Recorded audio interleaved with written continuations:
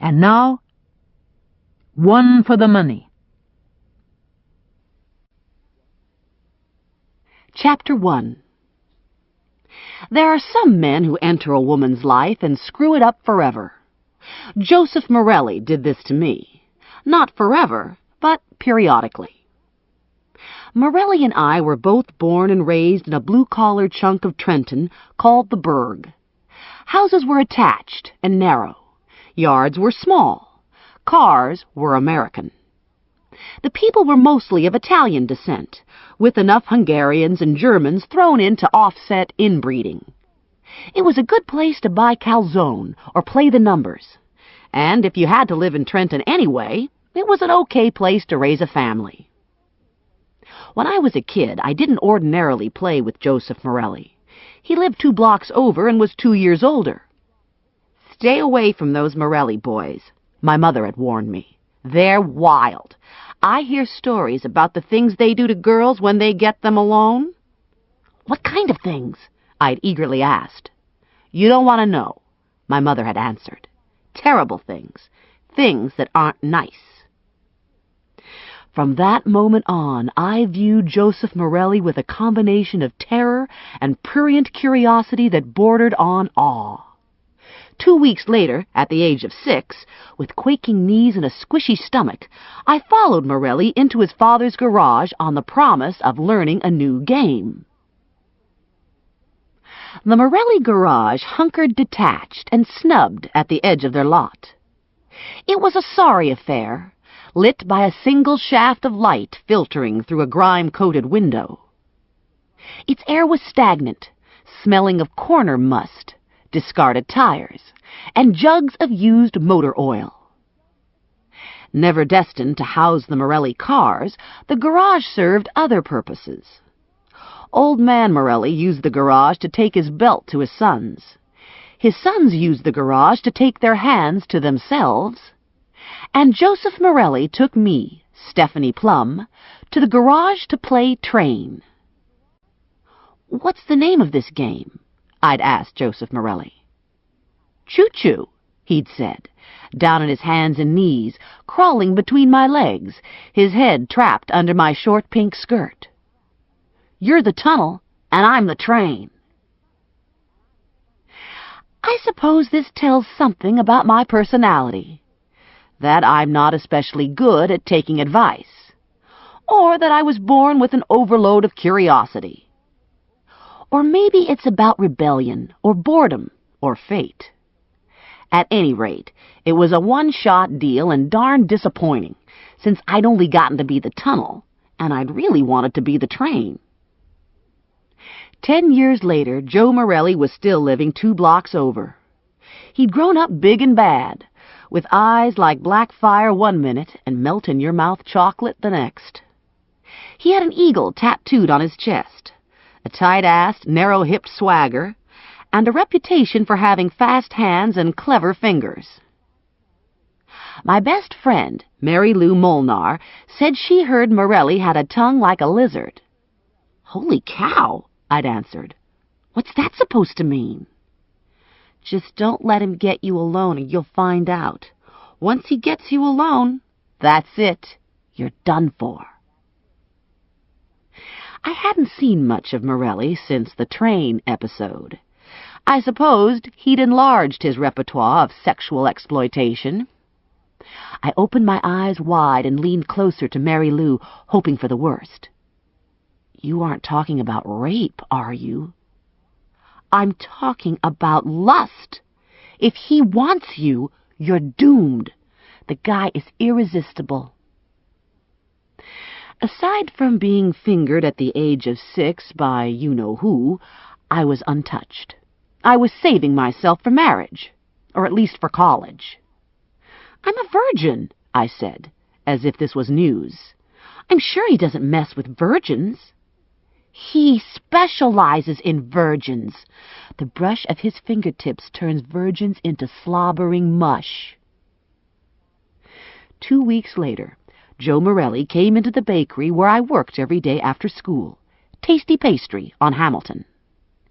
He bought a chocolate chip cannoli, told me he'd joined the Navy, and charmed the pants off me 4 minutes after closing, on the floor of tasty pastry, behind the case filled with chocolate eclairs. The next time I saw him, I was 3 years older.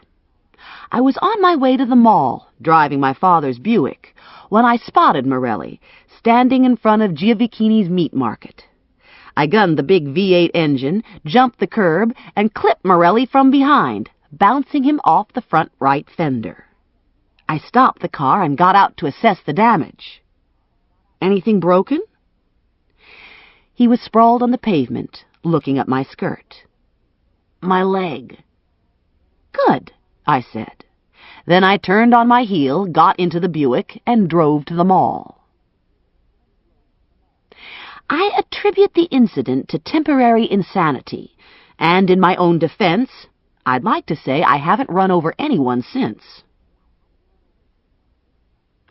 During winter months, wind ripped up Hamilton Avenue, whining past plate glass windows, banking trash against curbs and storefronts. During summer months, the air sat still and gauzy, leaden with humidity, saturated with hydrocarbons. It shimmered over hot cement and melted road tar. Cicadas buzzed, dumpsters reeked, and a dusty haze hung in perpetuity over softball fields statewide. I figured it was all part of the great adventure of living in New Jersey. This afternoon, I decided to ignore the August buildup of ozone catching me in the back of my throat and go, convertible top down, in my Mazda Miata. The air conditioner was blasting flat out. I was singing along with Paul Simon. My shoulder-length brown hair was whipping around my face in a frenzy of frizz and snarls. My ever-vigilant blue eyes were coolly hidden behind my Oakleys, and my foot rested heavy on the gas pedal. It was Sunday, and I had a date with a pot roast at my parents' house. I stopped for a light and checked my rear-view mirror, swearing when I saw Lenny Gruber 2 car lengths back in a tan sedan. I thunked my forehead on the steering wheel.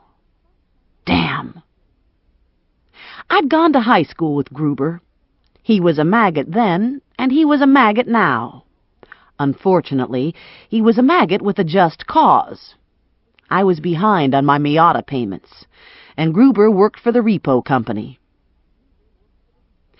6 months ago, when I'd bought the car, I'd been looking good, with a nice apartment and season tickets to the Rangers. And then, bam, I got laid off. No money, no more A1 credit rating. I rechecked the mirror, set my teeth, and yanked up the emergency brake. Lenny was like smoke. When you tried to grab him, he evaporated.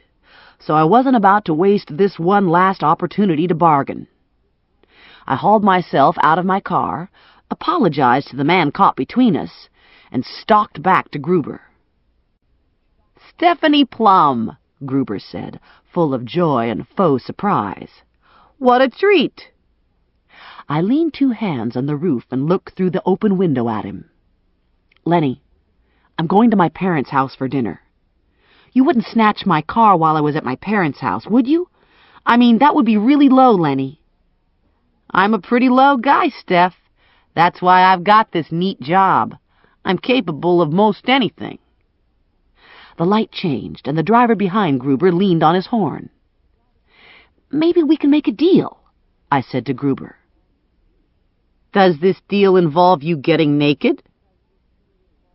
I had a vision of grabbing his nose and twisting it Three Stooges style until he squealed like a pig. Problem was, it'd involve touching him. Better to go with a more restrained approach. "Let me keep the car tonight, and I'll drive it to the lot first thing tomorrow morning." "No way," Gruber said. "You're damn sneaky. I've been chasing after this car for 5 days. "So? One more won't matter." "I'd expect you to be grateful, you know what I mean?" I almost gagged. "Forget it. Take the car. In fact, you could take it right now. I'll walk to my parents." Gruber's eyes were locked halfway down my chest. I'm a 36B, respectable but far from overwhelming on my 5'7" frame. I was wearing black spandex shorts and an oversized hockey jersey. Not what you would call a seductive outfit, but Lenny was ogling anyway. His smile widened enough to show he was missing a molar. I guess I could wait for tomorrow. After all, we did go to high school together. Uh-huh. It was the best I could do. 5 minutes later, I turned off Hamilton onto Roosevelt. 2 blocks to my parents' house, and I could feel familial obligations sucking at me, pulling me into the heart of the burg. This was a community of extended families. There was safety here, along with love, and stability, and the comfort of ritual. The clock on the dash told me I was 7 minutes late, and the urge to scream told me I was home. I parked at the curb and looked at the narrow 2-story duplex, with its jalousied front porch and aluminum awnings. The Plum half was yellow, just as it had been for 40 years, with a brown shingle roof. Snowball bushes flanked either side of the cement stoop, and red geraniums had been evenly spaced the length of the porch. It was basically a flat. Living room in front, dining room in the middle, kitchen at the rear. 3 bedrooms and bath upstairs. It was a small, tidy house crammed with kitchen smells and too much furniture, comfortable with its lot in life. Next door, Mrs. Markowitz, who was living on Social Security and could only afford close-out paint colors, had painted her side lime green. My mother was at the open screen door. "Stephanie," she called. "What are you doing sitting out there in your car? You're late for dinner. You know how your father hates to eat late. The potatoes are getting cold. The pot roast will be dry." Food is important in the burg. The moon revolves around the earth revolves around the sun, and the burg revolves around pot roast. For as long as I can remember, my parents' lives have been controlled by 5-pound pieces of rolled rump done to perfection at 6 o'clock. Grandma Mazur stood 2 feet back from my mother. "I gotta get me a pair of those," she said, eyeballing my shorts. "I still got pretty good legs, you know." She raised her skirt and looked down at her knees. "What do you think? You think I'd look good in them biker things?" Grandma Mazur had knees like doorknobs. She'd been a beauty in her time, but the years had turned her slack-skinned and spindle-boned. Still, if she wanted to wear biker shorts, I thought she should go for it. The way I saw it, this was one of the many advantages to living in New Jersey. Even old ladies were allowed to look outlandish. My father gave a grunt of disgust from the kitchen, where he was carving up the meat. "Biker shorts," he muttered, slapping his palm against his forehead. "Oh!" 2 years ago, when Grandpa Mazur's fat-clogged arteries sent him to the big pork roast in the sky, Grandma Mazur had moved in with my parents, and had never moved out. My father accepted this with a combination of old-world stoicism and tactless mutterings. I remember him telling me about a dog he'd had as a kid. The story goes that this dog was the ugliest, oldest, most pea-brained dog ever. The dog was incontinent, dribbling urine wherever it went. Its teeth were rotted in its mouth. Its hips were fused solid with arthritis, and huge fatty tumors lumped under its hide. One day my Grandpa Plum took the dog out behind the garage and shot it. I suspected there were times when my father fantasized a similar ending for my Grandma Mazur. "You should wear a dress," my mother said to me, bringing green beans and creamed pearl onions to the table. 30 years old, and you're still dressing in those teeny-bopper outfits. How will you ever catch a nice man like that?" I don't want a man. I had one, and I didn't like it. That's because your husband was a horse's behind, Grandma Mazur said. I agreed. My ex-husband had been a horse's behind, especially when I'd caught him flagrante delicto on the dining room table with Joyce Barnhart. I heard Loretta Buzik's boy is separated from his wife, my mother said. You remember him? Ronald Buzik? I knew where she was heading, and I didn't want to go there. I'm not going out with Ronald Buzik, I told her. Don't even think about it. So what's wrong with Ronald Buzik? Ronald Buzik was a butcher. He was balding, and he was fat. And I suppose I was being a snob about the whole thing, but I found it hard to think in romantic terms about a man who spent his days stuffing giblets up chicken butts. My mother plunged on. All right, then how about Bernie Kuntz? I saw Bernie Kuntz in the dry cleaners, and he made a point about asking for you. I think he's interested. I could invite him over for coffee and cake.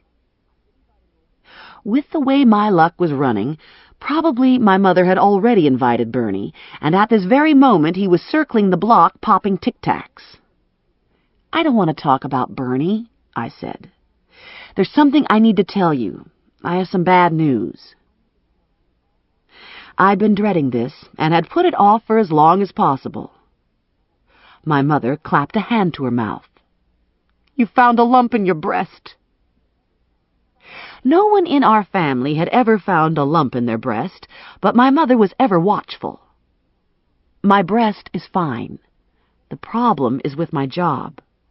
What about your job? I don't have one. I got laid off. Laid off? She said on a sharp inhale. How could that happen? It was such a good job. You loved that job.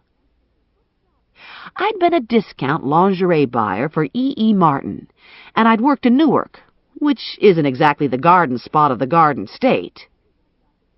In truth, it had been my mother who had loved the job, imagining it to be glamorous, when in reality I'd mostly haggled over the cost of full-fashion nylon underpants. E.E. Martin wasn't exactly Victoria's Secret. I wouldn't worry, my mother said. There's always work for lingerie buyers. There's no work for lingerie buyers, especially ones who worked for E.E. Martin. Having held a salaried position with E.E. Martin made me as appealing as a leper. E.E. Martin had skimped on the palm greasing this winter, and as a result, its mob affiliations were made public. The CEO was indicted for illegal business practices. E.E. Martin sold out to Baldecott Incorporated, and through no fault of my own, I was caught in the house-cleaning sweep. I'd been out of work for 6 months.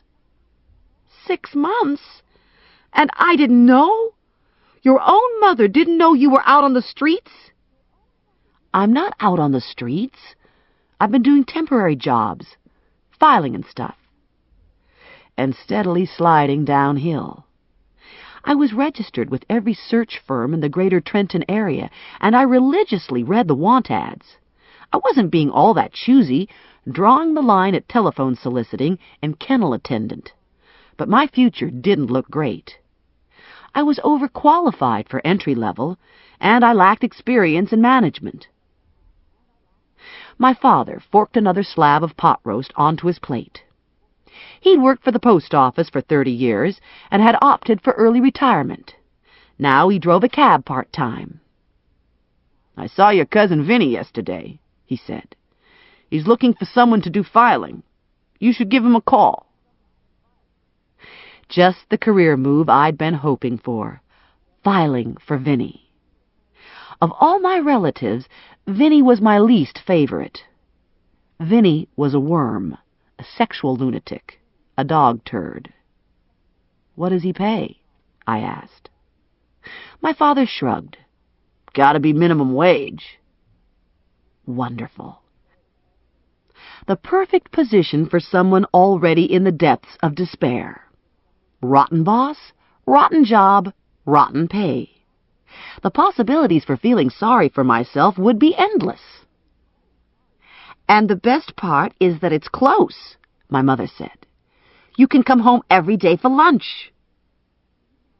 I nodded numbly, thinking I'd sooner stick a needle in my eye. Sunlight slanted through the crack in my bedroom curtains.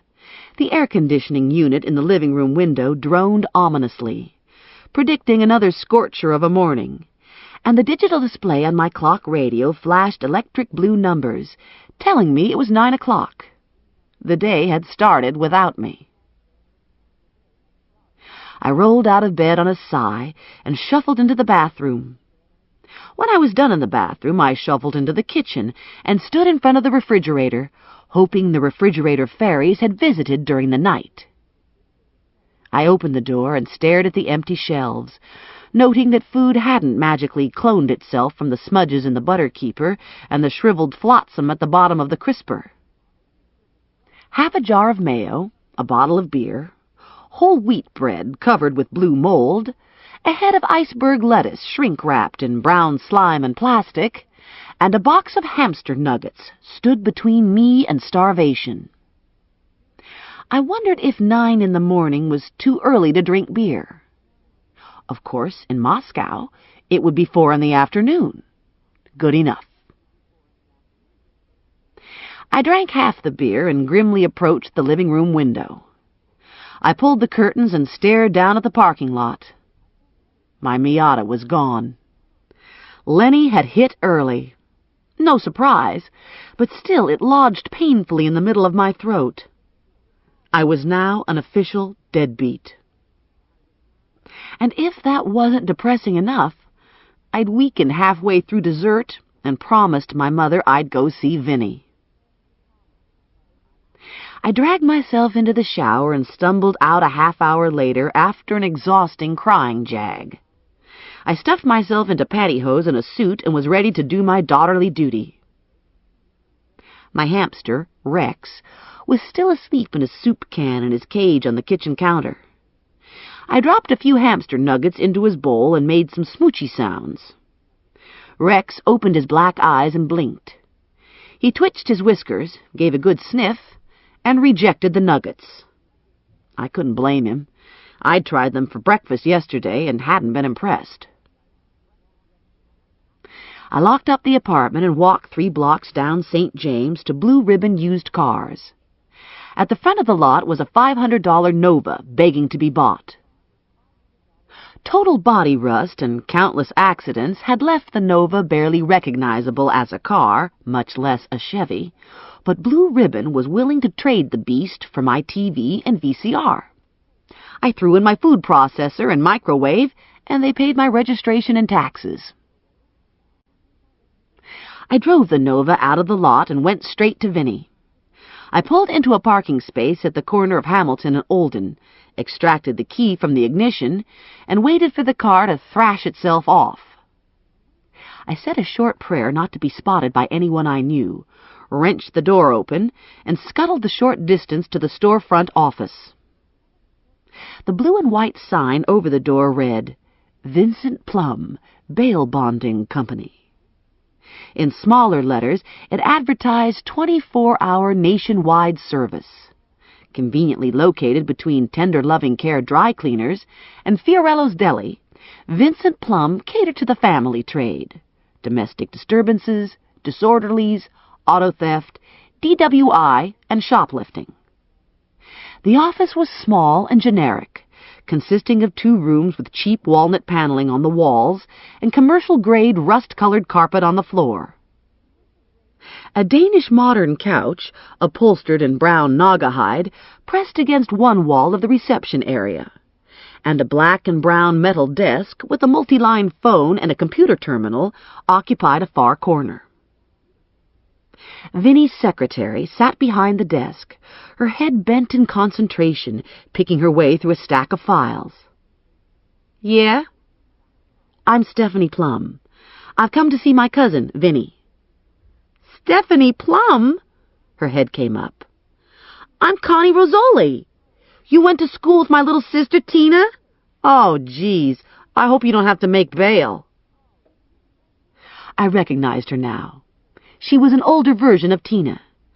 Thicker in the waist, heavier in the face. She had lots of teased black hair, flawless olive skin, and a 5 o'clock shadow on her upper lip. The only thing I have to make is money, I said to Connie. I hear Vinny needs someone to do filing. We just filled that job, and between you and me, you didn't miss anything. It was a crummy job, paid minimum wage, and you had to spend all day on your knees singing the alphabet song. My feeling is, if you're going to spend that much time on your knees, you could find something that pays better. You know what I mean? Last time I was on my knees was 2 years ago. I was looking for a contact lens. Listen, if you really need a job, why don't you get Vinny to let you do skip tracing? There's good money in it. How much money? 10% of the bond. Connie pulled a file from her top drawer. We got this one in yesterday. Bail was set at $100,000, and he didn't show up for a court appearance. If you could find him and bring him in, you'd get $10,000. I put a hand to the desk to steady myself. $10,000 for finding one guy? What's the catch? Sometimes they don't want to be found, and they shoot at you, but that hardly ever happens. Connie leafed through the file. The guy who came in yesterday is local. Morty Byers started tracking him down, so some of the prelim is already done. You've got pictures and everything. What happened to Morty Byers? Busted appendix. Happened at 11:30 last night. He's in St. Francis with a drain in his side and a tube up his nose. I didn't want to wish Morty Byers any misfortune, but I was starting to get excited about the prospect of stepping into his shoes. The money was tempting, and the job title had a certain cachet. On the other hand, catching fugitives sounded scary, and I was a certifiable coward when it came to risking my body parts. My guess is, it wouldn't be hard to find this guy, Connie said. You could go talk to his mother. And if it gets hairy, you could back out. What have you got to lose? Only my life. I don't know. I don't like the part about the shooting. Probably it's like driving the turnpike, Connie said. Probably you get used to it. The way I see it, living in New Jersey is a challenge. What with the toxic waste and the 18-wheelers and the armed schizophrenics. I mean, what's one more lunatic shooting at you? Pretty much my own philosophy. And the $10,000 was damned appealing. I could pay off my creditors and straighten my life out. Okay, I said. I'll do it. You have to talk to Vinny first. Connie swiveled her chair toward Vinny's office door. Hey, Vinny, she yelled. You got business out here. Vinny was 45, 5'7" without his lifts, and had the slim, boneless body of a ferret. He wore pointy-toed shoes, liked pointy-breasted women, and dark-skinned young men, and he drove a Cadillac Seville. Steph here wants to do some skip tracing, Connie said to Vinny. No way. Too dangerous, Vinny said. Most of my agents used to be in security, and you have to know something about law enforcement. I can learn about law enforcement, I told him. Learn about it first, then come back. I need the job now. Not my problem. I figured it was time to get tough. I'll make it your problem, Vinny. I'll have a long talk with Lucille. Lucille was Vinny's wife and the only woman in the burg who didn't know about Vinny's addiction to kinky sex. Lucille had her eyes firmly closed, and it wasn't my place to pry them open. Of course, if she ever asked, that'd be a whole other ballgame. You'd blackmail me? Your own cousin? These are desperate times. He turned to Connie. Give her a few civil cases. Stuff that involves telephone work. "I want this one," I said, pointing to the file on Connie's desk. "I want the $10,000 one." "Forget it. It's a murder. I should never have posted bail, but he was from the burg and I felt sorry for his mother. Trust me, you don't need this kind of trouble." "I need the money, Vinny. Give me a chance at bringing him in." "When hell freezes over," Vinny said. "I don't get this guy back, I'm in the hole for $100 grand. I'm not sending an amateur after him." Connie rolled her eyes at me. "You'd think it was out of his pocket. He's owned by an insurance company. It's no big deal." "So give me a week, Vinny," I said. "If I don't get him in a week, you can turn it over to someone else." "I wouldn't give you a half hour." I took a deep breath and leaned close to Vinny, whispering in his ear, "I know about Madame Zaretsky and her whips and chains. I know about the boys. And I know about the duck." He didn't say anything. He just pressed his lips together until they turned white, and I knew I had him. Lucille would throw up if she knew what he did to the duck. Then she'd tell her father, Harry the Hammer, and Harry would cut off Vinny's dick. "Who am I looking for?" I asked Vinny. Vinny handed me the file. "Joseph Morelli." My heart flipped in my chest. I knew Morelli had been involved in a homicide. It had been big news in the burg, and details of the shooting had been splashed across the front page of the Trenton Times. "Vice cop kills unarmed man." That had been over a month ago, and other, more important issues, like the exact amount of the lottery, had replaced talk of Morelli. In the absence of more information, I'd assumed the shooting had been in the line of duty. I hadn't realized Morelli had been charged with murder. The reaction wasn't lost to Vinny. "From the look on your face, I'd say you know him." I nodded. "Sold him a cannoli when I was in high school." Connie grunted. "Honey, half of all the women in New Jersey have sold him their cannoli."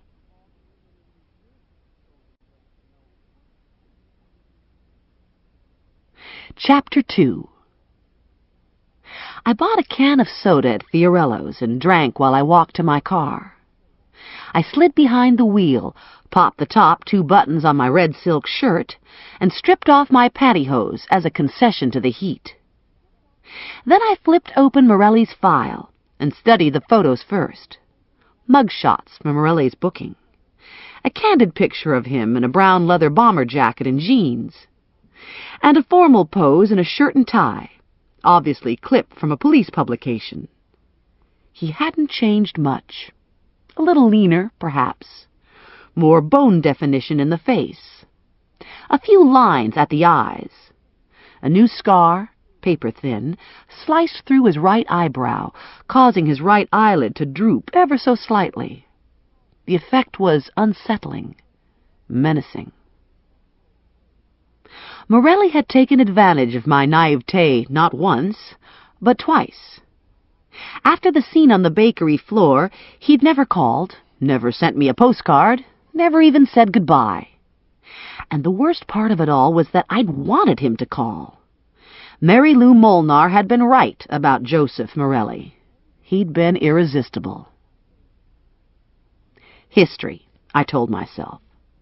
I hadn't seen the man more than 3 or 4 times in the past 11 years, and each time had been at a distance. Morelli was a part of my childhood, and my childish feelings for him had no place in the present. I had a job to do, plain and simple. I wasn't out to avenge old injuries. Finding Morelli had nothing to do with revenge. Finding Morelli had to do with the rent money. Yeah, right. That's why I suddenly had this knot in my stomach.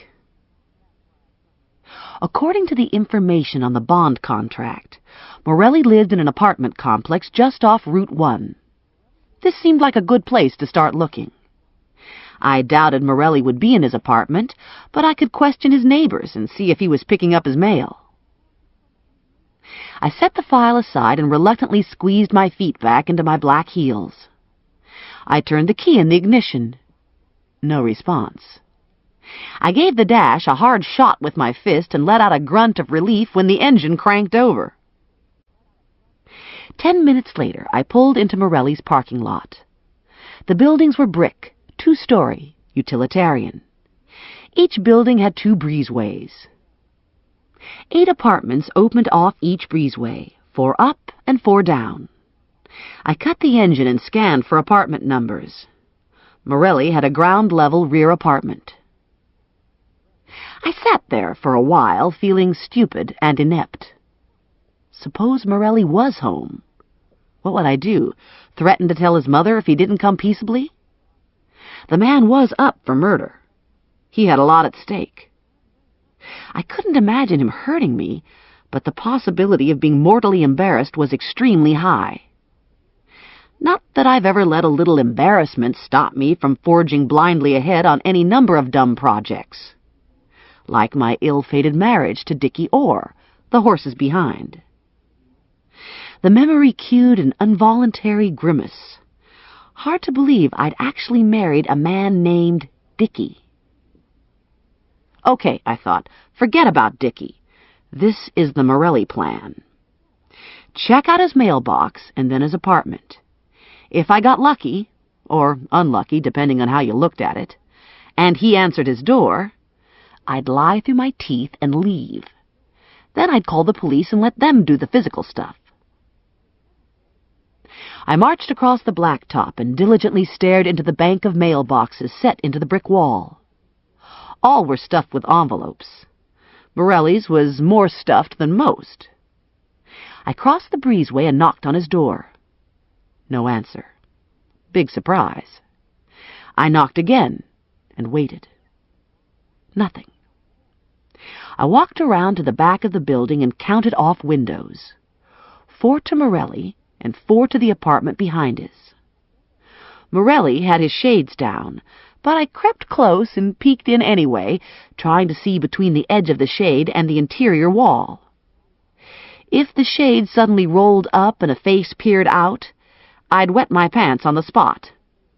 Fortunately, the shades didn't roll up, and unfortunately, I couldn't see anything beyond them. I went back to the breezeway and tried the 3 remaining apartments. 2 were no answers. The 3rd was occupied by an elderly woman who had lived there for 6 years and had never seen Morelli. Dead end.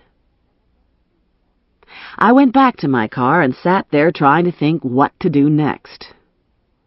There was no activity on the grounds, no televisions blaring from open windows, no children riding bikes, no dogs being rude on the lawn.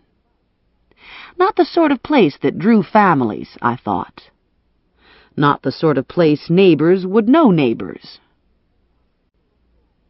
A sporty car pulled into the lot and swung wide of me, parking in one of the front spaces. The driver sat at the wheel for a while, and I wondered if this was an assignation. Since I had nothing better to do, I waited to see what would happen. After 5 minutes, the driver's door opened, and a man got out and walked to the breezeway next to Morelli's. I couldn't believe my eyes. The guy was Joe's cousin, Mooch Morelli. Mooch undoubtedly had a real name, but I couldn't recall it. As long as I'd known him, he'd been Mooch. He'd lived 1 street over from St. Francis Hospital when he was a kid. Used to hang out with Joe all the time. I crossed my fingers and hoped old Mooch was retrieving something Joe had left with a neighbor. Or maybe Mooch was at this very moment jimmying a window to Joe's apartment. I was warming to the idea of Mooch doing breaking and entering when he popped out from behind the building, key in hand, and let himself in through Joe's front door. I held tight, and 10 minutes later Mooch reappeared carrying a black duffel bag, got into his car, and took off. I waited for him to leave the lot, then I pulled out after him. I kept a couple car lengths behind, driving white-knuckled with my heart drilling hard in my chest, dizzy with the promise of $10,000. I followed Mooch to State Street and watched him pull into a private drive. I circled the block and parked several houses down. At one time, this had been a fashionable neighborhood of huge stone houses and large, well-kept lawns. Back in the 60s, when blockbusting was a popular activity for liberals, one of the State Street homeowners sold out to a black family, and over the course of the next 5 years, the entire white population panicked and left. Poorer families moved in. The houses deteriorated and were subdivided. Yards were neglected. Windows were boarded. But, as is often the case with a desirable location, the neighborhood was now in the process of being reclaimed. Mooch exited the house after a few minutes. When he left, he was alone and without the duffel bag. Oh boy, a lead. What were the chances Joe Morelli was sitting in the house with the duffel bag on his lap? I decided they were fair to middling, probably worth looking into. Now I had two choices. I could call the police right off, or I could go investigate on my own. If I called the police and Morelli wasn't there, I'd look like a dunce, and the police might not be so anxious to come out and help me the second time around. On the other hand, I really didn't want to investigate on my own. Not a good attitude for someone who has recently accepted a job as a fugitive apprehender, but there it was. I stared at the house for a long time, hoping Morelli would come sauntering out, and I wouldn't have to go sauntering in. I checked my watch and thought about food. So far, all I'd had was a bottle of beer for breakfast. I looked back at the house. If I got this over with, I could hit the Golden Arches and squander the loose change in the bottom of my pocketbook on a burger. Motivation. I sucked in some air, shoved my door open, and levered myself out of the car. Just do it, I thought. Don't make a big deal out of something simple. He probably isn't even in there. I strode purposely down the sidewalk, talking to myself as I walked. I reached the house and went in without hesitation. Mailboxes in the vestibule indicated there were 8 apartments. All apartment doors opened off a common stairwell. All mailboxes had names affixed to them with the exception of apartment 201. None of those names were Morelli. For lack of a better plan, I decided to go with the mystery door. Adrenaline tripped into my bloodstream as I turned to the stairs. By the time I reached the second-floor landing, my heart was pounding. Stage fright, I told myself. Perfectly normal. I took a few deep breaths and, without benefit of brain, managed to motor myself to the appropriate door. A hand was knocking on the door. Holy cow, it was my hand. I sensed movement behind the door. Someone was inside, looking at me through the security peephole. Morelli? I knew it with a certainty. Air stuck in my lungs, and my pulse throbbed painfully in my throat. Why was I doing this? I was a buyer for cheap lingerie. What did I know about catching murderers? Don't think of him as a murderer, I reasoned. Think of him as a macho jerk. Think of him as the man who led you astray and then wrote the details on the men's room wall at Mario's sub shop. I gnawed on my lip and sent a wobbly smile of hope and insecurity to the person behind the peephole, telling myself no macho jerk could resist coming to the aid of that much guileless stupidity.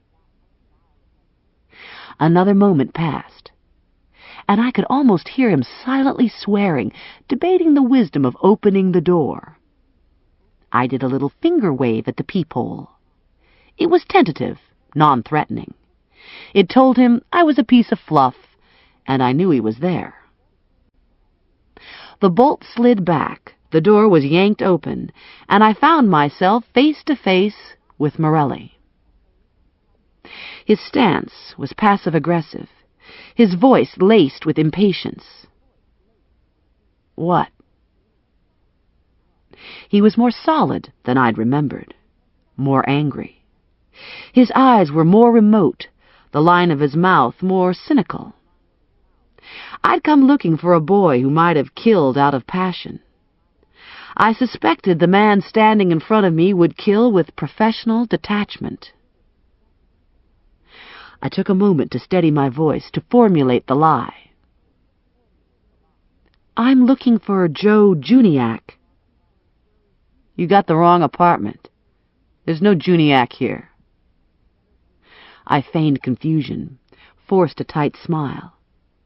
Sorry. I took a step backward and was about to bolt down the stairs when recognition hit Morelli. Jesus Christ, he said.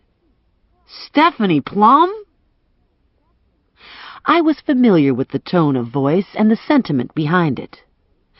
My father used that same tone when he caught the Smullins dog lifting its leg on his hydrangea bush. Fine by me, I told myself. Get it straight from the beginning. There was no love lost between us. That made my job easier. Joseph Morelli, I said. What a surprise. His expression narrowed. Yeah, almost as surprising as when you nailed me with your father's car. In the interest of avoiding confrontation, I felt compelled to explain. I didn't feel obliged to do it convincingly. It was an accident. My foot slipped. That was no accident. You jumped the goddamn curb and followed me down the sidewalk. You could have killed me. He leaned beyond the door jamb and looked the length of the hallway. So what are you really doing here?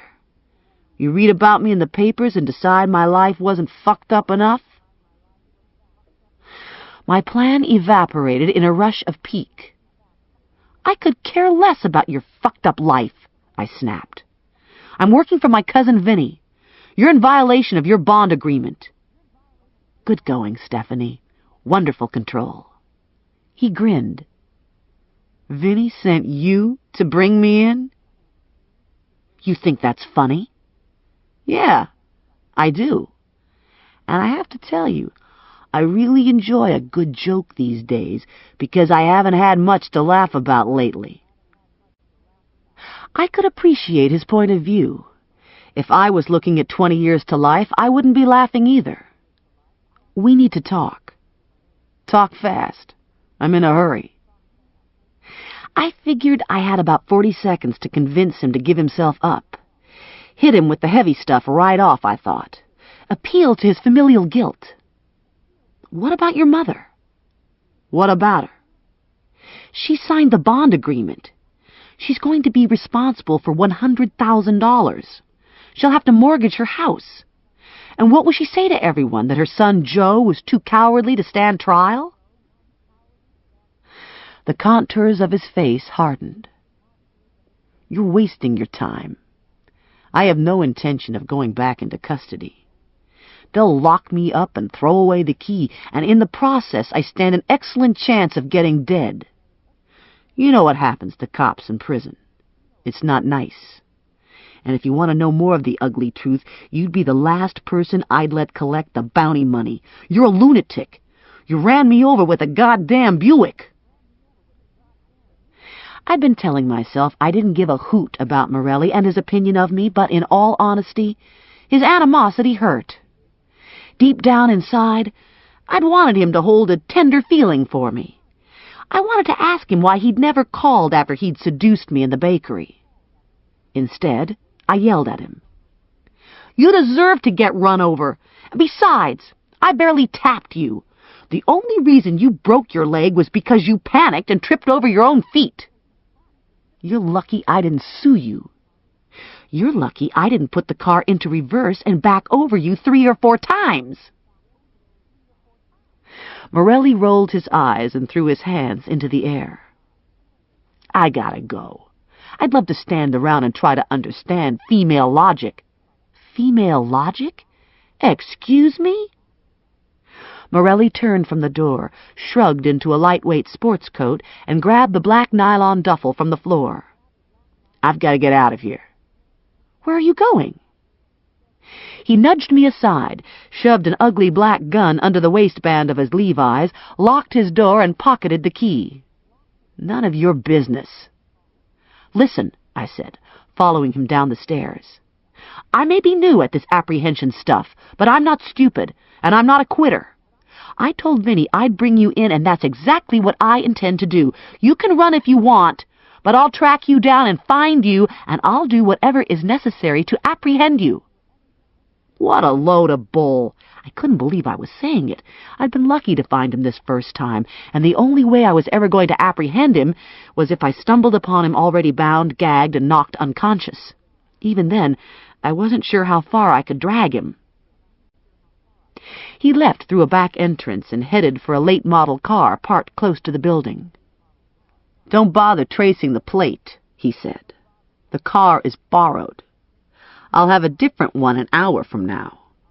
And don't waste your energy following me. I'll lose you. I guarantee it." He dumped the duffel onto the front seat, started to get into the car, and stopped. He turned and straightened, hooked an elbow over the doorframe, and for the first time since I'd popped up on his doorstep, he took a few moments to actually look at me. The first rush of angry emotion was gone, and in its place was quiet assessment. This was the cop, I thought. The Morelli I didn't know. The grown-up Morelli, if such an animal existed. Or maybe it was just the old Morelli looking for a new angle. "I like the way you've let your hair go curly," he finally said. "Suits your personality. Lots of energy. Not much control. Sexy as hell." "You know nothing about my personality." "I know about the sexy as hell part." I felt my face burn. "Tactless of you to remind me." Morelli grinned. "You're right. And you could be right about the Buick business, too. I probably deserve to get run over." Was that an apology? "No. But you can hold the flashlight next time we play train."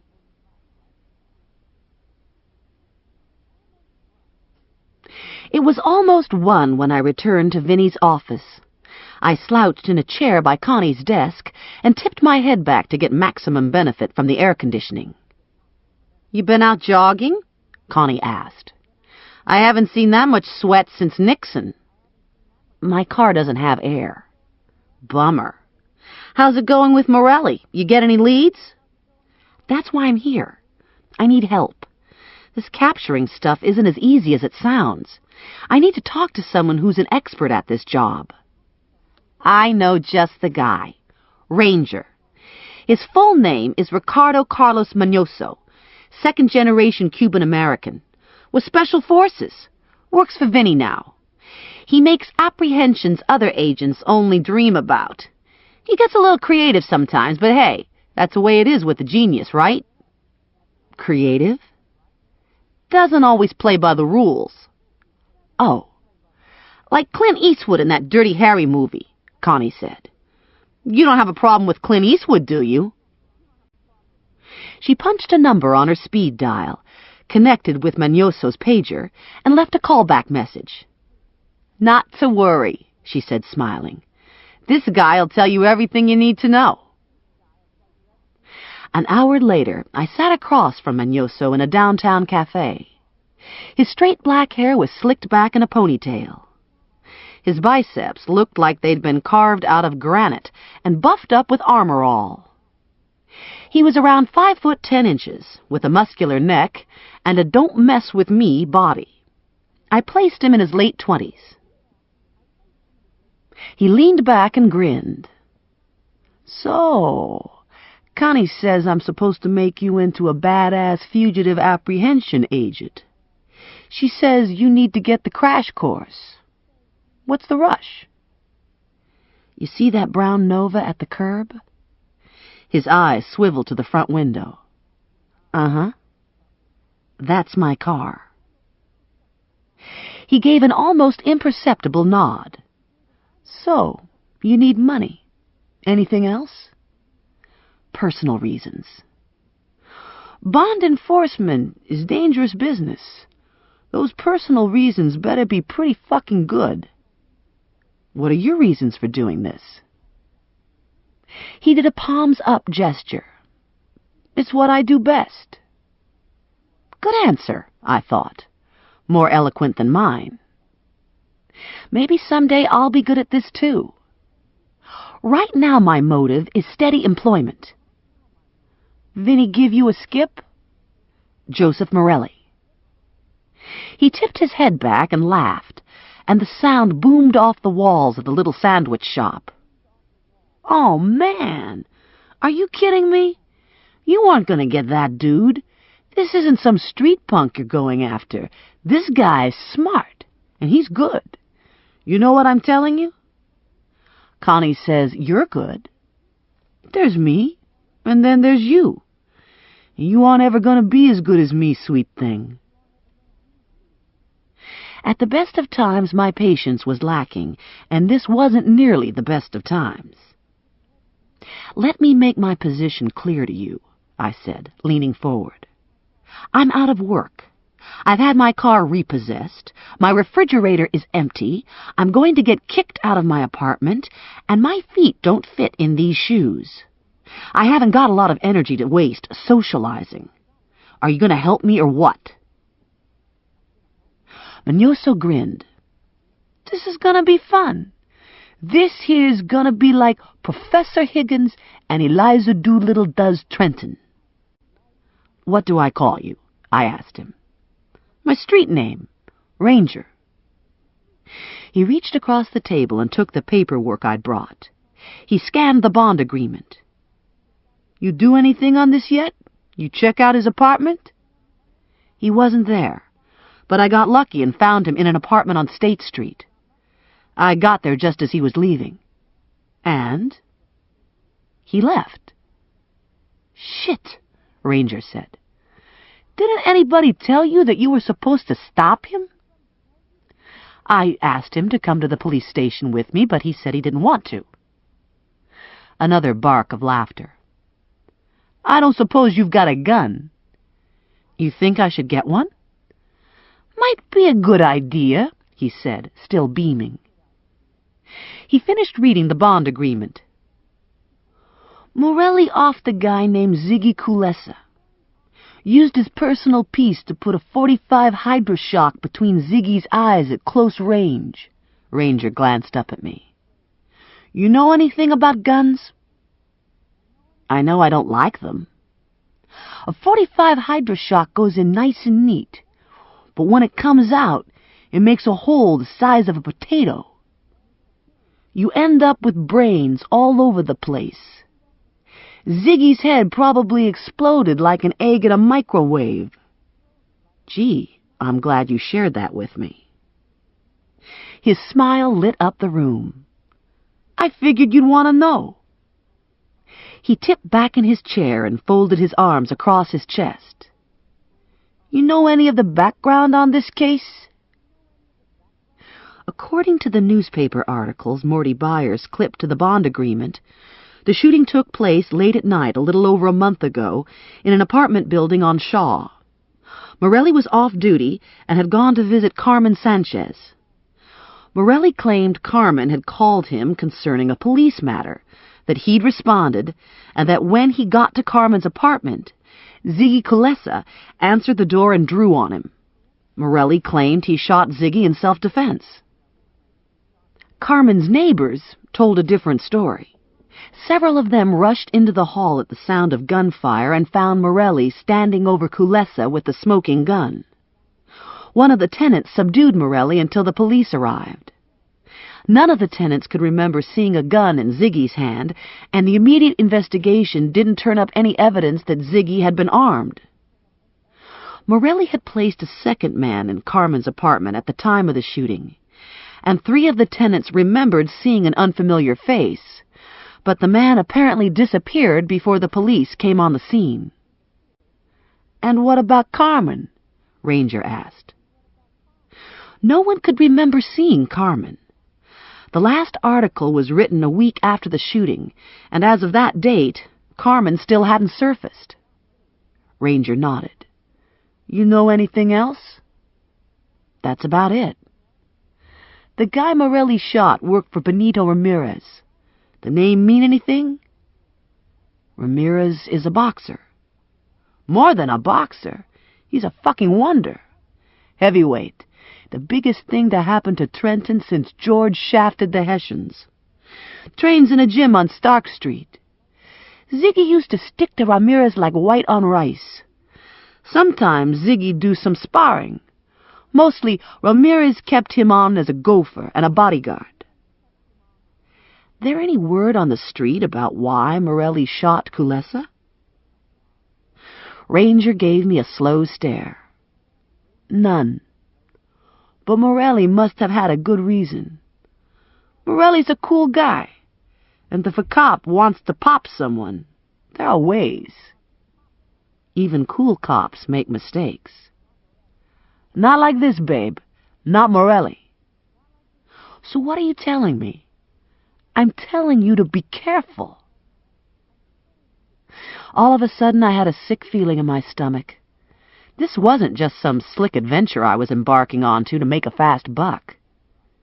Catching Morelli would be difficult, and turning him back into the court would feel mean.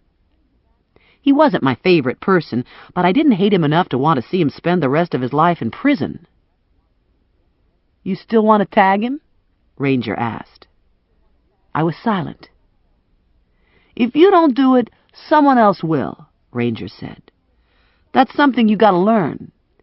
And you got no business making judgments. You just do your job and bring the man in. Got to trust in the system. Do you trust in the system? Beats the shit out of anarchy. There's a lot of money involved here. If you're so good, why didn't Vinny give Morelli to you? Why did he originally give him to Morty Byers? Vinny moves in mysterious ways. Anything else I should know about Morelli? If you want your money, you better find your man fast. Rumor has it the judicial system is the least of his problems. Are you telling me there's a contract out on him? Ranger made a gun sign with his hand. Bang. You sure about this rumor? He shrugged. Just repeating what I heard. The plot thickens, I said to Ranger. Like I said before, you don't care about the plot. Your job is simple. Find the man, bring him in. Do you think I can do it? No. If he was trying to discourage me, that was the wrong answer. Will you help me anyway? Long as you don't tell nobody. Wouldn't want to tarnish my image by looking like a good guy. I nodded. Okay, where do I begin? First thing we need to do is get you outfitted. And while we collect your hardware, I'm going to tell you about the law. This isn't going to be expensive, is it?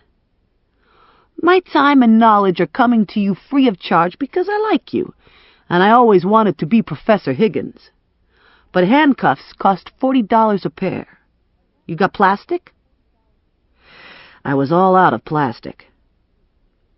I'd hawked my few pieces of good jewelry and sold my living room sleep sofa to one of my neighbors to make my charge card payments. My major appliances had gone for the Nova. The only thing left was a small cache of emergency money which I'd steadfastly refused to touch. I'd been saving it to use on orthopedic reconstruction after the bill collectors broke my knees. Well, hell, it probably wasn't nearly enough money for new knees anyway. I have a few dollars set aside, I said.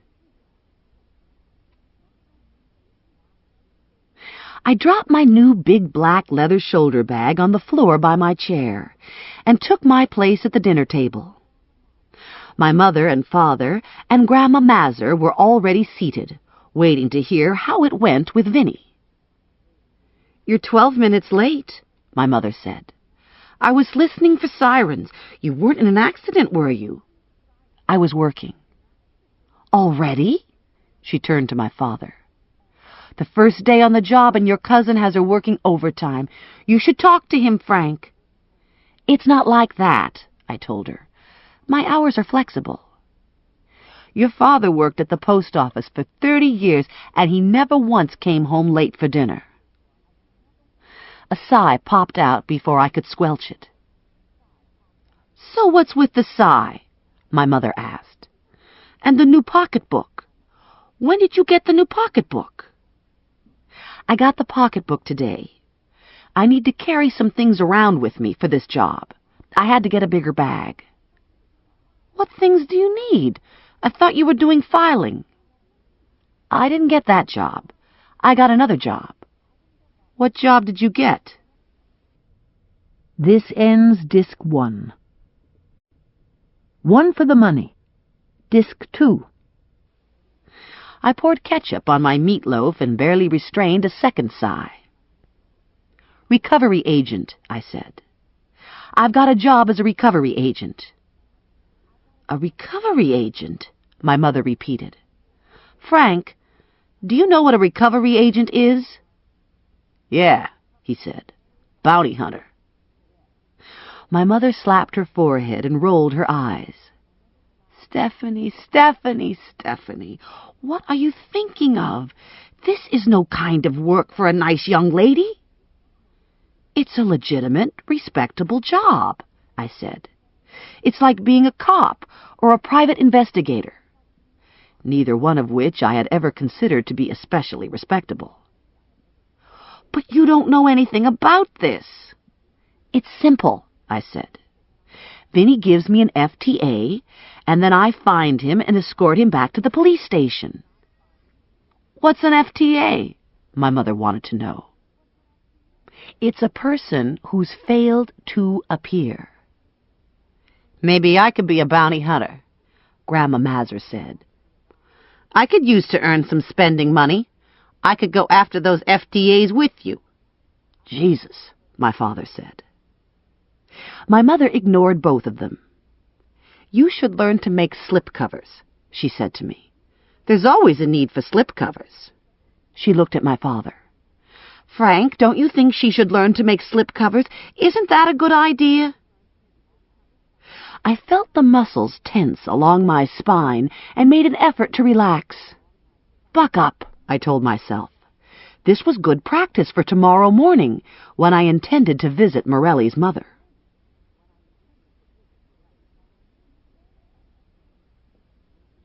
In the order of the Berg, Joseph Morelli's mother made my mother look like a second-rate housewife. My mother was no slouch, but by Berg standards, Mrs. Morelli was a housewife of heroic proportions. God himself couldn't get windows cleaner, wash whiter, or make better ziti than Mrs. Morelli. She never missed Mass, she sold Amway in her spare time, and she scared the bejeebers out of me with her piercing black eyes. I didn't think Mrs. Morelli was likely to snitch on her last born, but she was on my quiz list anyway. No stone unturned. Joe's father could have been bought for $5 and a six-pack, but his father was dead. I'd opted for a professional image this morning, dressing in a tailored beige linen suit, complete with pantyhose and heels and tasteful pearl earrings. I parked at the curb, climbed the porch stairs, and knocked on the Morelli front door. "Well," Mama Morelli said, standing behind the screen, staring out at me with the degree of censure usually reserved for atheists and slackers. "Look who's here on my porch, bright and early. Little Miss Bounty Hunter." She boosted her chin up an additional inch. "I heard all about you and your new job, and I have nothing to say to you." "I need to find Joe, Mrs. Morelli. He missed a court appearance." "I'm sure he had a good reason." "Yeah, like he's guilty as hell." "I'll tell you what. I'll leave my card, just in case. I got them made yesterday." I rooted through the big black bag, finding handcuffs, hairspray, flashlight, hairbrush, no cards. I tipped the bag to look inside, and my gun fell out onto the green indoor-outdoor carpeting. "A gun?" Mrs. Morelli said. "What is this world coming to? Does your mother know you're carrying a gun? I'm going to tell her. I'm going to call and tell her right now." She sent me a look of utter disgust and slammed the front door shut. I was 30 years old, and Mrs. Morelli was going to tell my mother on me. Only in the burg. I retrieved my gun, dumped it back into my purse, and found my cards. I stuck one of the cards between the screen and the molding. Then I drove the short distance back to my parents' house and used their phone to call my cousin Francie, who knew everything about everyone. "He's long gone," Francie had said. "He's a smart guy, and he's probably wearing a fake mustache by now. He was a cop. He has contacts. He knows how to get a new Social Security number and start over far away. Give it up," Francie had said. "You'll never find him." Intuition and desperation told me otherwise, so I called Eddie Gazzara, who was a Trenton cop and had been one of my very best friends since the day I was born. Not only was he a good friend, but he was married to my cousin, Shirley the whiner. Why Gazzara had married Shirley was beyond my comprehension, but they'd been married for 11 years, so I suppose they had something going between them. I didn't bother with chit-chat when I got Gazzara. I went right to the heart of the matter, telling him about my job with Vinny and asking what he knew about the Morelli shooting.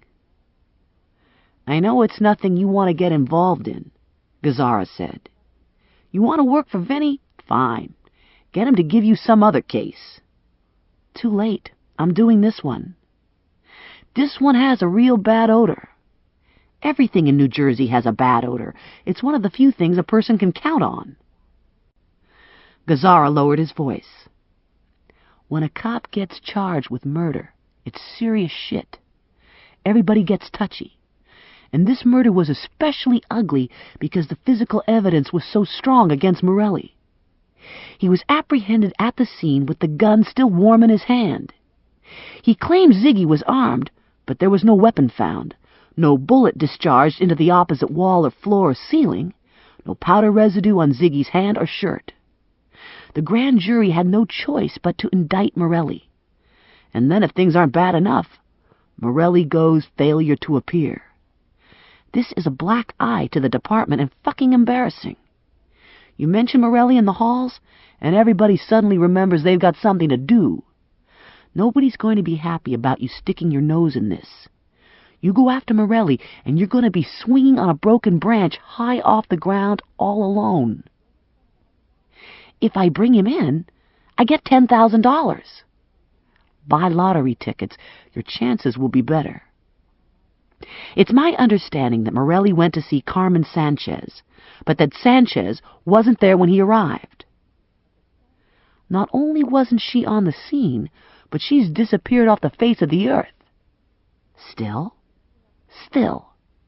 And don't think we haven't looked for her. What about the guy Morelli says was in the apartment with Ziggy, the mystery witness? Vanished. I felt my nose wrinkle in disbelief.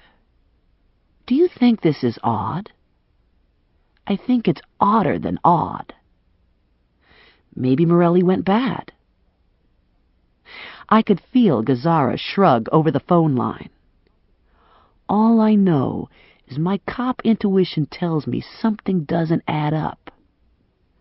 You think Morelli'll join the Foreign Legion? I think he'll stick around and work to improve his odds on longevity, or die trying. I was relieved to hear my opinion reinforced. You have any suggestions? None you want to hear. Come on, Eddie, I need help. Another sigh. You're not going to find him hiding out with a relative or a friend. He's smarter than that. The only thing I can think of is to look for Carmen Sanchez and the guy Morelli said was in the apartment with Ziggy. If I was Morelli, I'd want to get those two missing persons, either to prove my innocence or to make sure they couldn't prove my guilt. I haven't a clue how you do this. We can't find them, and chances are you can't find them either. I thanked Gazzara and hung up. Looking for the witnesses sounded like a good idea. I didn't necessarily care that it was an impossible mission. What I cared about was that if I started running down leads on Carmen Sanchez, I might be following the same route as Morelli, and maybe our paths would cross again. Where to begin? Carmen's apartment building. I could talk to her neighbors, maybe get a line on her friends and family. What else? Talk to the boxer, Benito Ramirez. If Ramirez and Ziggy were all that close, maybe Ramirez knew Carmen Sanchez. Maybe he even had some ideas about the missing witness. I took a can of soda from the refrigerator and a box of Fig Newtons from the pantry, deciding to talk to Ramirez first.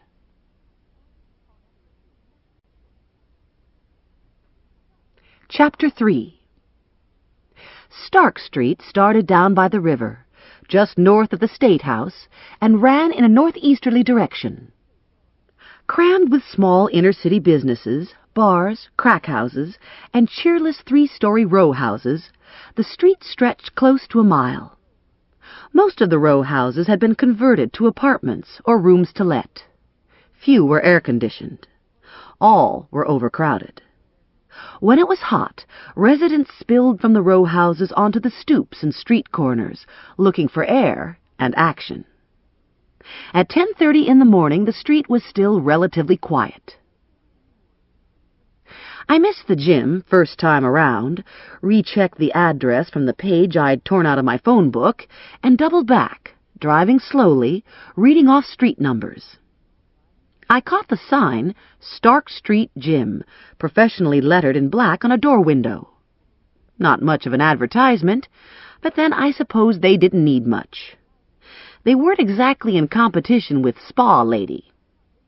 It took 2 additional blocks before I found a parking space. I locked the Nova, hung my big black bag over my shoulder, and set out. I put the fiasco with Mrs. Morelli behind me, and felt pretty damn slick in my suit and heels, toting my bounty hunter hardware. Embarrassing as it was to admit, I was beginning to enjoy the role, thinking there was nothing like packing a pair of cuffs to put some spring into a woman's step. The gym sat in the middle of its block, over an A&K auto body. The bay doors to the auto body were open, and cat calls and kissy sounds drifted out to me when I crossed the cement apron.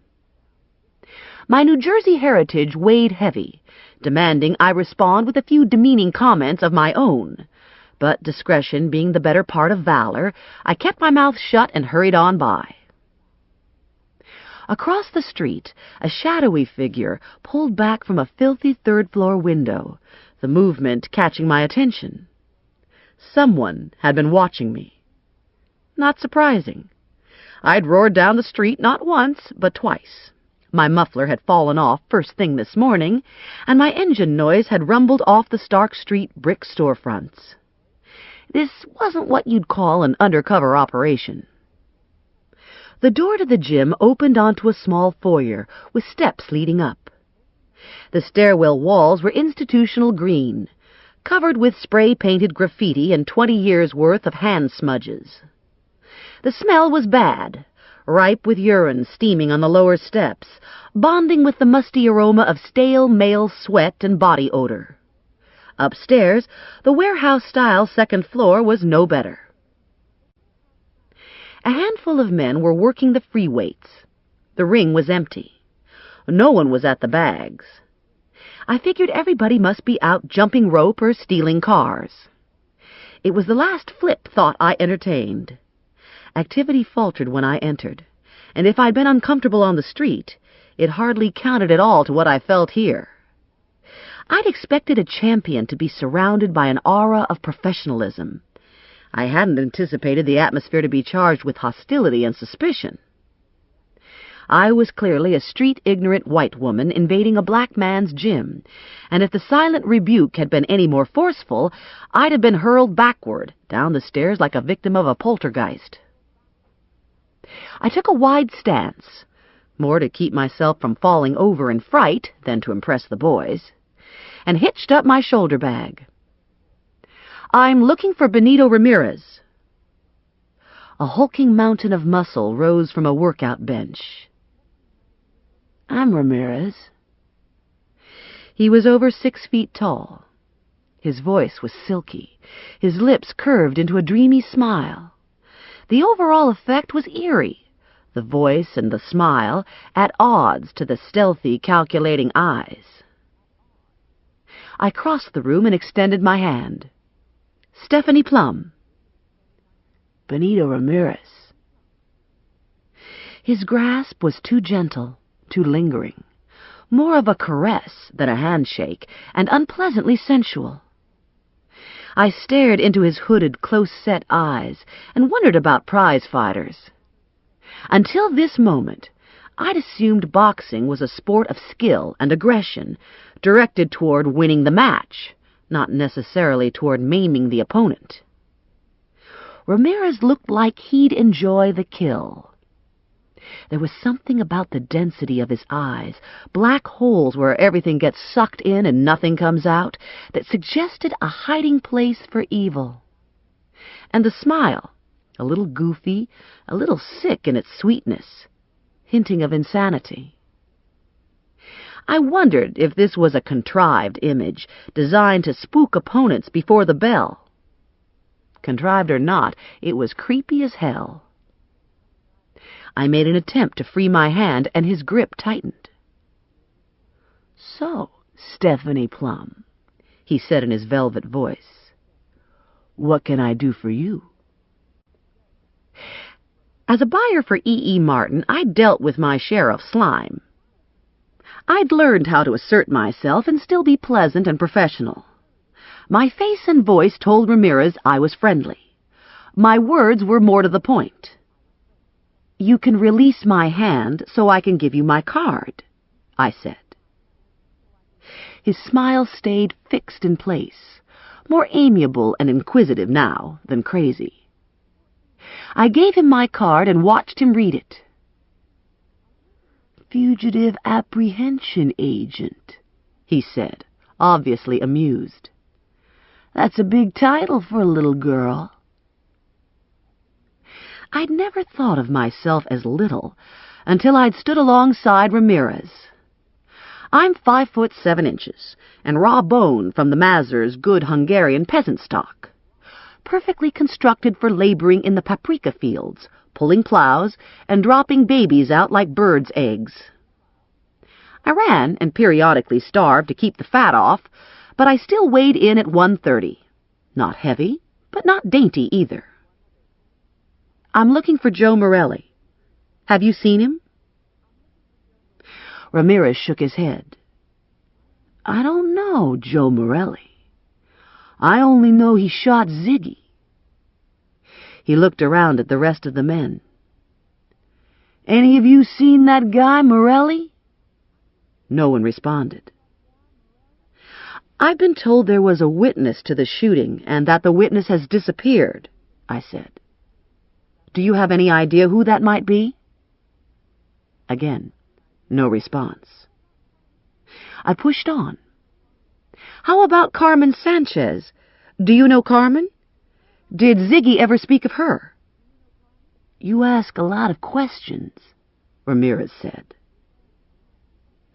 We were standing close to the big old-fashioned windows in the front of the room, and for no reason other than instinct, I shifted my attention to the building across the street.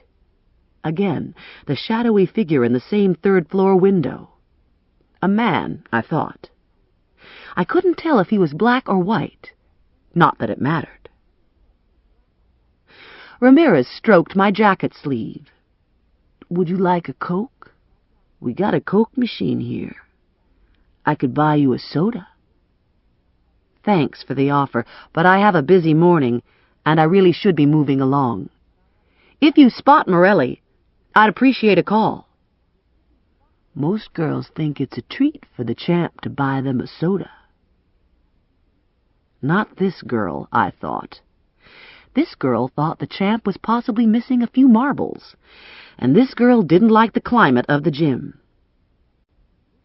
"I'd really love to stay and have a soda," I said, "but I have an early lunch date," with a box of Fig Newtons.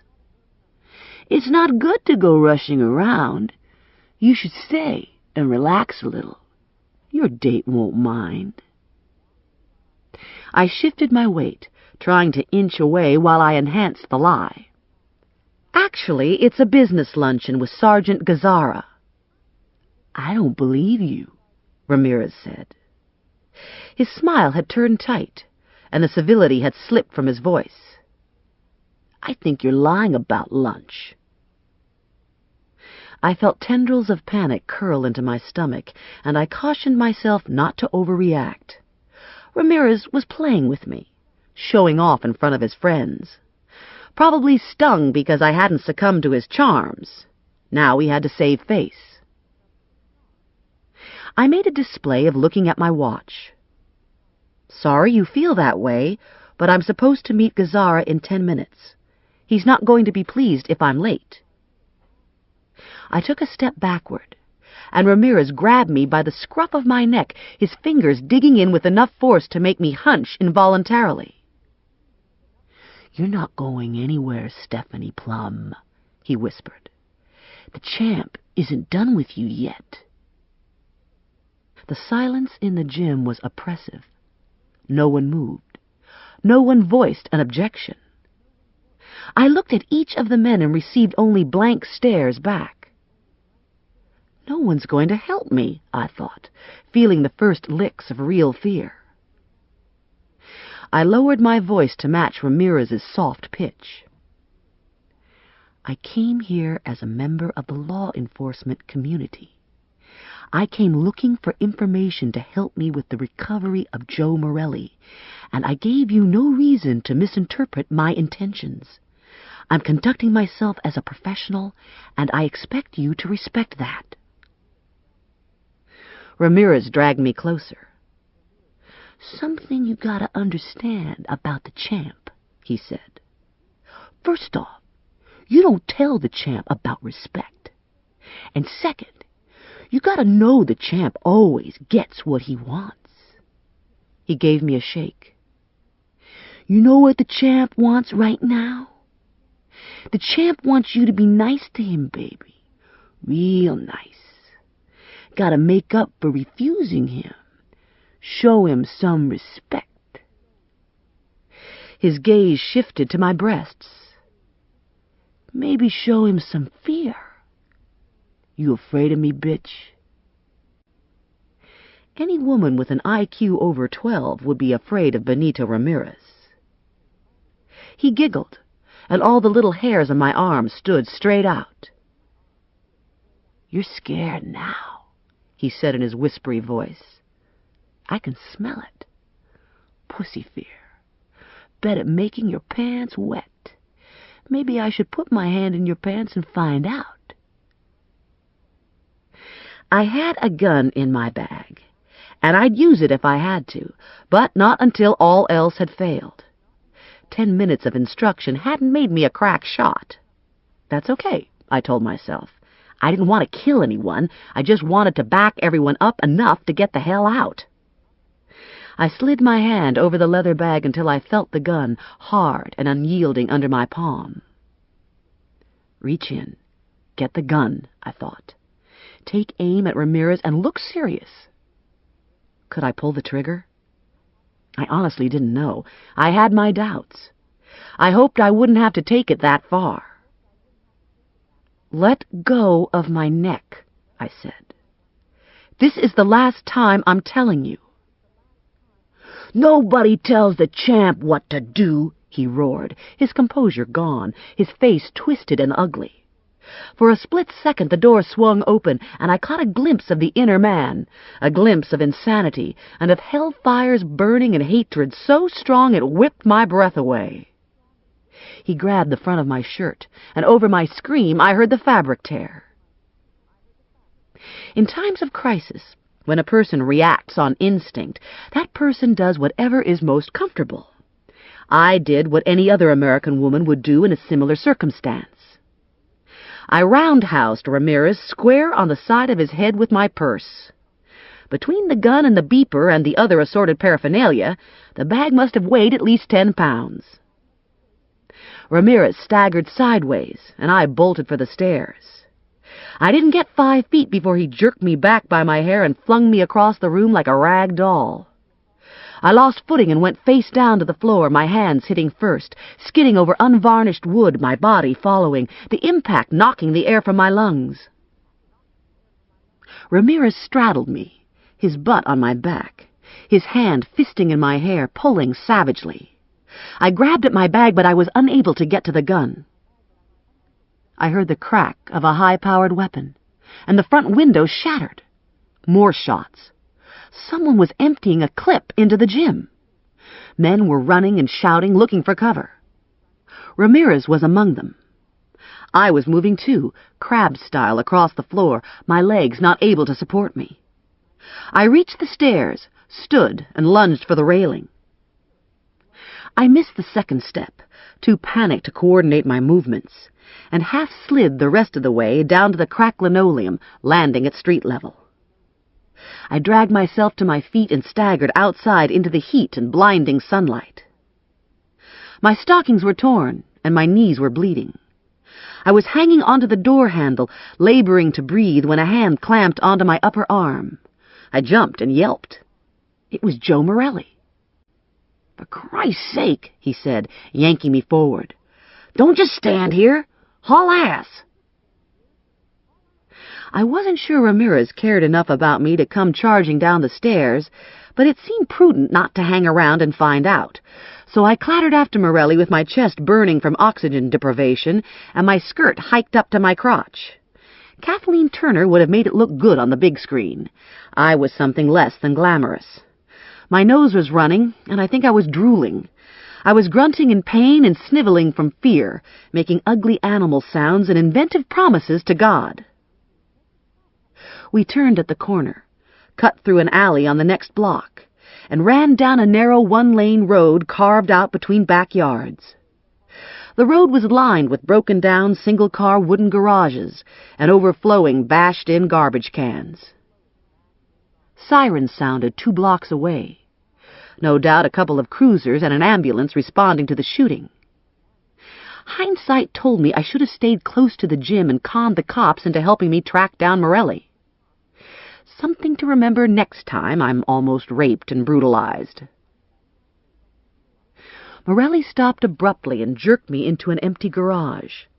The double doors were cocked open enough to slide through, not enough for a passerby to see inside. The floor was packed dirt, and the air was close, smelling metallic. I was struck by the irony of it. Here I was, after all these years, once again in a garage with Morelli. I could see the anger in his face, hardening his eyes, pinching at the corners of his mouth. He grabbed me by the front of my suit jacket and pinned me against the crude wooden wall. The impact knocked dust from the rafters and made my teeth clack together.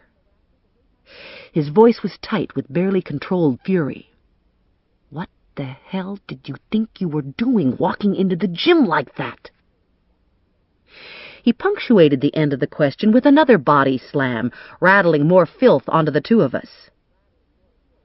"Answer me," he ordered. The pain was all mental. I'd been stupid. And now, to add insult to injury, I was getting bullied by Morelli. It was almost as humiliating as getting rescued by him. "I was looking for you." "Well, congratulations. You found me. You also blew my cover, and I'm not happy about it." "You were the shadow in the 3rd-floor window, watching the gym from across the street." Morelli didn't say anything. In the dark garage, his eyes were dilated, solid black. I mentally cracked my knuckles. And now I guess there's only one thing left to do. I can hardly wait to hear this. I shoved my hand into my shoulder bag, pulled out my revolver, and jabbed Morelli in the chest with it. "You're under arrest." His eyes opened wide in astonishment.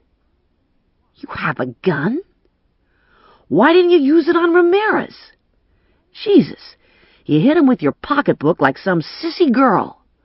Why the hell didn't you use your damn gun?" I felt color flooding into my cheeks. What could I say? The truth was worse than embarrassing. it was counterproductive. Admitting to Morelli that I'd been more afraid of my gun than I'd been of Ramirez wasn't going to do much to further my credibility as an apprehension agent. It didn't take Morelli long to put it together. He made a disgusted sound, pushed the barrel aside, and took the gun from me. "If you aren't willing to use it, you shouldn't be carrying it." "You have a permit to carry a concealed weapon?" "Yes." And I was at least 10% convinced it was legal. "Where'd you get your permit?" "Ranger got it for me." "Ranger Manoso? Christ, he probably made it in his cellar." He shook out the bullets and gave the gun back to me. "Find a new job, and stay away from Ramirez. He's nuts. He's been charged with rape on 3 separate occasions and been acquitted each time because the victim always disappears." "I didn't know." "There's a lot you don't know." His attitude was beginning to piss me off. I was only too well aware I had a lot to learn about apprehension. I didn't need Morelli's sarcastic superiority. "So what's your point?" "Get off my case. You want a career in law enforcement? Fine. Go for it. Just don't learn on me. I have enough problems without worrying about saving your ass." "No one asked you to save my ass. I would have saved my own ass if you hadn't interfered." "Honey, you couldn't find your ass with both hands." My palms were skinned and burned like the devil. My scalp was sore. My knees throbbed. I wanted to go back to my apartment and stand in a hot shower for 5 or 6 hours until I felt clean and strong. I wanted to get away from Morelli and regroup. "I'm going home." "Good idea," he said. "Where's your car?" "Stark Street in Tyler." He flattened himself at the side of the door and took a quick look out. "It's okay." My knees had stiffened up, and the blood had dried and caked on what was left of my pantyhose. Limping seemed like an indulgent weakness, not to be witnessed by the likes of Morelli, so I forged ahead, thinking, ouch, ouch, ouch, but not saying a word. When we got to the corner, I realized he was walking me all the way to Stark. "I don't need an escort," I said. "I'll be fine." He had his hand at my elbow, steering me forward. "Don't flatter yourself. I'm not nearly so concerned about your welfare as I am about getting you the hell out of my life. I want to make sure you leave. I want to see your tailpipe fading off into the sunset." Good luck, I thought. My tailpipe was somewhere on Route 1, along with my muffler. We reached Stark, and I faltered at the sight of my car. It had been parked on the street for less than an hour, and in that time it had been spray-painted from one end to the other. Mostly day-glow pink and green, and the predominant word on both sides was pussy. I checked the plate and looked in the back seat for the box of Fig Newtons. Yep, this was my car. One more indignity in a day filled with indignities. Did I care? Not a whole lot. I was numb. I was becoming immune to indignity. I searched through my bag for my keys, found them, and plugged them into the door. Morelli rocked back on his heels, hands in his pockets, a grin beginning to creep to his lips. "Most people are content with pinstriping and a vanity plate." "Eat dirt and die." Morelli tipped his head back and laughed out loud. His laughter was deep and rich and infectious, and if I hadn't been so distraught, I would have laughed along with him. As it was, I jerked the car door open and rammed myself behind the wheel. I turned the key in the ignition, gave the dash a good hard smack, and left him choking in a cloud of exhaust and a blast of noise that had the potential to liquefy his insides. Officially, I lived at the eastern boundary of the city of Trenton, but in actuality, my neighborhood felt more like Hamilton Township than Trenton proper. My apartment building was an ugly dark red brick cube, built before central air and thermal pane windows. 18 apartments in all, evenly distributed over 3 floors. By modern-day standards, it wasn't a terrific apartment. It didn't come with a pool membership or have tennis courts attached. The elevator was unreliable. The bathroom was vintage Partridge Family, with mustard-yellow amenities and French provincial trim on the vanity. The kitchen appliances were a notch below generic. The good part about the apartment was that it had been built with sturdy stuff. Sound didn't carry from apartment to apartment. The rooms were large and sunny. Ceilings were high. I lived on the 2nd floor, and my windows overlooked the small private parking lot. The building predated the balcony boom, but I was lucky enough to have an old-fashioned black metal fire escape skirt my bedroom window. Perfect for drawing pantyhose, quarantining houseplants with aphids, and just big enough for sitting out on sultry summer nights. Most important of all, the ugly brick building wasn't part of a sprawling complex of other ugly brick buildings. It sat all by itself on a busy street of small businesses, and it bordered a neighborhood of modest frame houses. Very much like living in the burg, but better. My mother had a hard time stretching the umbilical this far, and the bakery was only 1 block away. I parked in the lot and slunk into the back entrance. Since Morelli wasn't around, I didn't have to be brave, so I bitched and complained and limped all the way to my apartment. I showered, did the first aid thing, and dressed in t-shirt and shorts. My knees were missing the top layer of skin and were bruised, already turning shades of magenta and midnight blue. My elbows were in pretty much the same condition. I felt like a kid who'd fallen off her bike. I could hear myself singing out, "I can do it! I can do it!" And then, next thing I know, I'm lying on the ground, looking the fool with 2 scraped knees. I flopped onto my bed, spread eagle on my back. This was my thinking position when things appeared to be futile. It had obvious advantages. I could nap while waiting for something brilliant to pop into my mind. I lay there for what seemed like a long time. Nothing brilliant had popped into my mind, and I was too agitated to sleep. I couldn't stop reliving my experience with Ramirez. I'd never before been attacked by a man, never even come close. The afternoon's assault had been a degrading, frightening experience, and now that the dust had settled and calmer emotions prevailed, I felt violated and vulnerable. I considered filing a report with the police, but immediately shelved it. Whining to Big Brother wasn't going to win any points for me as a rough, tough bounty hunter. I couldn't see Ranger instituting an assault charge. I'd been lucky, I told myself. I'd gotten away with superficial injuries, thanks to Morelli. The latter admission dragged a groan from me. Being rescued by Morelli had been damned embarrassing and grossly unjust. All things considered, I didn't think I was doing all that badly. I'd been on the case for less than 48 hours, and I'd found my man twice. True, I hadn't been able to bring him in, but I was in a learning process. No one expected a first-year engineering student to build the perfect bridge. I figured I deserved to be cut the same kind of slack. I doubted the gun would ever be of any use to me. I couldn't imagine myself shooting Morelli, possibly in the foot. But what were my chances of hitting a small, moving target? Not good at all. Clearly, I needed a less lethal way of subduing my quarry. Maybe a defense spray would be more my style.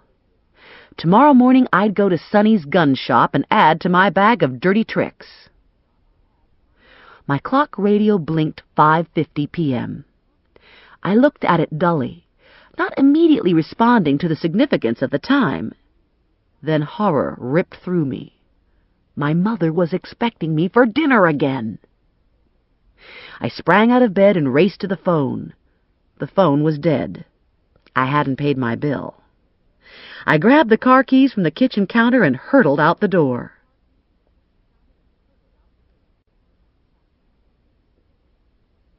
Chapter 4. My mother was standing on the front porch steps when I parked at the curb. She was waving her arms and shouting. I couldn't hear her over the roar of the engine, but I could read her lips. "Shut it off!" she was yelling. "Shut it off!" "Sorry," I yelled back. "Broken muffler." "You've got to do something. I could hear you coming 4 blocks away. You'll give old Mrs. Siak heart palpitations." She squinted at the car. "Did you have it decorated?"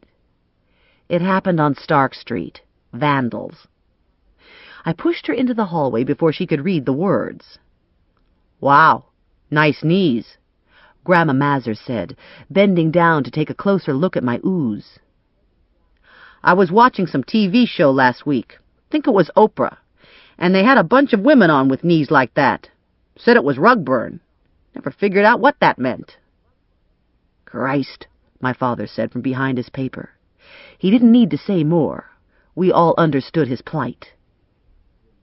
"It's not rug burn," I told Grandma Mazur. "I fell on my rollerblades." I wasn't worried about the lie. I had a long history of calamitous mishaps. I glanced at the dining room table. It was set with the good lace tablecloth. Company. I counted the plates. 5. I rolled my eyes heavenward. "Ma, you didn't." "I didn't what?"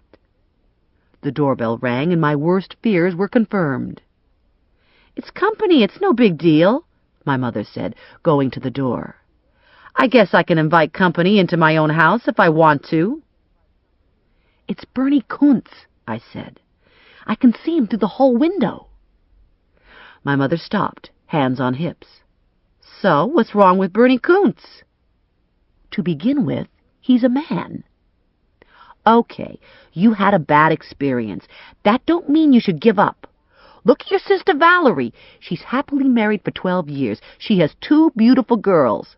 That's it. I'm leaving. I'm going out the back door." "Pineapple upside-down cake," my mother said. "You'll miss dessert if you leave now, and don't think I'll save some for you." My mother didn't mind playing dirty, if she thought the cause was worthy. She knew she had me locked in with the pineapple cake. A plum would suffer a lot of abuse for a good dessert. Grandma Mazur glared out at Bernie. "Who are you?" "I'm Bernie Kuntz." "What do you want?" I looked the length of the hall, and I could see Bernie shift uncomfortably on his feet. "I've been invited for dinner," Bernie said. Grandma Mazur still had the screen door shut. "Helen," she yelled over her shoulder, "there's a young man at the door. He says he's invited to dinner. Why didn't someone tell me about this? Look at this old dress I'm wearing. I can't entertain a man in this dress." I'd known Bernie since he was 5. I'd gone to grade school with Bernie. We ate lunch together in grades 1 through 3, and I would forever associate him with peanut butter and jelly on Wonder Bread. I'd lost touch with him in high school. I knew he'd gone to college, and that after college he'd gone to work selling appliances in his father's store. He was medium height, with a medium build that had never lost its baby fat. He was all dressed up in shiny tassel loafers, dress slacks, and sports coat. So far as I could see, he hadn't changed much since 6th grade. He looked like he still couldn't add fractions, and the little metal pull on his zipper was sticking out, creating a tiny tent with his fly. We took our seats at the table and concentrated on the business of eating. "Bernie sells appliances," my mother said, passing the red cabbage. "He makes good money at it, too. He drives a Bonneville." "A Bonneville. Imagine that," Grandma Mazur said. My father kept his head bent over his chicken. He rooted for the Mets, he wore Fruit of the Loom underwear, and he drove a Buick. His loyalties were carved in stone, and he wasn't about to be impressed by some upstart of a toaster salesman who drove a Bonneville. Bernie turned to me. "So, what are you doing now?" I fiddled with my fork. My day hadn't exactly been a success, and announcing to the world that I was a fugitive apprehension agent seemed presumptuous. "I sort of work for an insurance company," I told him. "You mean like a claims adjuster?" "More like collections." "She's a bounty hunter," Grandma Mazur announced. "She tracks down dirty, rotten fugitives just like on television. She's got a gun and everything." She reached behind her to the sideboard where I'd left my shoulder bag. "She's got a whole pocketbook full of paraphernalia," Grandma Mazur said, setting my bag on her lap. She pulled out the cuffs, the beeper, and a travel pack of tampons and set them on the table. "And here's her gun," she said proudly. "Isn't it a beauty?" I have to admit it was a pretty cool gun. It had a stainless steel frame and carved wood grips. It was a Smith & Wesson 5-shot revolver, Model 60. A .38 Special. Easy to use, easy to carry, Ranger had said. And it had been much more reasonable than a semi-automatic, if you can call $400 reasonable. "My God!" my mother shouted. "Put it away! Someone take the gun from her before she kills herself!" The cylinder was open and clearly empty of rounds. I didn't know much about guns, but I knew this one couldn't go bang without bullets. "It's empty," I said. "There are no bullets in it." Grandma Mazur had both hands wrapped around the gun with her finger on the trigger. She scrinched an eye closed and sighted on the china closet. "Kapow!" she said. "Kapow, kapow, kapow!" My father was busy with the sausage dressing, studiously ignoring all of us. "I don't like guns at the table," my mother said. "And the dinner's getting cold. I'll have to reheat the gravy." "This gun won't do you no good if you don't have bullets in it," Grandma Mazur said to me. "How you going to catch those killers without bullets in your gun?" Bernie had been sitting open-mouthed through all of this. Killers? "She's after Joe Morelli," Grandma Mazur told him. "He's a bona fide killer and a bail dodger. He plugged Ziggy Kulesa right in the head." "I knew Ziggy Kulesa," Bernie said. "I sold him a big screen TV about a year ago. We don't sell many big screens. Too expensive." "He buy anything else from you?" I asked. "Anything recent?" "Nope. But I'd see him sometimes across the street at Sal's butcher shop. Ziggy seemed okay. Just a regular sort of person, you know." No one had been paying attention to Grandma Mazur.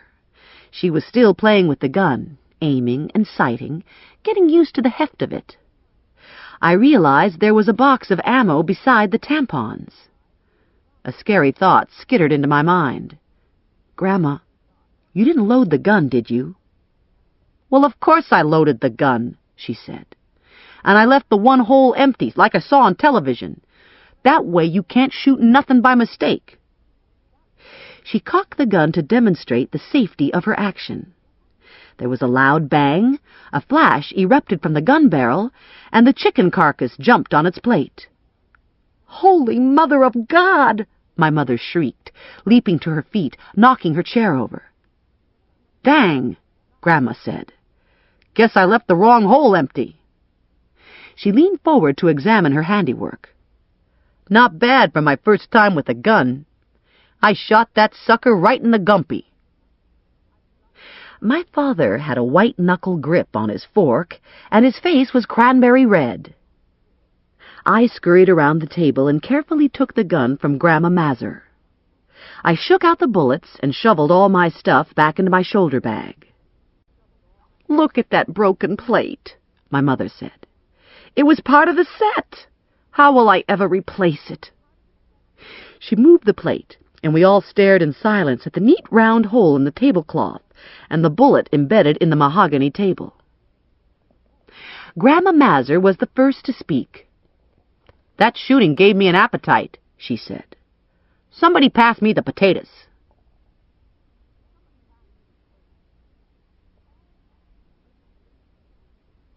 All in all, Bernie Kuntz had handled the evening pretty well.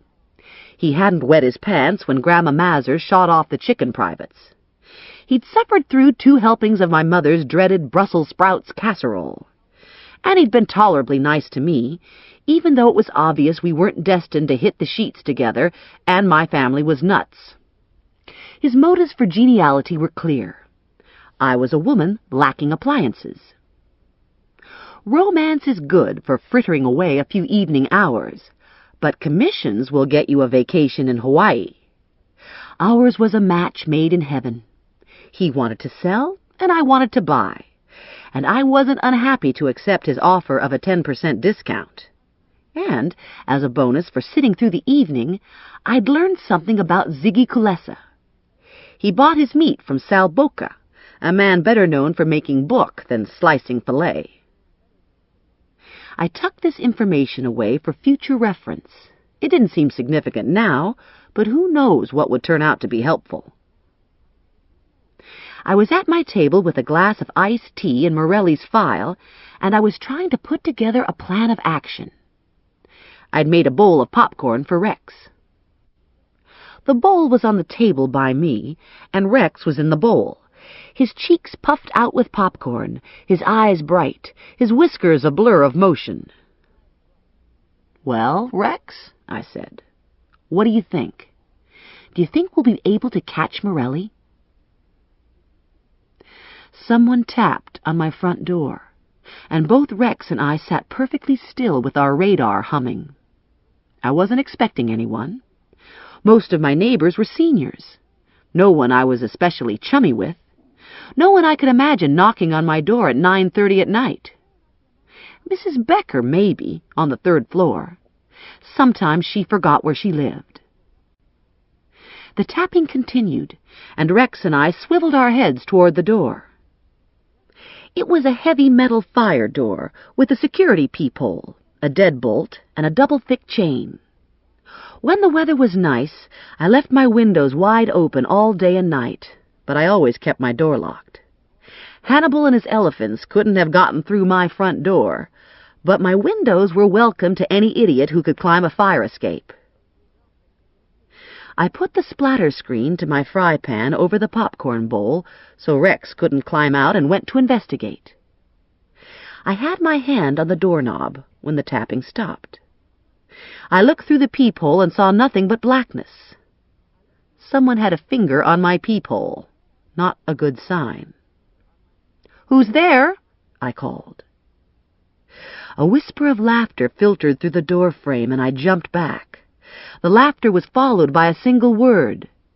"Stephanie." The voice was unmistakable. It was melodic and taunting. It was Ramirez. "I've come to play with you, Stephanie," he sang.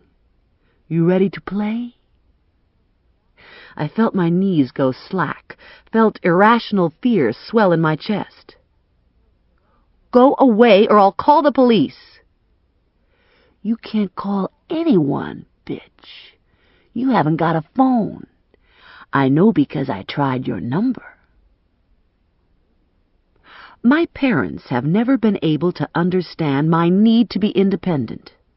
They're convinced I live a frightened, lonely life, and no amount of talking can persuade them otherwise.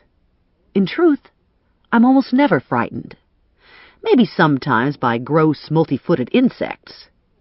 In my opinion, the only good spider is a dead spider, and women's rights aren't worth dick if they mean I can't ask a man to do my bug squashing. I don't worry about serial skinheads bashing down my door or crawling through my open window. For the most part, they prefer to work the neighborhoods closer to the train station. Muggings and carjackings are also at a minimum in my neighborhood and almost never result in death. Until this moment, my only truly worrisome times had been those infrequent occasions when I woke up in the middle of the night fearful of invasion by mystical horrors, ghosts, boogeymen, vampire bats, extraterrestrials.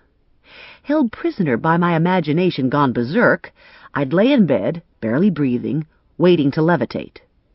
I admit it, it would be a comfort not to have to wait alone, although, aside from Bill Murray, what good would another mortal be in the face of a spook attack anyway? Fortunately, I've never done a total head rotation, been beamed up, or had an Elvis visitation. And the closest I've come to an out-of-body experience was when Joe Morelli took his mouth to me 14 years ago behind the Eclair case. Ramirez's voice cut through the door. "Don't like having unfinished business with a woman, Stephanie Plum. Don't like when a woman run away from the champ." He tried the doorknob, and for a gut-cramping moment my heart leapt to my throat. The door held, and my pulse dropped down to pre-stroke level. I did some deep breathing and decided the best course of action was simply to ignore him. I didn't want to get into a shouting match, and I didn't want to make things worse than they already were. I shut and locked my living room windows and drew the drapes tight. I hurried to my bedroom and debated using the fire escape to go for help. It felt foolish somehow, lending more weight to the threat than I was willing to concede. This is no big deal, I told myself. Nothing to worry about. I rolled my eyes. Nothing to worry about, only a criminally insane 250-pound man standing in my hall calling me names. I clapped a hand to my mouth to squelch a hysterical whine. Not to panic, I told myself.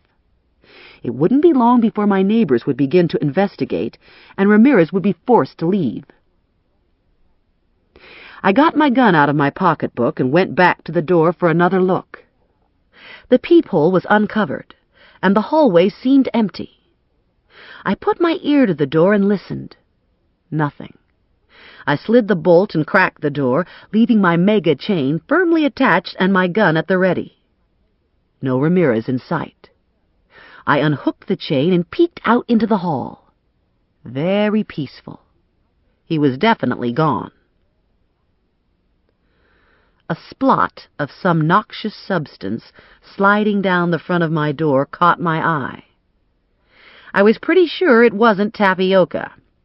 I gagged, closed the door, and locked and chained it. Wonderful. 2 days on the job and a world-class psycho had just jerked off on my door. Things like this had never happened to me when I'd worked for E. E. Martin. Once, a street person had urinated on my foot, and every now and then a man would drop his pants in the train station, but these were things you expected when you worked in Newark. I'd learned not to take them personally. This business with Ramirez was a whole other matter. This was very scary. I yelped when a window opened and closed above me. Mrs. Delgado, letting her cat out for the night, I told myself. Get a grip. I needed to get my mind off Ramirez, so I busied myself finding hockables. There wasn't much left. A Walkman, an iron, pearl earrings from my wedding, a kitchen clock that looked like a chicken, a framed Ansel Adams poster, and 2 bean pot table lamps. I hoped it was enough to pay my phone bill and get myself reconnected. I didn't want a repeat performance of being trapped in my apartment, not able to call for help. I returned Rex to his cage, brushed my teeth, changed into a nightshirt, and crawled into bed with every light in the apartment blazing away. The first thing I did on waking the following morning was to check my peephole. Nothing seemed out of the ordinary, so I took a fast shower and dressed. Rex was sound asleep in his soup can after a tough night of running on his wheel. I gave him fresh water and filled his cup with the dreaded hamster nuggets. A cup of coffee would have tasted great. Unfortunately, there was no coffee in the house. I went to my living room window and scoped out the parking lot for Ramirez, and returned to the door and double-checked the peephole. I slid the bolt and opened my door with the chain in place. I put my nose to the crack and sniffed. I didn't smell boxer, so I closed the door, unhooked the chain, and reopened the door. I looked out with my gun drawn. The hall was empty. I locked my door and crept down the hall. The elevator binged, the door droned open, and I almost shot old Mrs. Moyer.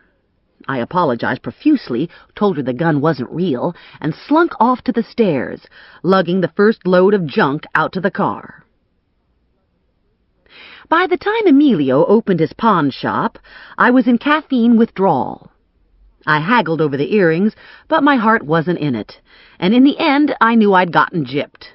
Not that I especially cared. I had what I needed: money for a minor weapon and the phone company, and enough change left over for a blueberry muffin and large coffee. I took 5 minutes out to luxuriate over my breakfast, and then I hustled to the phone office. I stopped at a light and got hooted at by 2 guys in a pickup. From the hand gestures they were making, I supposed they liked my paint job. I couldn't hear what they were saying because of the engine noise. Thank God for small favors. I noticed a haze building around me and realized I was smoking. Not the benign white exhaust of condensation on a cold day. This smoke was thick and black, and in the absence of a tailpipe was billowing out from my underbelly. I gave the dash a hard shot with my fist to see if any of the gauges would work, and sure enough, the red oil light blinked on. I pulled into a gas station on the next corner, bought a can of 10W30, dumped it in the car, and checked the dipstick. It was still low, so I added a second can. Next stop, the phone company. Settling my account and arranging for service to be resumed were only slightly less complicated than getting a green card. Finally, I explained that my blind, senile grandmother was living with me between heart attacks, and having a phone would possibly make the difference between life and death. I don't think the woman behind the counter believed me, but I think I got a few entertainment points, and I was promised someone would throw a switch later in the day. Good deal. If Ramirez came back, I'd be able to dial the cops. As a backup, I intended to get a quart of defense spray. I wasn't much good with a gun, but I was bitchin' with an aerosol can. By the time I got to the gun store, the oil light was flickering again. I didn't see any smoke, so I concluded the gauge must be stuck. And who cared anyway? I wasn't squandering more money on oil. This car was just going to have to make do. When I collected my $10,000 bounty money, I'd buy it all the oil it wanted. Then I'd push it off a bridge. I'd always imagined gun store owners to be big and burly and to wear baseball caps that advertised motorcycle companies. I'd always imagined them with names like Bubba and Billy Bob. This gun store was run by a woman named Sunny. She was in her 40s, with skin tanned the color and texture of a good cigar, hair that had been bleached to canary yellow frizz, and a 2-pack-a-day voice. She was wearing rhinestone earrings, skin-tight jeans, and had little palm trees painted on her fingernails. "Nice work," I said, alluding to her nails. "Mara at the hair place does them. She's a genius with nails, and she'll bikini wax you till you're bald as a billiard ball." "I'll have to remember." "Just ask for Mara. Tell her Sonny sent you. And what can I do for you today? Out of bullets already?" "I need some defense spray." "What kind of spray do you use?" "There's more than one kind?" "Goodness, yes. We carry a full line of self-defense sprays." She reached into the case next to her and pulled out several shrink-wrapped packages. "This is the original mace. Then we have Pepper Guard, the environmentally safe alternative now used by many police departments. And last, but certainly not least, is Sure Guard, a genuine chemical weapon. This can drop a 300-pound man in 6 seconds. Works on neurotransmitters. This stuff touches your skin, and you're out cold. Doesn't matter if you're drunk or on drugs. One spray, and it's all over." "Sounds dangerous." "You better believe it." "Is it fatal? Does it leave permanent damage?" "The only permanent damage to your victim is going to be the memory of a downright humiliating experience. Of course, there'll be some initial paralysis, and when that wears off, there's usually a lot of throwing up and a monster headache." "I don't know. What if I accidentally spray myself? She grimaced. Darling, you should avoid spraying yourself. Sounds complicated. It's not complicated at all. It's as simple as putting your finger on the button. For goodness sakes, you're a professional now. She patted my hand. Take the sure guard. You can't go wrong. I didn't feel like a professional. I felt like an idiot. I'd criticized foreign governments for using chemical warfare, and here I was buying nerve gas from a woman who waxed off all her pubic hair. Sure guard comes in several sizes, Sonny said. I carry the 17-gram keychain model. It has its own stainless steel quick-release loop, comes in an attractive leather case, and you get to choose from 3 decorated colors.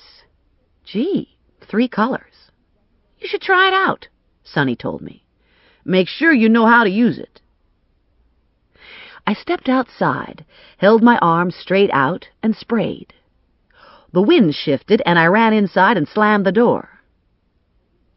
That wind can be sneaky, Sonny said.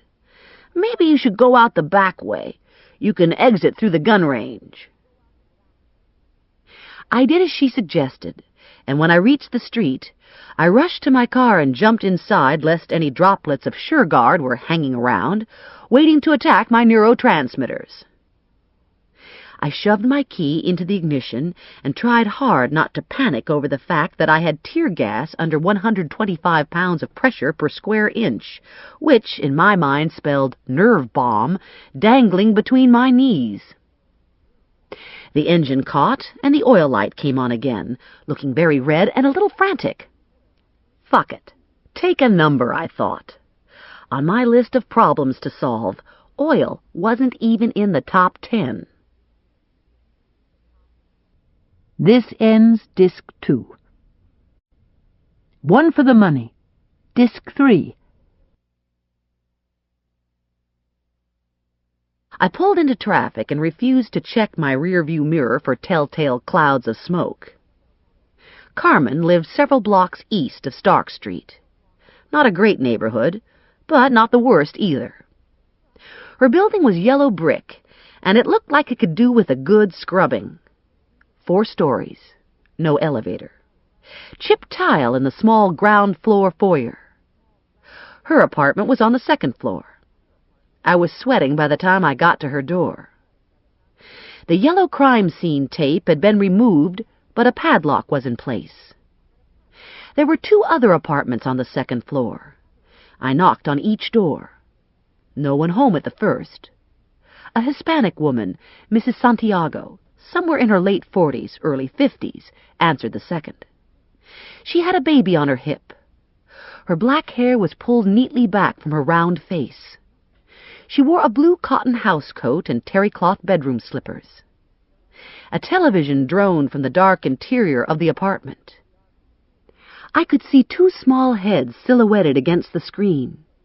I introduced myself and gave her my card. I don't know what more I can tell you, she said. This Carmen only lived here a short time. No one knew her. She was quiet, kept to herself. Have you seen her since the shooting? No. Do you know where she might be? Friends? Relatives? I didn't know her. Nobody knew her. They tell me she worked in a bar, the Step Inn on Stark Street. Maybe somebody knew her there. Were you home the night of the shooting? Yes. It was late, and Carmen had the television on real loud. I never heard her play it so loud. Then someone was banging on Carmen's door. A man. Turned out he was a cop. I guess he had to bang because no one could hear him over the television. Then there was a gunshot. That's when I called the police. I called the police, and when I got back to my front door, I could hear there was a big commotion in the hall, so I looked out. And John Cusack was there, and some others from the building. We take care of our own here. We aren't like some of those people who pretend not to hear things. That's why we have no drugs here. We never have this kind of trouble. John was standing over the cop when I looked out. John didn't know the man was a cop. John saw someone shot dead in Carmen's doorway, and this other man had a gun, so John took matters into his own hands. Then what happened? It was real confusing. There were so many people in the hall. Was Carmen there? I didn't see her. There were just so many people, everybody wanting to know what happened, you know? People trying to help the dead man, but it was no use. He was dead. Supposedly there were 2 men in Carmen's apartment. Did you see the second man? I guess so. There was a man I didn't know, never saw before. Skinny, dark hair, dark skin, about 30. Funny face. Like it had been hit with a frying pan. Real flat nose. That's why I noticed him. What happened to him? She shrugged. Don't know. I guess he just left, like Carmen. Maybe I should talk to John Cusack. He's in 4B. He should be home. He's between jobs right now. I thanked her and walked up 2 more flights of stairs, wondering what sort of person would be willing and able to disarm Morelli. I knocked at 4B and waited. I knocked again, loud enough to bruise my knuckles. The door was thrown open and my "what kind of person?" question was answered. John Cusack was 6 foot 4 inches tall, weighed about 240 pounds, had his graying hair pulled into a ponytail, and had a rattler tattooed on his forehead. He was holding a TV guide in one hand and a can of beer in the other. The sweet aroma of pot drifted out of his hazy apartment. Vietnam vet, I thought. Airborne. John Cusack? He squinted down at me. What can I do for you? I'm trying to get a lead on Joe Morelli. I was hoping you could tell me something about Carmen Sanchez. You a cop? I work for Vincent Plum. He posted the bond on Morelli. I didn't know Carmen Sanchez real good, he said. I'd seen her around. Said hello to her a couple times. She seemed nice enough. I was coming up the stairs when I heard the gunshot. Mrs. Santiago, on the 2nd floor, said you subdued the gunman. Yeah, I didn't know he was a cop. All I knew was he'd shot someone and he was still armed. There were a lot of people coming into the hall, and he was telling them all to stay away. I figured it wasn't a good situation, so I hit him with a 6-pack. Knocked him out cold. A 6-pack. I almost laughed out loud. The police report had stated that Morelli had been hit with a blunt instrument. It hadn't said anything about a 6-pack. That was very brave. He grinned. Hell, bravery didn't have anything to do with it. I was shit-faced. Do you know what happened to Carmen? Nope. Guess she disappeared in the scuffle. And you haven't seen her since? Nope. How about the missing male witness? Mrs. Santiago said there was a man with a flattened nose. I remember seeing him, but that's about it. Would you recognize him if you saw him again? Probably. Do you think there's anyone else in the building who might know more about the missing man? Edelman was the only other person who got a good look at the guy. Is Edelman a tenant here? Edelman was a tenant here.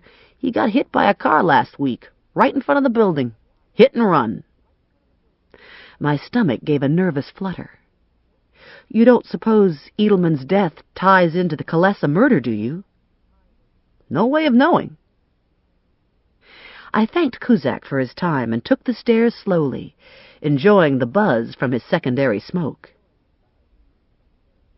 It was close to noon, and the day was heating up. I'd gone with a suit and heels this morning, trying to look respectable and trust-inspiring. I'd left the windows rolled down when I'd parked in front of Carmen's building, half hoping someone would steal my car. No one had, so I slouched behind the wheel and finished off the Fig Newtons I'd filched from my mom's pantry. I hadn't found out a whole lot from Carmen's neighbors, but at least I hadn't been attacked or fallen down a flight of stairs. Morelli's apartment was next on my list.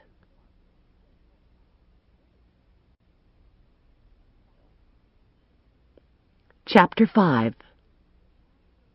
I'd called Ranger and asked for help since I was too chicken to do breaking and entering on my own.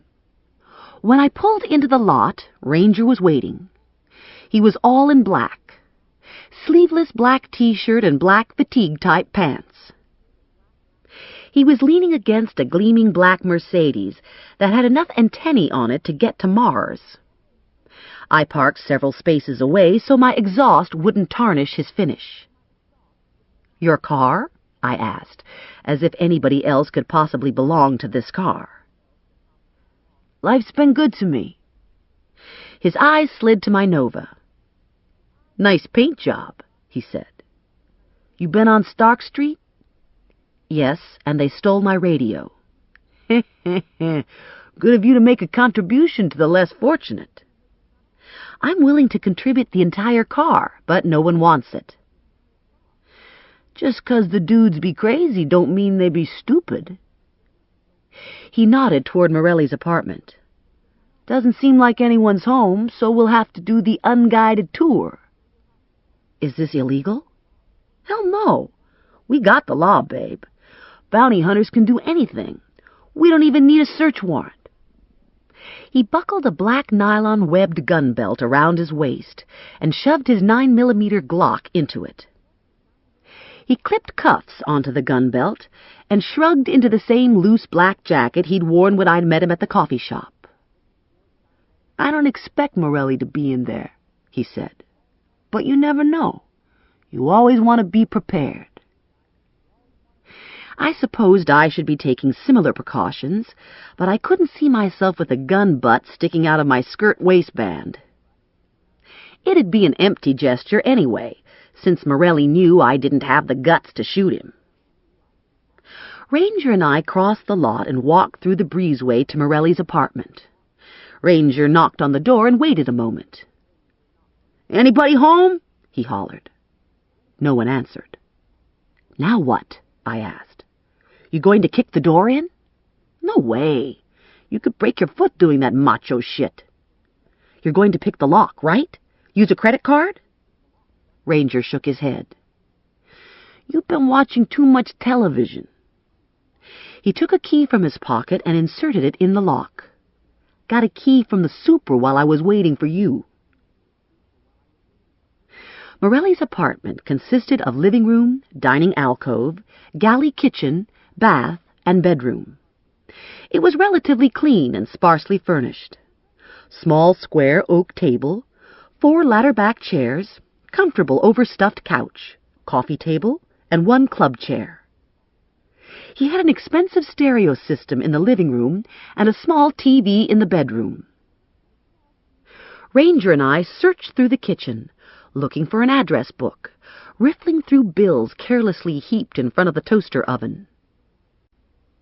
It was easy to imagine Morelli at home in his apartment, tossing his keys onto the kitchen counter, kicking off his shoes, reading his mail. A wave of remorse washed over me when I realized Morelli would most likely never again be free to enjoy any of those simple rituals. He'd killed a man, and in the process had effectively ended his own life as well. It was such a hideous waste. How could he have been so stupid? How could he have gotten himself into this god-awful mess? How do these things happen to people? "Nothing here," Ranger said. He punched the playback button on Morelli's answering machine. "Hi, hot stuff," a female voice cooed. "This is Carlene. Give me a call back." Beep. "Joseph Anthony Morelli, it's your mother. Are you there? Hello? Hello?" Beep. Ranger turned the machine over and copied the security code in special message code. "You take these numbers, and you could access his messages from an outside phone. Maybe something will turn up." We moved on to the bedroom.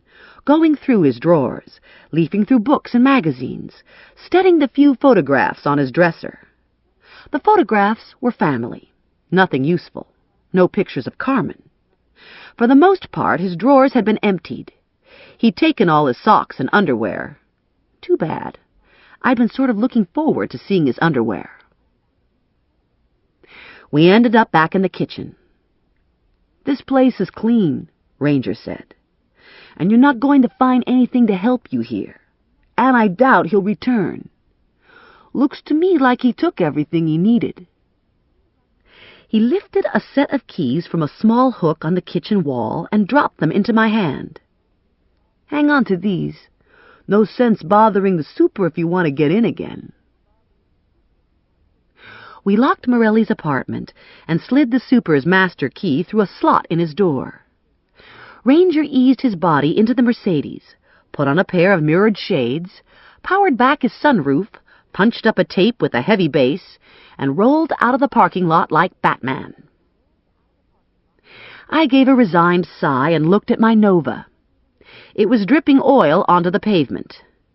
2 parking slots away, Morelli's new red and gold Jeep Cherokee sat gleaming in the sunshine. I could feel the weight of his keys dangling from my finger. A house key and 2 car keys. I decided it wouldn't do any harm to take a closer look, so I opened the door to the Cherokee and peered inside. The car still smelled new. The instrument panel was dust-free. The rugs were freshly vacuumed and unstained. The red upholstery was smooth and perfect. The car had 5 on the floor, 4-wheel drive, and enough horses to make a man proud. It was equipped with air conditioning, an Alpine radio and tape deck, a 2-way police radio, a cellular phone, and a CB scanner. It was a terrific car. And it belonged to Morelli. It didn't seem fair that a scofflaw like him should have such a great car and I should have such a piece of shit. Probably as long as I had the car open, I should start it up for him, I thought. It wasn't good for a car to sit around and not get driven. Everybody knows that. I took a deep breath and cautiously maneuvered myself behind the wheel. I adjusted the seat and the rearview mirror. I put my hands to the wheel and tested the feel of it. I could catch Morelli if I had a car like this, I told myself.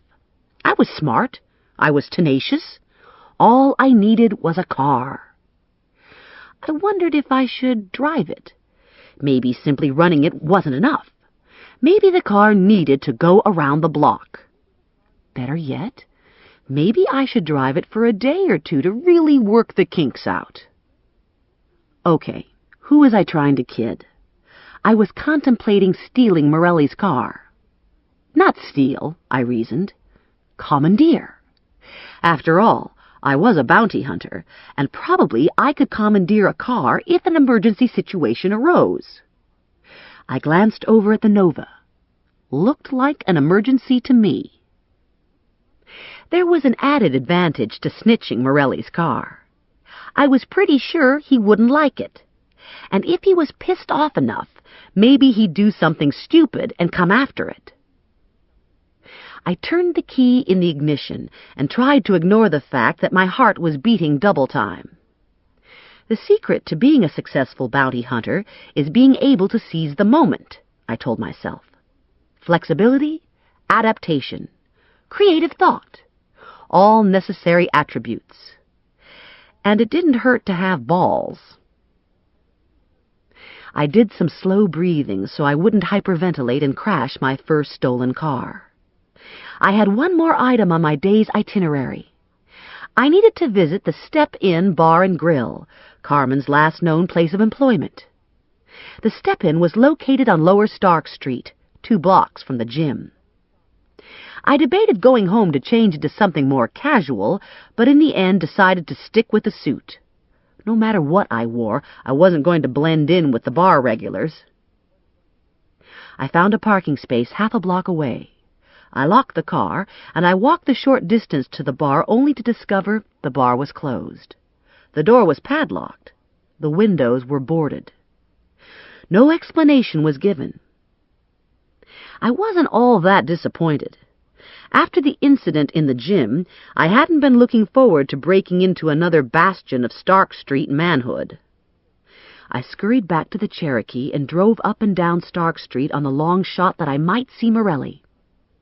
By the 5th pass, it was getting old, and my gas was low, so I gave it up. I checked the glove compartment for credit cards, but found none. Swell. No gas, no money, no plastic. If I was going to keep after Morelli, I was going to need living expenses. I couldn't keep existing hand to mouth. Vinny was the obvious answer to my problem. Vinny was going to have to advance me some cash. I stopped for a light and took a moment to study Morelli's phone. I powered it up and his number blinked on. How convenient. I figured I'd go whole hog.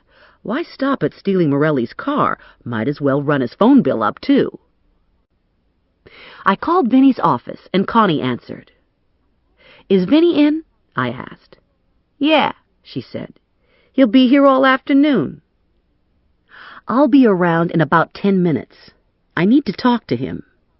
"Did you catch Morelli?" "No, but I've confiscated his car." "Has it got a sunroof?" I rolled my eyes skyward. "No sunroof." "Bummer," she said. I hung up and turned down Southard, trying to decide on a reasonable advance. I needed enough money to get me through 2 weeks, and if I was going to use the car to catch Morelli, I might want to invest in an alarm system. I couldn't watch the car around the clock, and I didn't want Morelli sneaking it out from under me while I slept, or took a pee, or went to the market.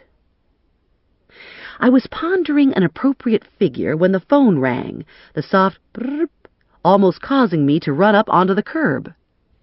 It was a weird sensation, like getting caught eavesdropping, or lying, or sitting on the toilet and having the bathroom wall suddenly drop away. I had an irrational urge to pull off the road and run shrieking from the car. I gingerly put the handset to my ear. "Hello?" There was a pause, and a woman's voice came on the line. "I want to talk to Joseph Morelli." Holy cow, it was Mama Morelli. As if I wasn't in deep enough doo-doo. "Joe isn't here right now." "Who is this?" "I'm a friend of Joe's. He's asked me to run his car once in a while for him." "That's a lie," she said. "I know who I'm talking to. I'm talking to Stephanie Plum. I know your voice when I hear it. What are you doing in my Joseph's car?" No one can show disdain like Mama Morelli. If it had been an ordinary mother on the phone, I might have explained or apologized. But Morelli's mother scared the hell out of me. "What?" I shouted. "I can't hear you. What? What?" I slammed the receiver down and flipped the off switch on the phone. "Good going," I said to myself. Very adult, very professional, really quick thinking. I parked on Hamilton and power walked half a block to Vinny's. I was pumping myself up for the confrontation, getting my adrenaline going, raising my energy level. I barreled through the door like Wonder Woman, gave Connie a thumbs up, and went straight to Vinny's office. The door was open. Vinny was behind his desk, hunched over a racing sheet. "Hey," I said. "How's it going?" "Oh, shit," Vinny said. "Now what?" That's what I like about my family. We're so close, so warm, so polite to each other. "I want an advance on my fee. I have expenses associated with the job." "An advance? Are you kidding me? You're joking, right?" "I'm not joking. I'm going to get $10,000 when I bring Morelli in. I want a $2,000 advance." "When hell freezes over. And don't think you can pull more of that blackmail crap on me. You blab to my wife, I'll be as good as dead. See if you can squeeze a job out of a dead man, smartass." He had a point. "Okay, so blackmail won't work. How about greed? You give me the $2,000 now, and I won't take my full 10%. "What if you don't get Morelli? You ever think of that?" "Only every waking minute of my life." I'll get Morelli. Uh-huh. Excuse me if I don't share your positive attitude, and remember, I only agreed to this lunacy for a week. You've got 4 days left. If you haven't brought Morelli in by next Monday, I'm giving him to somebody else. Connie came into the office. What's the problem here? Stephanie needs money? Why don't you give her Clarence Sampson? Who's Clarence Sampson? I asked. He's one of our family of drunks. Usually he's perfectly peaceful. Every now and then he does something stupid. Such as? Such as try to drive with 150 proof blood alcohol level. On this particular occasion he had the misfortune to total a police cruiser. He ran into a cruiser? Not exactly, Connie said. He was attempting to drive the cruiser. He ran into a liquor store on State Street. Do you have a picture of this guy? I have a 2-inch file with pictures spanning 2 decades. We've posted bail on Sampson so many times I know his Social Security number by heart. I followed her to the outer office and waited while she sorted through a stack of manila folders. Most of our recovery agents work a bunch of cases simultaneously, Connie said. It's more efficient that way. She handed me a dozen folders. These are the FTAs Morty Byers was handling for us. He's going to be out for a while longer, so you might as well take a crack at them. Some are easier than others. Memorize the names and addresses and hook them up with the photographs. You never know when you'll get lucky. Last week, Andy Zabotsky was standing in line for a bucket of fried chicken and recognized the guy in front of him as a skip. It was a good find, too. A dealer. We would have been out $30,000. I didn't know you posted bond for drug dealers, I said. I always thought you did mostly low-key stuff. Drug dealers are good, Connie said. They don't like to leave the area. They've got clients. They're making good money. If they skip, you can usually count on them to resurface. I tucked the files under my arm, promising to make copies and return the originals to Connie. The chicken story had been inspiring. If Andy Zabotsky could catch a crook in a chicken franchise, just think of my own personal potential. I ate that crappy food all the time. I even liked it. Maybe this bounty hunter business would work out. Once I became financially solvent, I could support myself by collecting people like Sampson and making an occasional fast food bust. I pushed through the front door and caught my breath at the sudden absence of air conditioning. The day had gone from hot to blistering. The air was thick and muggy, the sky hazy. The sun prickled on exposed skin, and I looked up, shielding my eyes, half expecting to see the ozone hole gaping over me like a big cyclops eye shooting out lethal rays of radioactive whatever. I know the hole is supposedly hanging out over Antarctica, but it seemed logical to me that sooner or later it would slide on up to Jersey. Jersey produced urea formaldehyde and collected New York's garbage offshore. I thought it only fitting that it have the ozone hole as well. I unlocked the Cherokee and swiveled behind the wheel. Sampson's recovery money wouldn't get me to Barbados, but it would put something in my refrigerator besides mold. Even more important, it would give me a chance to run through the motions of an apprehension. When Ranger had taken me to the police station to get my gun permit, he'd also explained the recovery procedure, but there was no substitute for hands-on experience. I flipped the switch on the car phone and dialed Clarence Sampson's home number. No one answered. No work number had been given. The police report listed his address as 5077 Liming Street. I wasn't familiar with Liming Street, so I'd looked it up on a map and discovered Sampson lived 2 blocks over from Stark, down by the state buildings. I had Sampson's picture taped to the dash, and every few seconds I checked it against men on the street as I drove. Connie had suggested I visit the bars on Lower Stark. On my list of favorite things to do, spending happy hour at the Rainbow Room on the corner of Stark and Liming fell just below cutting off both my thumbs with a dull knife. It seemed to me it would be just as effective and a lot less dangerous to sit locked up in the Cherokee and survey the street. If Clarence Sampson was in one of the bars, sooner or later he'd have to come out. It took several passes before I found a space I liked at the corner of Liming and Stark. I had a good view of Stark, and I was also able to see half a block down Liming. I was a little conspicuous in my suit, with all my whiteness and big shiny red car, but I wasn't nearly as conspicuous as I'd be sashaying into the Rainbow Room. I cracked the windows and slouched down in my seat, trying to get comfortable. A kid with a lot of hair and $700 worth of gold around his neck stopped and looked in at me while his two friends stood nearby. "Hey, babe," he said. "What you doing here?" "Waiting for someone," I said. "Oh, yeah? A fine babe like you shouldn't have to wait for no one." One of his friends stepped up. He made sucking sounds and waggled his tongue at me. When he saw he had my attention, he licked my window. I rooted through my pocketbook until I found my gun and my neuro spray. I laid them both on the dash.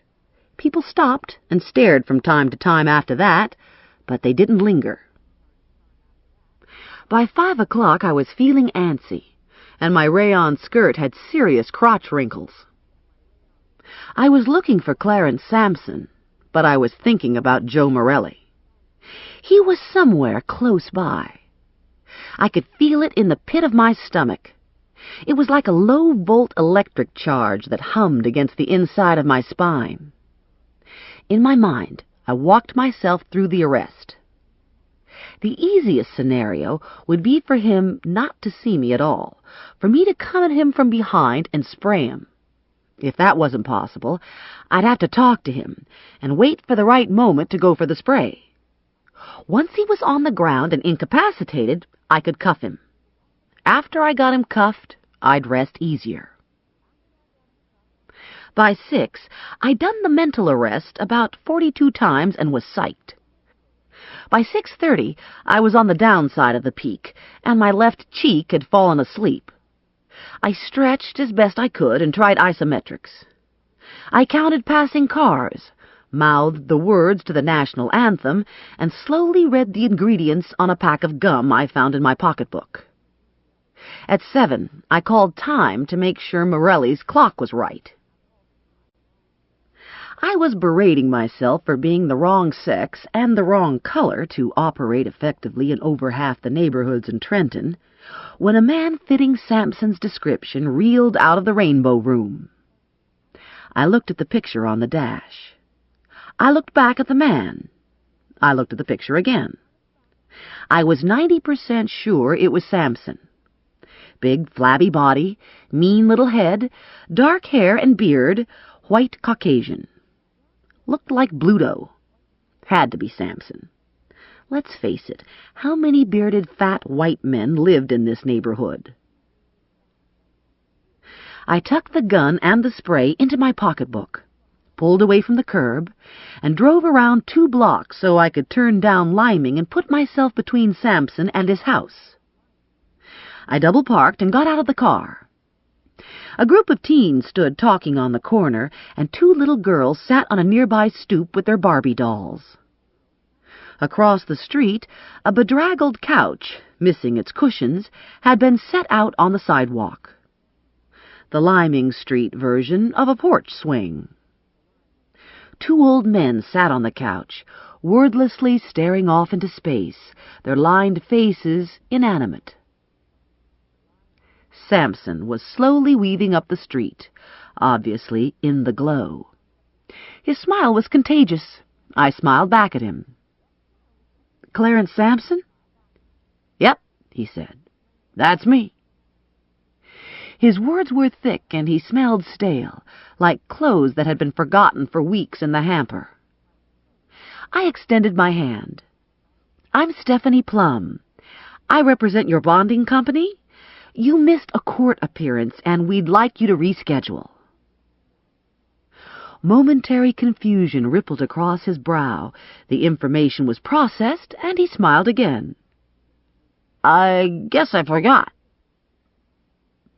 Not what you'd call a type A personality. I didn't think Samson would ever have to worry about a stress-related heart attack. Samson would most likely die from inertia. More smiling on my part. That's okay. Happens all the time. I have a car here. I waved in the direction of the Cherokee. If it wouldn't be too much trouble, I'll drive you to the station and we can take care of the paperwork. He looked beyond me to his house. I don't know. I looped arms with him and nudged him over. Just a friendly old cowpoke herding a dumber-than-cat-shit steer. Get along, little doggy. This won't take long. 3 weeks, maybe. I was oozing well-being and charm, pushing my breast into the side of his fleshy arm as added incentive. I rolled him around the car and opened the passenger side door. I really appreciate this, I said. He balked at the door. All I have to do is set a new court date, right? Yeah, right. And then hang around in a cell until that court date pops up on the calendar. I had no sympathy for him. He could have killed someone driving while intoxicated. I coaxed him in and fastened the seatbelt. I ran around, jumped in the car, and revved the engine, afraid the light bulb would go on in his minuscule brain and he'd realize I was a recovery agent. I couldn't imagine what would happen when we got to the police station. 1 step at a time, I told myself. If he got violent, I'd gas him. Maybe. My fears were premature. I hadn't driven a quarter mile before his eyes glazed over, and he fell asleep, slouched against the door like a giant slug. I said a fast prayer that he didn't wet himself, or throw up, or do any of the other gross, involuntary bodily things drunks are prone to do. Several blocks later, I stopped for a light and glanced sideways at him. He was still asleep. So far, so good. A faded blue Econoline van caught my eye on the other side of the intersection. 3 antennae. A lot of equipment for a junky old van, I thought.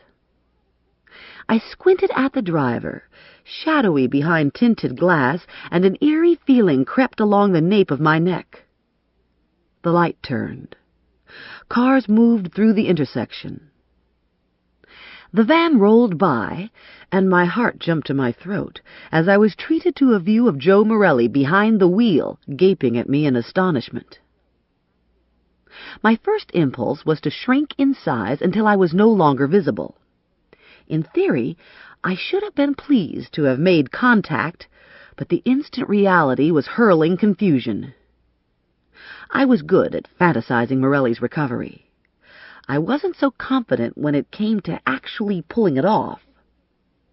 Brakes squealed behind me, and in my rear-view mirror I saw the van jump the curb to complete a mid-block U-turn. I'd expected he'd come after me. I hadn't expected him to do it with such speed. The Jeep's doors were locked, but I pushed the lock button again anyway. The Sure Guard was nestled in my lap. The police station was less than a mile away. I debated giving Clarence the boot and going after Morelli. Morelli was, after all, my main objective. I did a fast run-through of possible arrest attempts, and none of them turned out satisfactory. I didn't want Morelli to come at me while I was struggling with Clarence. And I didn't want to drop Morelli in the street. Not in this neighborhood. I wasn't sure I could control the outcome. Morelli was 5 cars back when I stopped for a light. I saw the driver's door open, saw Morelli get out of the van, running toward me. I gripped the gas canister and prayed for the light to change. Morelli was almost on me when we all moved forward, and Morelli was forced to go back to the van. Good old Clarence was still sound asleep. His head dropped forward, his mouth open and drooling, emitting soft, snuffling sounds. I left-turned up North Clinton, and the phone chirped. It was Morelli, and he didn't sound happy. "What the fuck do you think you're doing?" he yelled. "I'm taking Mr. Sampson to the police station. You're more than welcome to follow us. It would make everything much easier for me." A pretty ballsy reply, considering I was having an anxiety attack. "That's my car you're driving." "Well, I've commandeered it." "You what?" I flipped the switch to shut the phone off before the conversation deteriorated to death threats. The van disappeared from sight 2 blocks from the station, and I continued on with my FTA still sleeping like a baby. The Trenton Police Department houses itself in a cube-like 3-story brick building representing the practical pig approach to municipal architecture. Clearly low on the funding food chain, police headquarters has been afforded few frills, which is just as well considering it's surrounded by ghetto, and the location almost certainly ensures annihilation should a riot of major proportions ever occur. A chain-link fenced lot adjoins the building and provides parking for squad cars and vans, employees, cops, and beleaguered citizens. Gritty row houses and small businesses, typical of the area, face off with the headquarters front entrance. Jumbo Seafood, a bar with no visible name and ominous metal grating on the windows. A corner grocery advertising RC Cola. Lydia's Hat Designs, a used furniture store with a motley collection of washing machines displayed on the sidewalk, and the Tabernacle Church. I pulled into the lot, tapped the phone back on, dialed dispatch, and requested aid with the transfer of custody. I was instructed to proceed to the rear security door, where a uniform would be waiting for me. I proceeded to the designated door and backed into the driveway, placing Clarence close to the building. I didn't see my uniform, so I made another call. I was promptly told not to get my shorts in a knot. Easy for them to say. They knew what they were doing. A few minutes later, Crazy Carl Costanza poked his head out the door. I'd made communion with Crazy Carl, among other things. He squinted past Clarence. "Stephanie Plum?" "Hey, Carl." His face cracked into a grin. "They told me there was a pain in the ass out here." "That would be me," I said. "What's with Sleeping Beauty?" "He's FTA." Carl came in for a closer look. "Is he dead?" "I don't think so." "He smells dead." I agreed. He could use to be hosed down. I gave Clarence a shake and yelled in his ear, "Let's go! Time to wake up!" Clarence choked on some spit and opened his eyes. "Where am I?" "Police station," I said. "Everybody out."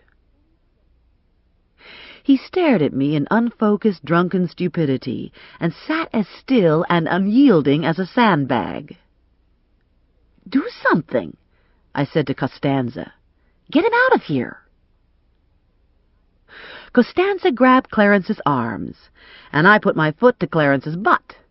We pushed and pulled, and inch by inch got Sampson's big ugly blob of putrid flesh off the seat and onto the pavement. "This is why I became a cop," Costanza said. "I couldn't resist the glamour of it all."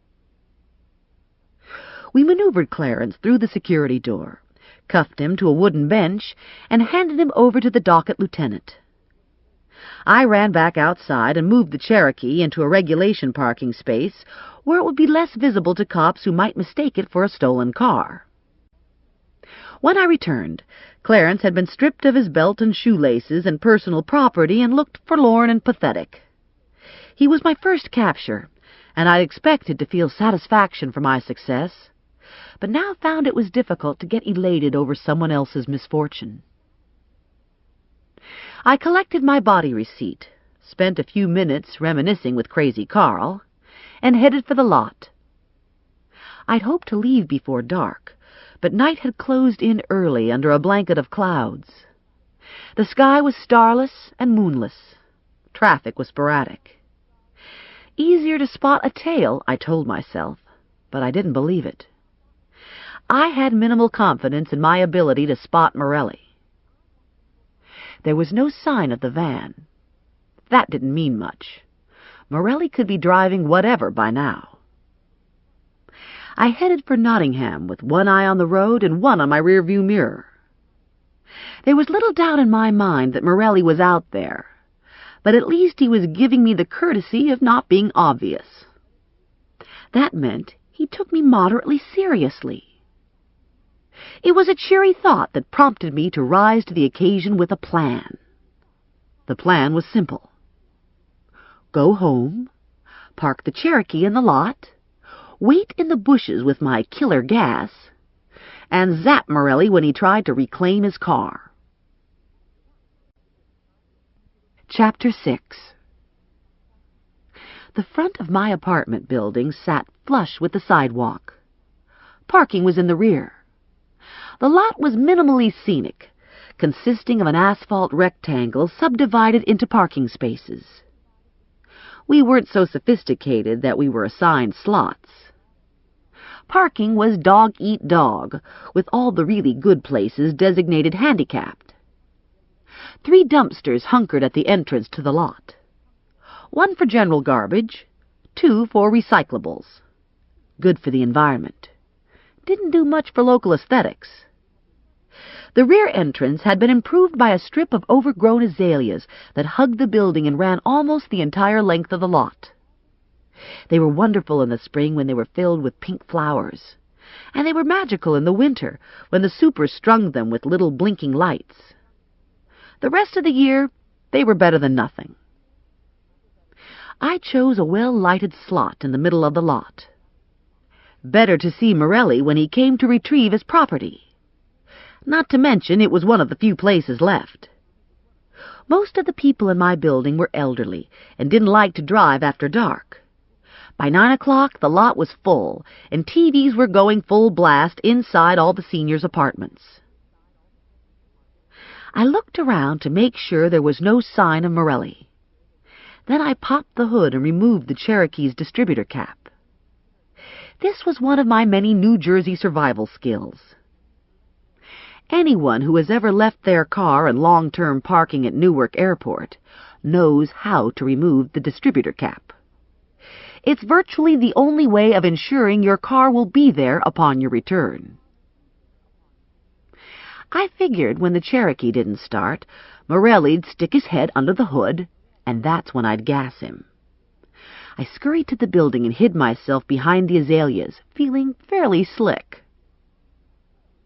I sat on the ground on a newspaper in deference to my skirt. I'd have liked to change my clothes, but I was afraid of missing Morelli if I dashed upstairs. Cedar chips had been spread in front of the azaleas. Back where I sat, the ground was hard-packed dirt.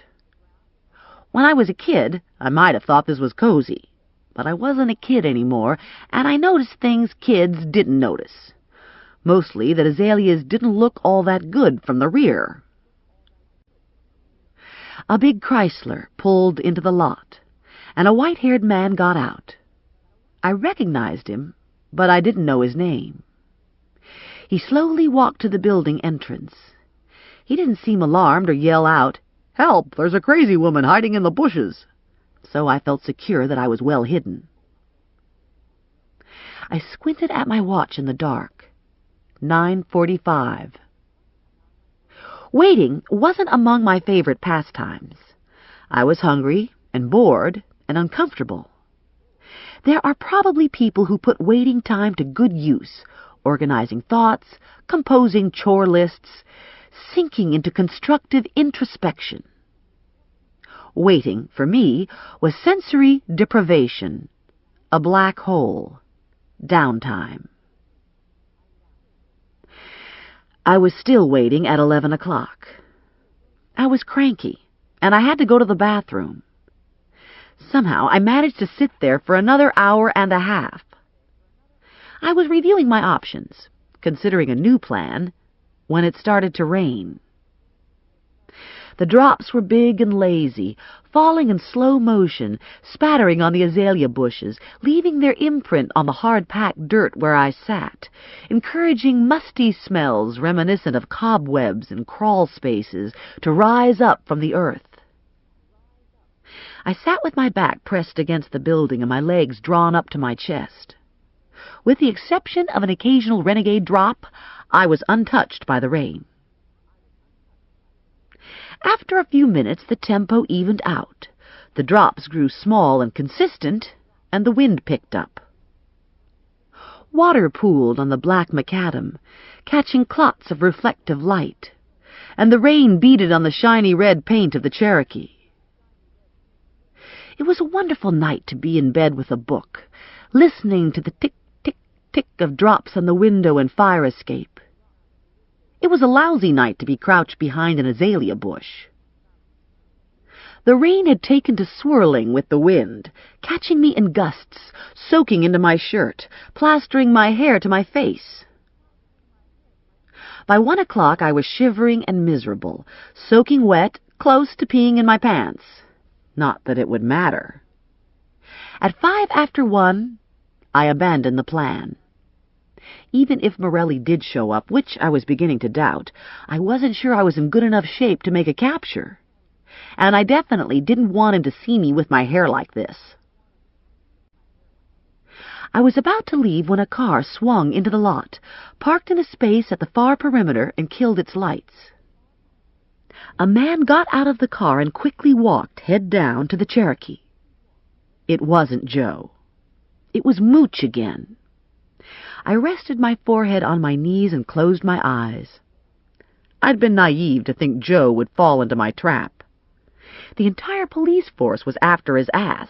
He wasn't going to barge into a setup like this. I sulked for a few seconds and then pushed it aside, vowing to be smarter next time. I should have put myself in Joe's place. Would I have exposed myself by personally coming after the car? No. Okay, so I was learning. Rule number 1, don't underestimate the enemy.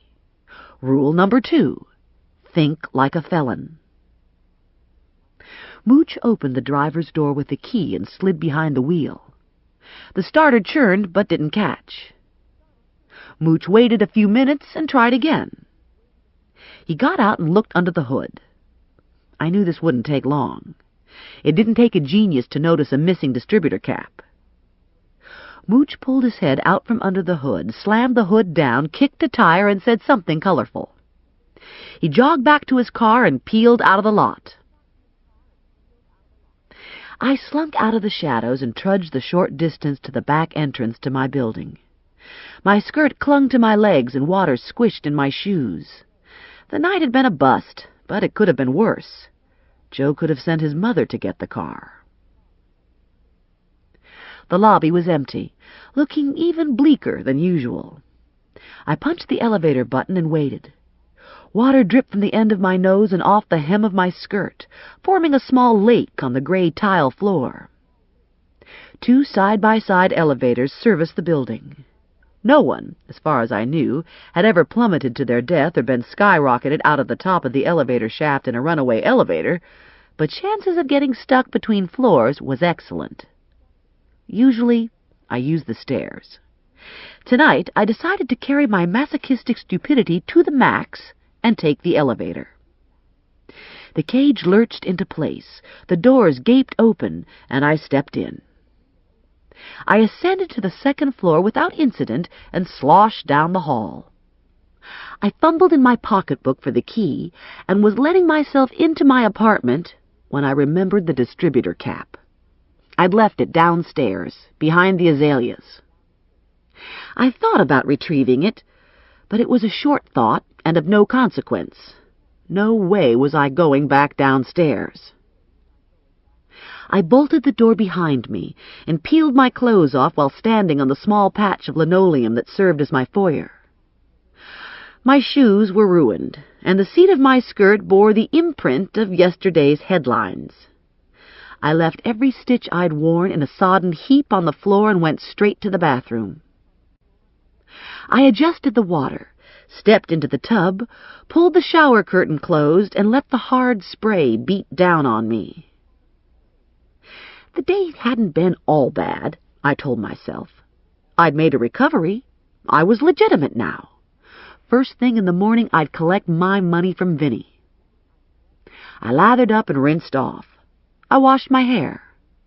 I turned the dial to shower massage and stood for a very long time, letting the tension ease from my body. Twice now, Joe had used Mooch as his errand boy. Maybe I should be watching Mooch. Problem was, I couldn't watch everyone at once. I was distracted by a blur of color on the other side of the translucent soap-slick shower curtain.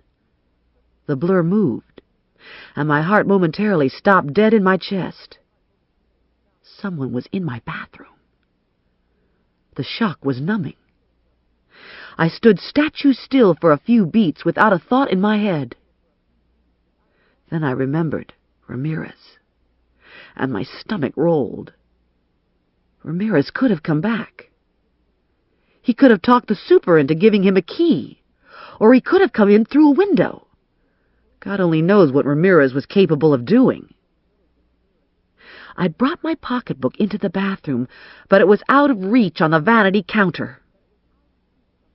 The intruder crossed the room in 2 strides and ripped the shower curtain off the rod with such force the plastic loops at the top popped off and scattered. I screamed and blindly threw the shampoo bottle, cowering back against the wall tiles. It wasn't Ramirez. It was Joe Morelli. He had the curtain bunched in one hand, the other hand curled into a fist. A welt was forming on his forehead where the bottle had made contact. He was beyond angry, and I wasn't so sure gender was going to keep me from getting a broken nose. Fine with me. I was spoiling for a fight. Who did this yodel think he was, first scaring me half to death and then wrecking my shower curtain? "What the hell do you think you're doing?" I shrieked. "Haven't you ever heard of a goddamn doorbell? How did you get in here?" "You left your bedroom window open." "The screen was locked." "Screens don't count." "If you've ruined that screen, I'll expect you to pay for it. And what about this shower curtain? Shower curtains don't grow on trees, you know." I'd lowered the volume on my voice, but the pitch was still a full octave higher than normal. In all honesty, I hadn't any idea what I was saying. My mind was racing down uncharted roads of fury and panic. I was furious that he'd violated my privacy, and I was panicked that I was naked. Under the right circumstances, naked is fine. Taking showers, making love, being born. Standing naked and dripping wet in front of Joe Morelli, who was completely clothed, was the stuff nightmares are made of. I shut the water off and grabbed at a towel, but Morelli slapped my hand away and threw the towel onto the floor behind him. "Give me that towel," I demanded. "Not until we've gotten a few things straightened out." As a kid, Morelli'd been out of control. I'd reached the conclusion that as an adult, Morelli had control in spades. The Italian temper was clear in his eyes, but the amount of violence displayed was tightly calculated. He was wearing a black rain-drenched T-shirt and jeans. When he twisted toward the towel rack, I could see the gun stuck into his jeans at the small of his back. It wasn't difficult to envision Morelli killing, but I found myself agreeing with Ranger and Eddie Gazzara. I couldn't see this grown-up Morelli being stupid and impulsive. He had his hands on his hips. His hair was wet, curling on his forehead and over his ears. His mouth was hard and unsmiling. "Where's my distributor cap?" When in doubt, always take the offensive. "If you don't get out of my bathroom this instant, I'm going to start screaming." "It's 2 o'clock in the morning, Stephanie. All your neighbors are sound asleep with their hearing aids on their nightstands. Scream away. No one's going to hear you." I stood my ground and scowled at him. It was my best effort at defiance. I'd be damned if I was going to give him the satisfaction of looking vulnerable and embarrassed. "I'm going to ask you one more time," he said. "Where's my distributor cap?" "I don't know what you're talking about." "Listen, Cupcake, I'll tear this place apart if I have to. I don't have the cap. The cap isn't here, and I'm not your Cupcake." "Why me?" he asked. "What did I do to deserve this?" I raised an eyebrow. Morelli sighed. "Yeah," he said, "I know." He took my pocketbook from the counter, turned it upside down, and let the contents fall to the floor. He picked the cuffs out of the mess and took a step forward. "Give me your wrist." "Pervert." "You wish." He flicked the cuff out and clicked it onto my right wrist. I yanked my right arm back hard and kicked at him, but it was difficult to maneuver in the tub. He sidestepped my kick and locked the remaining steel bracelet onto the shower curtain rod. I gasped and froze, unable to believe what had just happened. Morelli stepped back and looked at me, doing a slow whole-body scan. "You want to tell me where the cap is?" I was incapable of speech, bereft of bravado. I could feel the flush of apprehension and embarrassment staining my cheeks, constricting my throat. "Wonderful," Morelli said. "Do the silent thing. You can hang there forever for all I care." He rummaged through the vanity drawers, emptied the wastebasket, and took the lid off the toilet tank. He stormed out of the bathroom without giving me so much as a backward glance. I could hear him methodically, professionally moving through my apartment, searching every square inch. Silverware clanked, drawers slammed, closet doors were wrenched open. There were sporadic patches of quiet, followed by mutterings. I tried hanging my full weight on the bar, hoping to bend it, but the rod was industrial strength, built to endure. At last, Morelli appeared in the bathroom doorway. "Well," I snapped, "now what?" He indolently leaned against the frame. "Just came back to take another look." A grin surfaced at the corners of his mouth as his eyes locked halfway down my chest. "Cold?"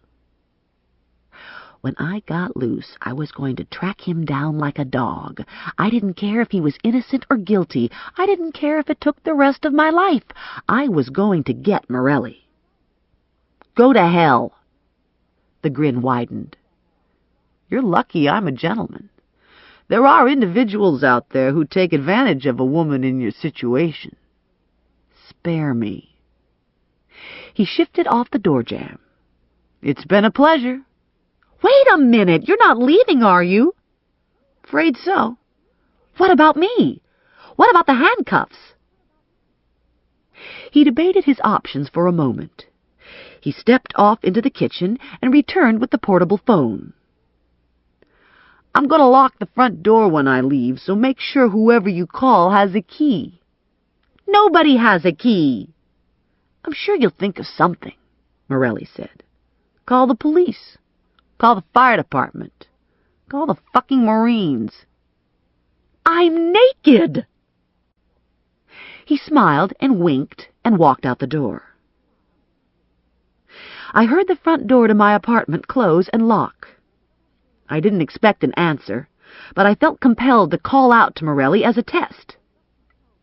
I waited a few moments, holding my breath, listening to the silence. Morelli seemed to be gone. My fingers curled tighter around the phone. God help the phone company if they reneged on their promise to resume my service. I climbed onto the edge of the tub to bring myself up to the height of my secured hand.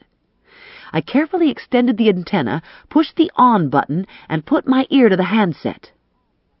The dial tone sang out loud and clear. I was so relieved I almost burst into tears. Now I was faced with a new problem. Who to call? The police and the fire company were out. They'd roar into my parking lot with their lights flashing, and by the time they got to my door, 40 senior citizens would be standing in my hall in their jammies, waiting to see what all the excitement was about, waiting for an explanation. I'd come to realize there were certain peculiarities about the seniors in my building. They were vicious when it came to parking, and they had a fascination for emergencies that bordered on the ghoulish. At the first hint of a flashing light, every senior in my building had their nose pressed to the window glass. I also could do without 4 or 5 of the city's finest leering at me chained naked to my shower curtain rod. If I called my mother, I'd have to move out of state because she'd never let up. And besides, she'd send my father, and then my father would see me naked. Being naked and handcuffed in front of my father wasn't something I could visualize. If I called my sister, she'd call my mother. I'd hang here and rot before I'd call my ex-husband. To make it even more complicated, whoever came to rescue me was either going to have to climb the fire escape or jimmy the front door. I could only come up with one name. I squeezed my eyes shut. Shit. I was going to have to call Ranger. I took a deep breath and tapped out his number, praying I'd remembered it correctly. It took only one ring for him to pick up. Yo. Ranger? Who wants to know? Stephanie Plum. I have a problem.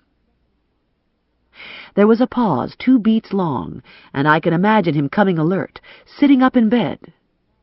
What's the problem? I rolled my eyes, only half believing I was making this phone call. I'm handcuffed to my shower curtain rod, and I need someone to open the cuffs. Another pause, and he disconnected. I redialed, punching the button so hard I almost broke a finger. Yo, Ranger said, sounding good and pissed off. Don't hang up. This is serious, damn it. I'm trapped in my bathroom. My front door is locked and no one has a key. Why do you call the cops? They love this rescue shit. Because I don't want to have to explain to the cops. And besides, I'm naked. It's not funny. Morelli broke into my apartment while I was in the shower, and the son of a bitch handcuffed me to the shower rod. You gotta like the guy. Are you going to help me or what? Where do you live? The apartment building at the corner of St. James and Dunworth. Apartment 215. It's a rear apartment. Morelli got in by climbing the fire escape and going through the window. You can probably do the same. This ends Disc 3. 1 for the money. Disc 4. I couldn't actually blame Morelli for cuffing me to the curtain rod. After all, I had sort of stolen his car.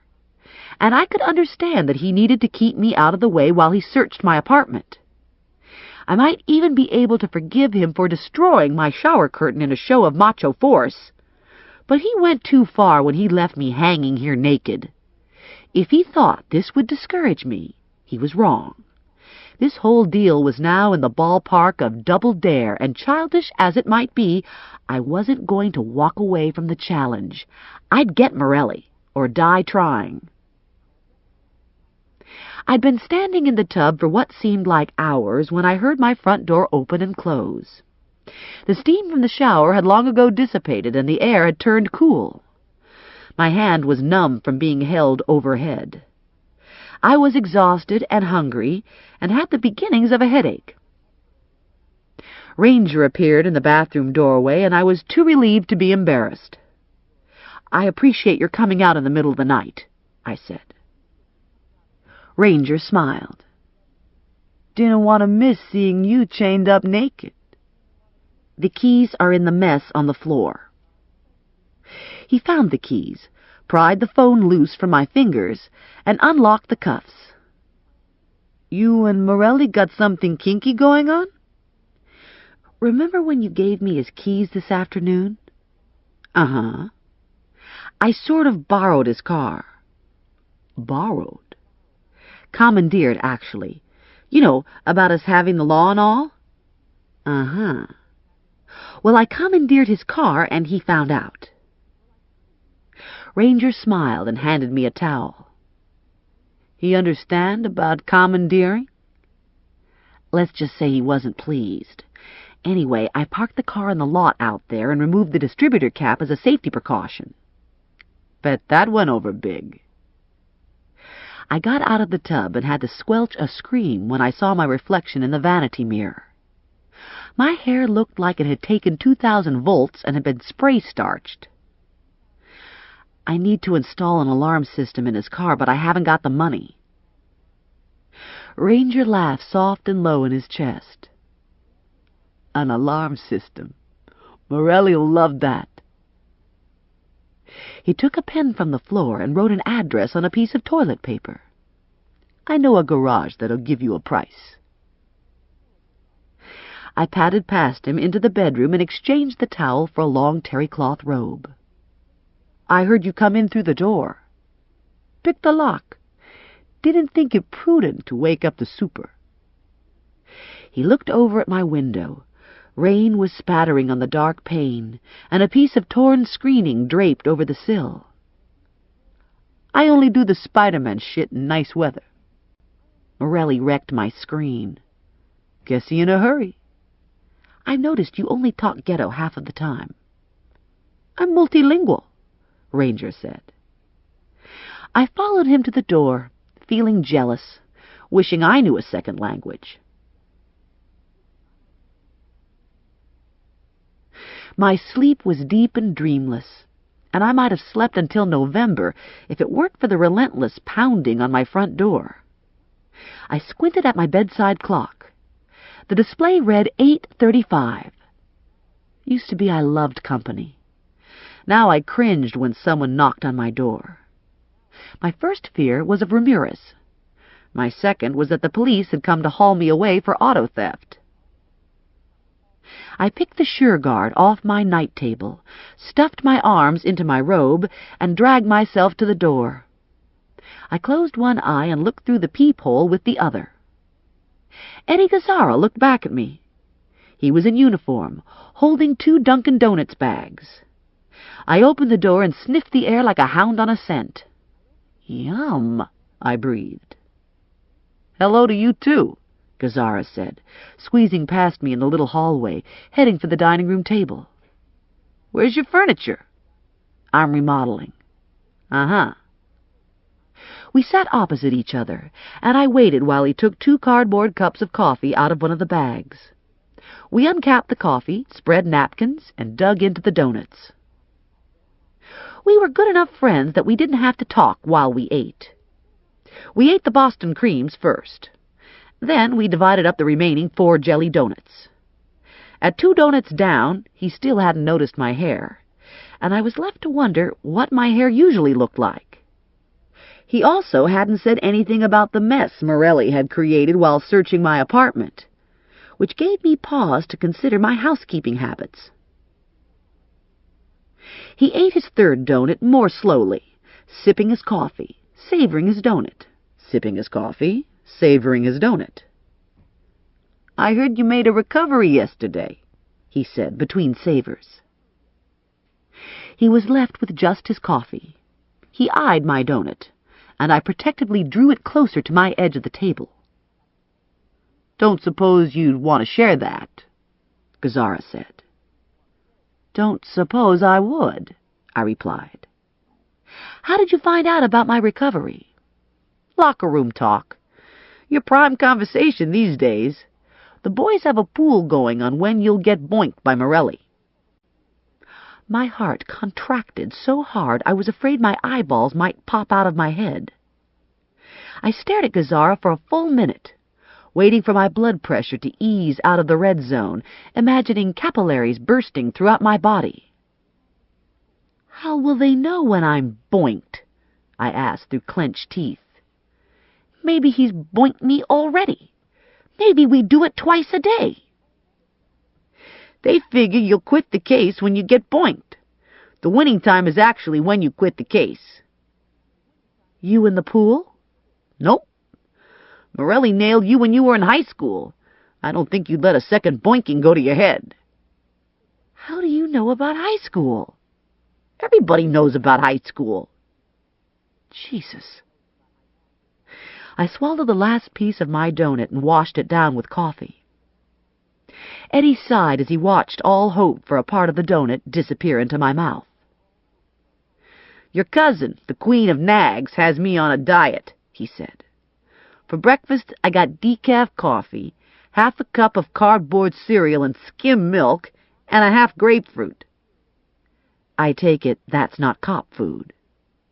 Suppose I got shot, Eddie said, and all I had in me was decaf and a half a grapefruit. You think that'd get me to the trauma unit? Not like real coffee and donuts. Damn straight. That overhang on your gun belt is probably good for stopping bullets, too. Eddie drained his coffee cup, snapped the lid back on, and dumped it into the empty bag. You wouldn't have said that if you weren't still pissed at the boinking stuff. I agreed. It was cruel. He took a napkin and expertly flicked powdered sugar off his blue shirt. One of the many skills he'd learned at the academy, I thought. He sat back, arms folded across his chest. He was 5'10" and stocky. His features were Eastern Slavic with flat pale blue eyes, white blonde hair, and a stubby nose. When we were kids, he lived 2 houses down from me. His parents still lived there. All his life he'd wanted to be a cop. Now that he was a uniform, he had no desire to go further. He enjoyed driving the car, responding to emergencies, being first on the scene. He was good at comforting people. Everyone liked him, with the possible exception of his wife. I got some information for you, Eddie said. Went to Pino's last night for a beer, and Gus Dombrowski was there. Gus is the PC working the Kulesa case. PC? Plainclothesman. This brought me up straight in my seat. Did he tell you anything more about Morelli? He confirmed that Sanchez was an informant. Dombrowski let it slip that Morelli had a card on her. Informants are kept secret. The controlling supervisor keeps all the cards in a locked file. I guess in this case it was released as necessary information to the investigation. So maybe this is more complicated than it would first appear. Maybe the killing tied in to something Morelli had been working on. Could be. Could also be that Morelli had romantic interests in Sanchez. I understand she was young and pretty. Very Latino. And she's still missing. Yeah, she's still missing. The department's traced back to relatives in Staten Island and nobody's seen her.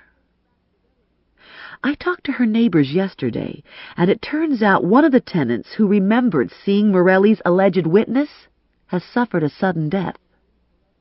What kind of sudden death? Hit and run in front of the building. Could have been an accident. I'd like to think so.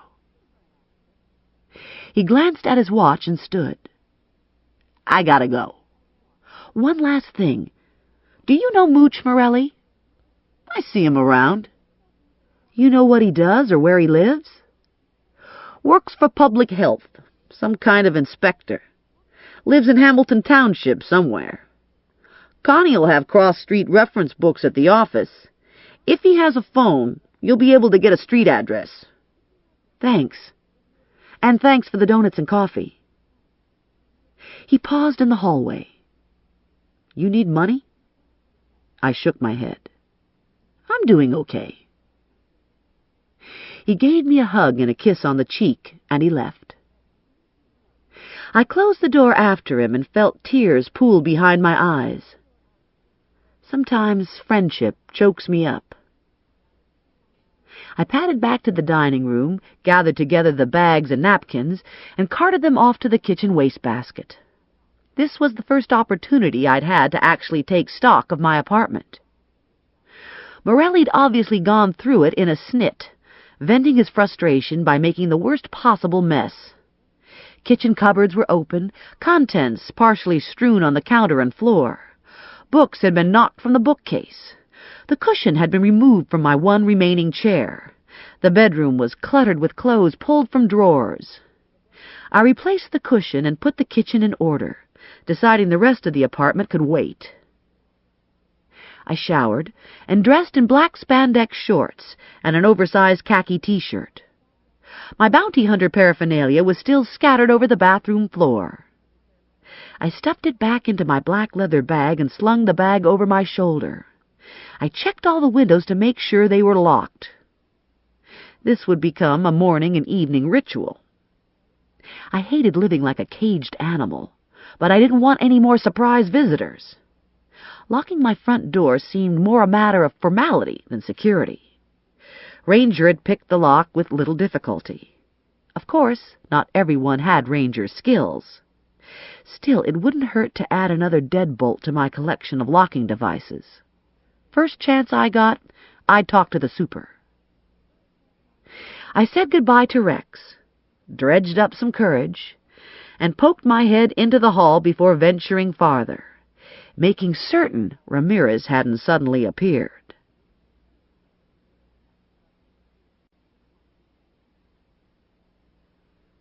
Chapter 7.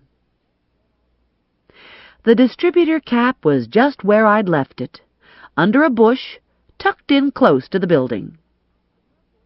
I put it back where it belonged and pulled out of the lot, heading for Hamilton. I found a spot in front of Vinny's office and managed to wedge the Cherokee into it on the third try. Connie was at her desk, peering into a hand mirror, picking clumps of dried goo off the tips of heavily mascaraed lashes. She looked up when she saw me. "You ever use this lash lengthener stuff?" she asked. "Looks like it's laced with rat hairs." I waved the police receipt at her. "I got Clarence." She made a fist and jerked her elbow back hard. "Yes!" "Vinny here?" "Had to go to the dentist. Having his incisors sharpened, I think." She pulled her master copy of the file and took my receipt. "We don't need Vinny to do this. I can write you a check." She made a notation on the file cover and placed the file in a bin on the far corner of her desk. She took a ledger-style checkbook from her middle drawer and wrote out a check. "How's it going with Morelli? You able to get a fix on him?" "Not exactly a fix, but I know he's still in town." "He's a serious babe," Connie said. "Saw him 6 months ago, before all this happened. He was ordering a 1/4 pound of provolone at the meat market, and I had all I could do to keep from sinking my teeth into his butt." "Sounds carnivorous."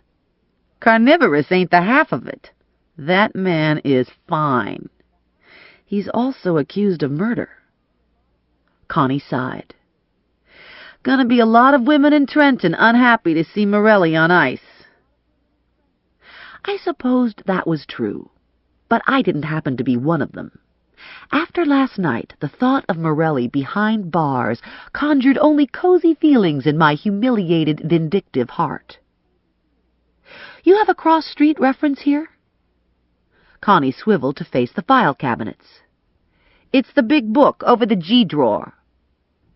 "You know anything about Mooch Morelli?" I asked while I looked up his name. "Only that he married Shirley Gallo."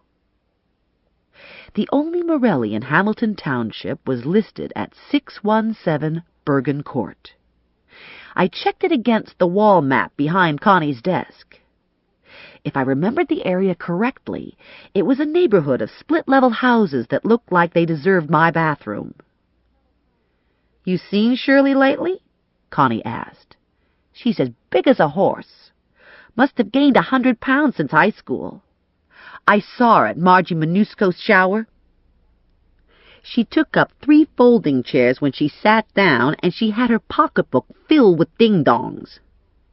I guess they were for an emergency, like in case someone beat her to the potato salad."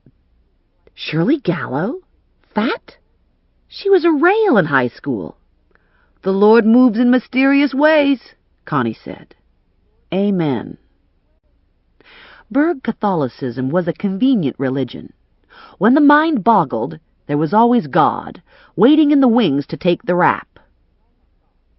Connie handed me the check and plucked at a clump of mascara hanging at the end of her left eyelash. "I'm telling you, it's fucking hard to be classy," she said.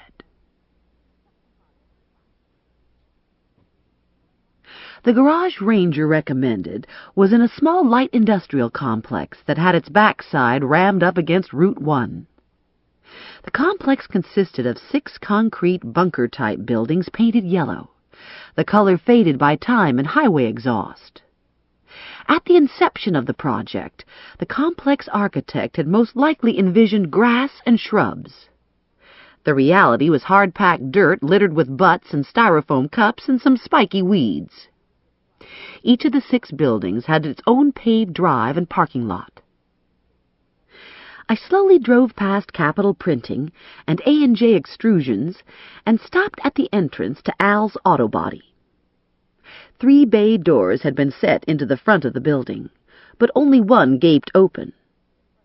Bashed-in, rusted cars in various stages of disassembly were crammed into the junkyard at the rear, and late-model fender-bended cars were parked adjacent to the 3rd bay, in a chain-link fenced compound topped with razor wire.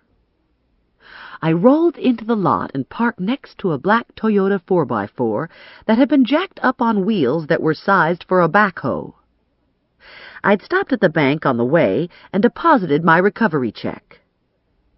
I knew exactly how much money I was willing to spend on an alarm system, and I wasn't willing to pay a penny more. Most likely the job couldn't be done for my price, but it wouldn't hurt to inquire. I opened the car door and stepped outside into oppressive heat, breathing shallowly so I didn't suck in any more heavy metals than was necessary. The sun looked squalid this close to the highway, the pollution diluting the light, compressing the image. The sound of an air wrench carried out of the open bay. I crossed the lot and squinted into the dim hellhole of grease guns and oil filters and potentially rude men wearing day-glow orange jumpsuits. One of the men ambled over to me. He was wearing the cut-off and knotted thigh portion of a pair of queen-size pantyhose on his head. Undoubtedly, it was a time-saver in case he wanted to rob a 7-Eleven on the way home. I told him I was looking for Al, and he told me I'd found him. "I need an alarm system installed in my car. Ranger said you'd give me a good price." "How you come to know Ranger?" "We work together." "That covers a lot of territory." I wasn't sure what he meant by that, and I probably didn't want to know. "I'm a recovery agent." "So you need an alarm system because you're going to be in bad neighborhoods?" "Actually, I sort of stole a car, and I'm afraid the owner will try to get it back." Laughter flickered behind his eyes. "Even better." He walked to a bench at the back of the building and returned with a black plastic gadget about 3 inches square. "This is state-of-the-art security," he said. "Works on air pressure. Any time there's a change in air pressure, from a window getting broken or a door opening, this mother'll like to bust your eardrum." He turned it face up in his hand. "You push this button to set it. Then there's a 20-second delay before it goes into effect. Gives you time to get out and close the door. There's another 20-second delay after the door is opened, so you can punch in your code to disarm." "How do I shut it off once the alarm is triggered?" "The key." He dropped a small silver key in my hand. "I suggest you don't leave the key in the car. Defeats the purpose." "It's smaller than I'd expected." "Small, but mighty. And the good news is it's cheap because it's easy to install. All you do is screw it onto your dash." "How cheap?" $60.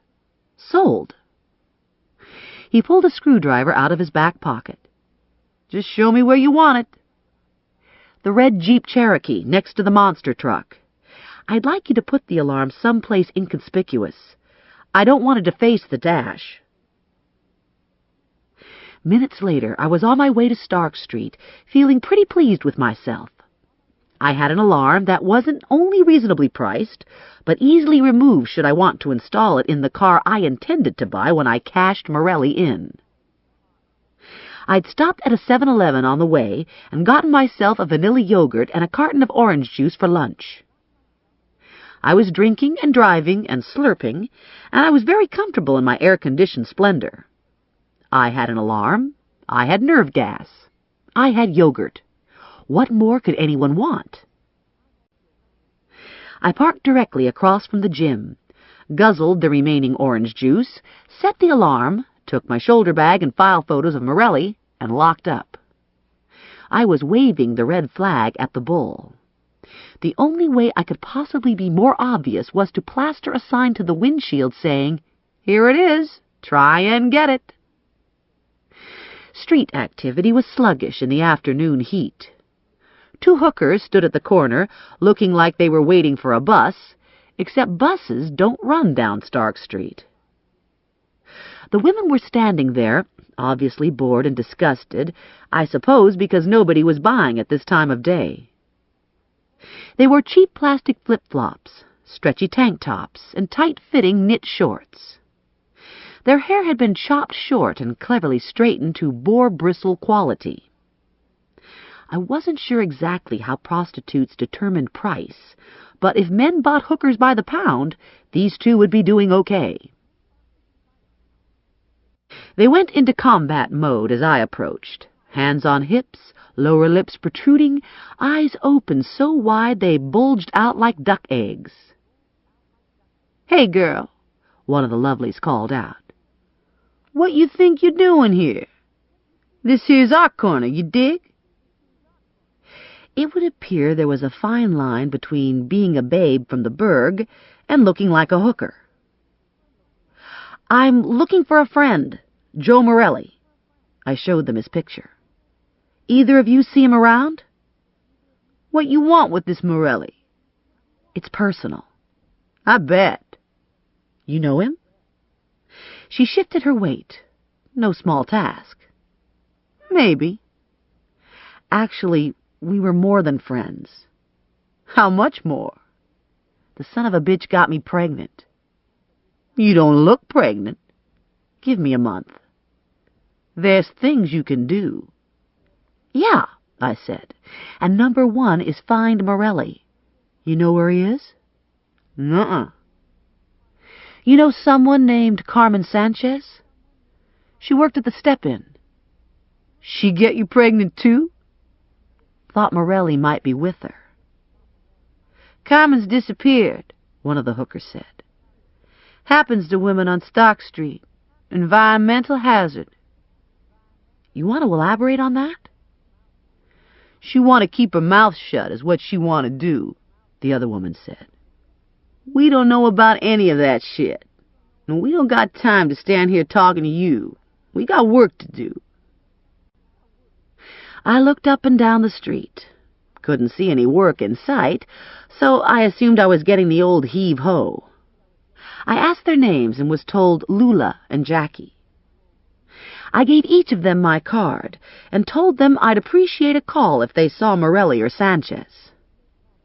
I'd have asked about the missing male witness, but what would I say?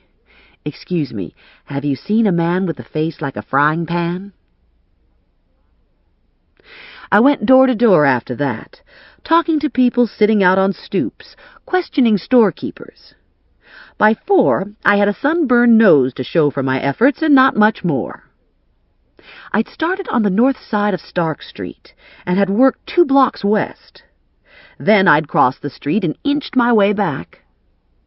I'd slunk past the garage and the gym.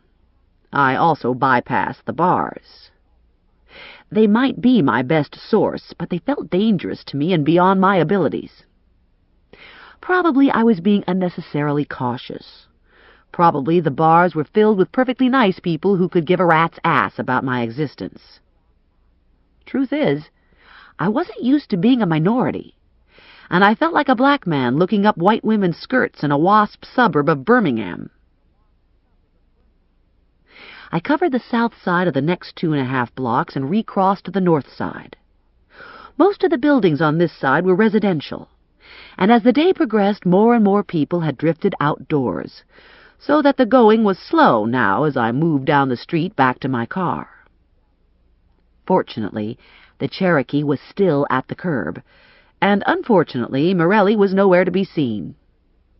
I diligently avoided looking up at the gym windows. If Ramirez was watching me, I'd prefer not to acknowledge him. I'd pulled my hair up into a lopsided ponytail, and the back of my neck felt scratchy. I supposed I was burned there, too. I wasn't very diligent with sunscreen. Mostly, I counted on pollution to filter out the cancer rays. A woman came hurrying across the street to me. She was solidly built and conservatively dressed, with her black hair pulled back into a bun at the nape of her neck. "Excuse me," she said. "Are you Stephanie Plum?" "Yes." "Mr. Alpha would like to speak to you," she said. "His office is just across the street." I didn't know anyone named Alpha, and I wasn't eager to hover in the shadow of Benito Ramirez. But the woman reeked of Catholic respectability, so I took a chance and followed after her. We entered the building next to the gym. It was an average Stark Street row house. Narrow, 3 stories, sooty exterior, dark, grimy windows. We hurried up a flight of stairs to a small landing. 3 doors opened off the landing. 1 door was ajar, and I felt air conditioning spilling out into the hallway. "This way," the woman said, leading me into a cramped reception room dwarfed by a green leather couch and a large, scarred, blonde wood desk. A shop-worn end table held dog-eared copies of boxing magazines, and pictures of boxers covered walls that cried out for fresh paint. She ushered me into an inner office and shut the door behind me. The inner office was a lot like the reception room, with the exception of 2 windows looking down at the street. The man behind the desk stood when I entered. He was wearing pleated dress slacks and a short-sleeved shirt open at the neck. His face was lined and had a good start on jowls. His stocky body still showed muscle, but age had added love handles to his waist and streaks of gunmetal gray to his slicked-back black hair.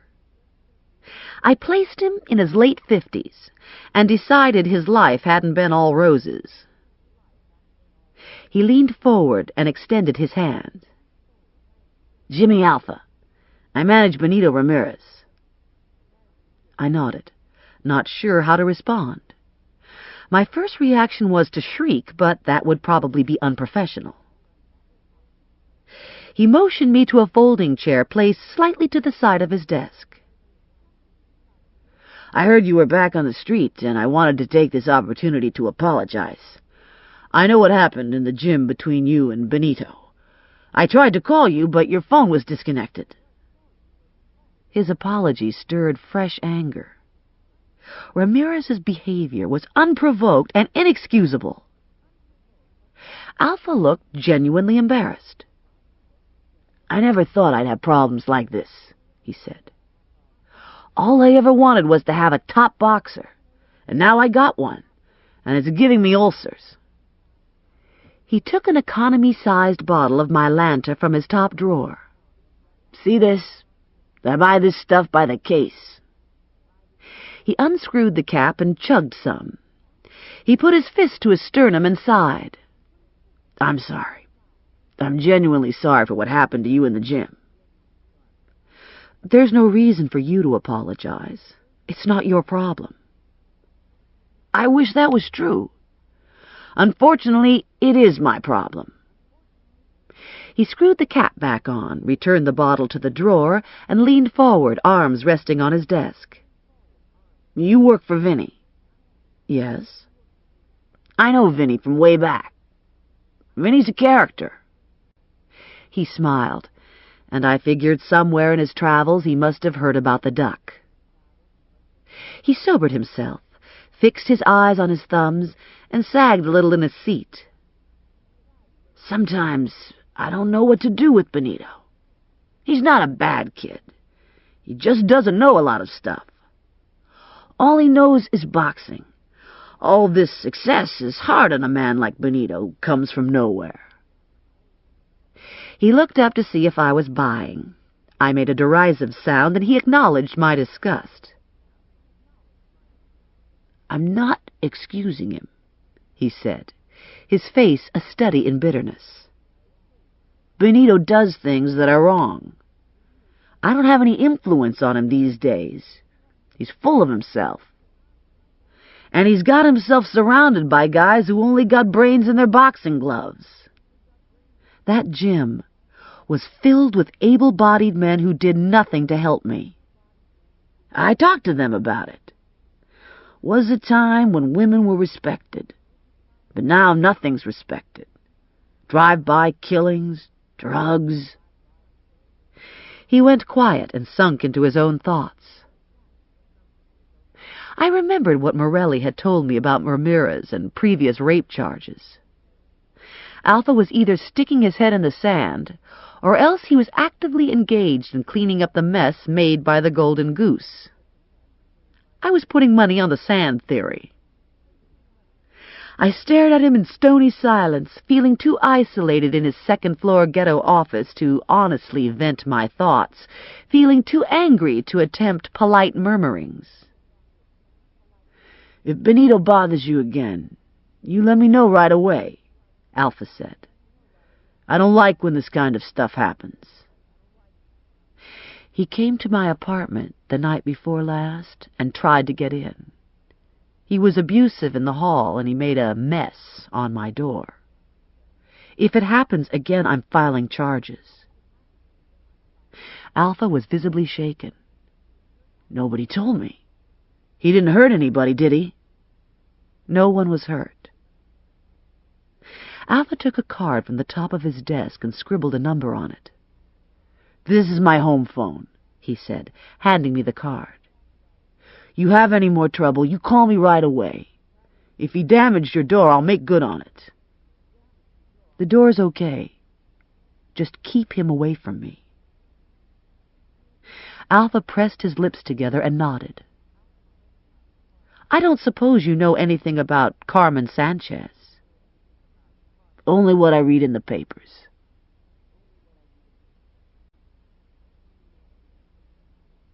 I turned left at State Street and pushed my way into rush-hour traffic.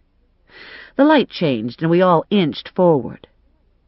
I had enough money left to buy a few groceries, so I bypassed my apartment and drove an extra quarter-mile down the road to Superfresh. It occurred to me while I was standing at the checkout that Morelli had to be getting food from somewhere or someone. Did he scuttle around Superfresh wearing a Groucho Marx mustache and glasses with a fake nose attached? And where was he living? Maybe he was living in the blue van. I'd assumed he'd dumped it after being spotted, but maybe not. Maybe it was too convenient. And maybe it was his command headquarters with a cache of canned goods. And I thought it was possible he had monitoring equipment in the van. He'd been across the street spying on Ramirez, so maybe he was listening as well. I hadn't seen the van on Stark Street. I hadn't been actively looking for it, but I wouldn't have passed it by either. I didn't know a whole lot about electronic surveillance, but I knew the surveillor had to be fairly close to the surveilee. Something to think about.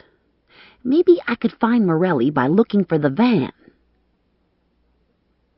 I was forced to park at the rear of my lot, and did so harboring a few testy thoughts about handicapped old people who took all the best parking slots. I gripped 3 plastic grocery bags in each hand, plus a 6-pack. I eased the Cherokee's door closed with my knee. I could feel my arms stretching against the weight, the bags clumsily banging around my knees as I walked, reminding me of a joke I'd once heard having to do with elephant testicles.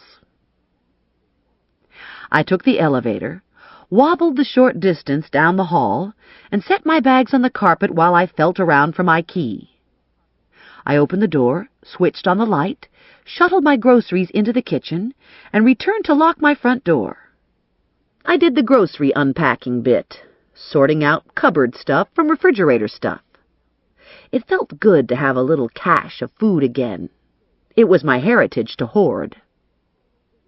Housewives in the burg were always prepared for disaster, stockpiling toilet paper and cans of creamed corn in case the blizzard of '80 should ever repeat itself. Even Rex was excited by the activity, watching from his cage with his little pink hamster feet pressed against the glass. "Better days are coming, Rex," I said, giving him an apple slice. "From here on in, it's all apples and broccoli." I'd gotten a city map at the supermarket, and I spread it out on my table while I picked at dinner. Tomorrow, I'd be methodical about searching for the blue van. I'd check the area surrounding the gym, and I'd also check out Ramirez's home address. I hauled out my phone book and looked up Ramirez. 23 were listed. 3 had B as the first initial. There were 2 Benitos. I dialed the first Benito, and a woman answered on the 4th ring. I could hear a baby crying in the background. "Does Benito Ramirez, the boxer, live there?" I asked. The reply came in Spanish and didn't sound friendly. I apologized for disturbing her and hung up. The second Benito answered his own phone and was definitely not the Ramirez I was looking for. The 3 Bs were also dead ends. It didn't seem worthwhile to call the remaining 18 numbers. In a way, I was relieved not to have found him. I don't know what I would have said. Nothing, I suppose. I was looking for an address, not a conversation. And the truth is, the very thought of Ramirez sent a chill to my heart. I could stake out the gym and try to follow Ramirez when he left for the day, but the big red Cherokee wasn't exactly inconspicuous. Eddie might be able to help me. Cops had ways of getting addresses. Who else did I know who had access to addresses? Marilyn Truro worked for the DMV. If I had a license plate number, she could probably pull an address. Or I could call the gym. Nah, that'd be too easy. Well, what the hell, I thought. Give it a shot. I'd torn the page advertising the gym out of my phone book, so I dialed information. I thanked the operator and dialed the number. I told the man who answered the phone that I was supposed to meet Benito, but I'd lost his address. "Sure," he said. "It's 320 Polk. Don't know the apartment number, but it's on the 2nd floor. It's at the rear of the hall. Got his name on the door. Can't miss it." "Thanks," I told him. "Really appreciate it." I pushed the phone to the far corner of the table and turned to the map to place Polk. The map showed it to be at the edge of the ghetto, running parallel to Stark. I circled the address with yellow marker. Now I had 2 sites to search for the van. I'd park and go on foot if I had to, prowling through alleys and investigating garages. I'd do this first thing in the morning, and if nothing developed, I'd go back to the stack of FTAs Connie had given me and try to make some rent money doing nickel-and-dime cases. I double-checked all my windows to make sure they were locked. Then I drew all the curtains. I wanted to take a shower and go to bed early, and I didn't want any surprise visitors. I straightened my apartment, trying not to notice the empty spaces where appliances had been, trying to ignore the phantom furniture indentations persisting in the living room carpet. Morelli's $10,000 recovery fee would go a long way toward restoring some semblance of normalcy to my life. But it was a stopgap measure. Probably I should still be applying for jobs. Who was I kidding? I'd covered all the bases in my field. I could stay with skip tracing, but it seemed risky at best. And at worst, I didn't even want to think about worst. Besides getting used to being threatened, hated, and possibly molested, wounded, or God forbid killed, I'd have to establish a self-employed mindset.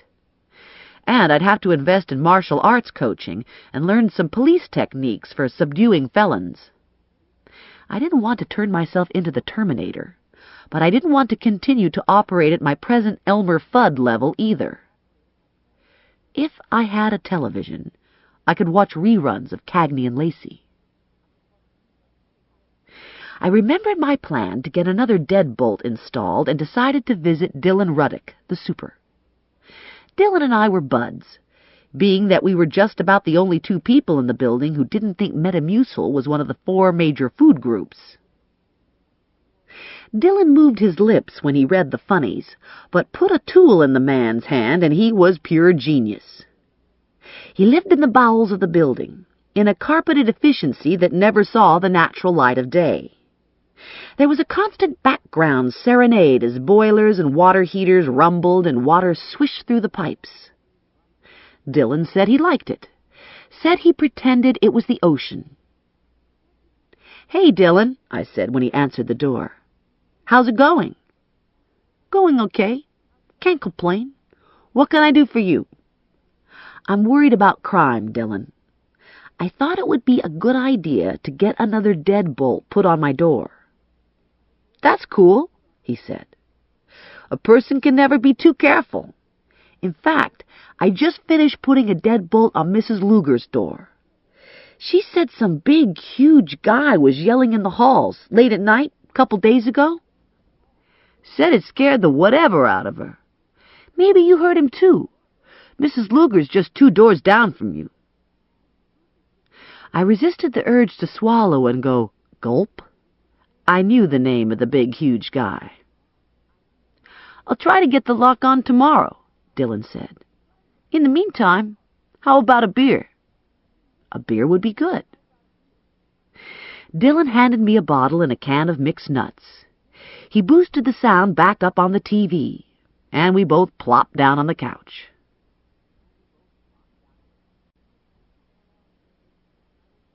I'd set my alarm for 8, but I was up at 7, anxious to find the van. I took a shower and spent some time on my hair, doing the blow-drying thing, adding some gel and some spray. When I was done, I looked like Cher on a bad day. Still, Cher on a bad day wasn't all that bad.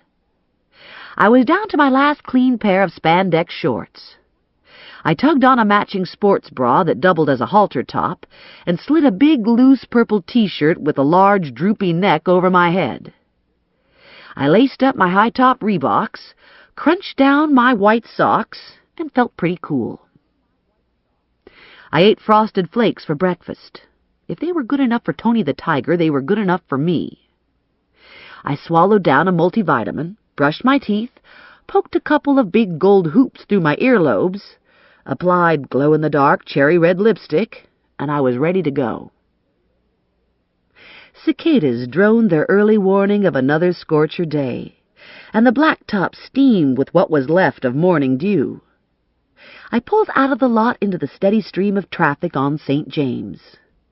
I had the map spread out on the seat next to me, plus a steno-pad I'd begun to use for phone numbers, addresses, and miscellaneous bits of information relating to the job. Ramirez's apartment building was set in the middle of the block, its identity lost in a crush of 4-story walk-ups built cheek by jowl for the working poor. Most likely, the building had originally held immigrant laborers, Irish, Italian, Polish hopefuls barged up the Delaware to work in Trenton's factories. It was difficult to tell who lived here now. There were no old men loitering on front stoops, no children playing on the sidewalk. 2 middle-aged Asian women stood waiting at a bus stop, their purses held tight against their chests, their faces expressionless. There were no vans in sight, and no place to hide one. No garages or alleys. If Morelli was keeping tabs on Ramirez, it would have to be from the rear or from an adjacent apartment. I drove around the corner and found the single-lane service road that cut the block. There were no garages back here either. An asphalt slab had been laid tight to the rear of Ramirez's building. Diagonal parking for 6 cars had been lined off on the slab. Only 4 cars were parked. 3 old clunkers and a silver Porsche with a license plate holder that had "The Champ" printed on it in gold. None of the cars were occupied. Across the service road were more tenement-type apartments. This would be a reasonable place for Morelli to watch or listen, I thought. But there was no sign of him. I drove through the service road and circled the block, methodically enlarging the area until I'd covered all drivable streets for a 9-block square. The van didn't turn up. I headed for Stark Street and repeated the procedure, looking for the van. There were garages and alleys here, so I parked the Cherokee and set out on foot. By 12:30, I'd snooped in enough broken-down, smelly garages to last me a lifetime. If I crossed my eyes, I could see my nose peeling. My hair was sticking to the back of my sweaty neck, and I had bursitis from carrying my hulking shoulder bag. By the time I got back to the Cherokee, my feet felt like they were on fire. I leaned against the car and checked to make sure my soles weren't melting. A block away, I could see Lula and Jackie staking out their corner. I figured it wouldn't hurt to talk to them again. "Still looking for Morelli?" Lula asked. I shoved my dark glasses to the top of my head. "Have you seen him?" "No. Haven't heard nothing about him either. Man's keeping a low profile." "How about his van?" "Don't know nothing about a van. Lately, Morelli's been driving a red and gold Cherokee. Like the one you're driving." Her eyes widened. "Shit. That ain't Morelli's car, is it?" "I sort of borrowed it." Lula's face split in a grin. "Honey, you telling me you stole Morelli's car? Girl, he gonna kick your skinny white butt." "Couple days ago I saw him driving a faded blue Econoline," I said. "It had antennae sticking out all over the place. You see anything like that cruise by?" "We didn't see nothing," Jackie said. I turned to Lula. "How about you, Lula? You see a blue van?" "Tell me the truth now. You really pregnant?" Lula asked. "No, but I could have been 14 years ago." "So what's going on here? What you really want with Morelli?" "I work for his bondsman. Morelli is FTA." "No shit. There any money in that?" 10% of the bond." "I could do that," Lula said. "Maybe I should change my profession." "Maybe you should stop talking and look like you want to give some before your old man beats the crap out of you," Jackie said. I drove back to my apartment, ate some more Frosted Flakes, and called my mother. "I made a nice big pot of stuffed cabbages," she said. "You should come for supper." "Sounds good, but I have things to do." "Like what? What's so important you can't take time to eat some stuffed cabbages?" "Work." "What kind of work? Are you still trying to find the Morelli boy?" "Yeah." "You should get a different job. I saw a sign at Clara's beauty salon. They need a shampoo girl." I could hear my Grandma Mazur yelling something in the background. "Oh, yeah," my mother said. "You had a phone call this morning from that boxer you went to see, Benito Ramirez? Your father was so excited. Such a nice young man, so polite." "What did Ramirez want?" "He said he'd been trying to get in touch with you, but your phone had been disconnected. I told him it was okay now." I mentally banged my head against the wall. Benito Ramirez is a sleaze. If he calls up again, don't talk to him. He was polite on the phone. Yeah, I thought, the most courteous homicidal rapist in Trenton. And now he knew he could call me.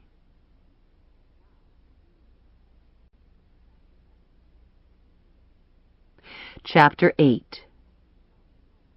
My apartment building was pre-laundry room vintage, and the present owner felt no compulsion to add amenities.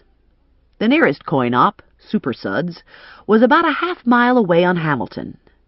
Not a journey of insurmountable proportions, but a pain in the ass all the same. I tucked the stack of FTAs I'd received from Connie into my pocketbook and slung my pocketbook over my shoulder. I lugged my laundry basket into the hall, locked my door, and hauled myself out to the car. As far as laundromats went, Super Suds wasn't bad. There was parking in a small lot to the side of the building, and a luncheonette next door where a person could get a tasty chicken salad sandwich if a person had cash on hand. I happened to be low on cash on hand, so I dumped my laundry into a machine, added detergent and quarters, and settled down to review my FTAs. Lonnie Dodd was at the top of the stack and seemed like the easiest apprehension. He was 22 and lived in Hamilton Township. He'd been charged with auto theft, a first-time offender. I used the laundromat payphone to call Connie to verify that Dodd was still outstanding. "He's probably in his garage changing his oil," she said. "Happens all the time. It's one of those man things. Hell, they say to themselves, nobody's going to push me around. All I did was steal a few cars. What's the big fucking deal?" So they don't show up for their court date. I thanked Connie for her insight and returned to my chair. As soon as my laundry was done, I'd mosey on over to Dodd's place and see if I could find him. I slid the files back into my pocketbook and transferred my clothes to the dryer. I sat down, looked out the big plate glass front window, and the blue van rolled by. I was so startled I froze, mouth open, eyes glazed, mind blank. Not what you would call a quick draw. The van disappeared down the street, and in the distance I could see the brake lights go on. Morelli was stopped in traffic. Now I moved. Actually, I think I flew, because I don't remember my feet touching pavement.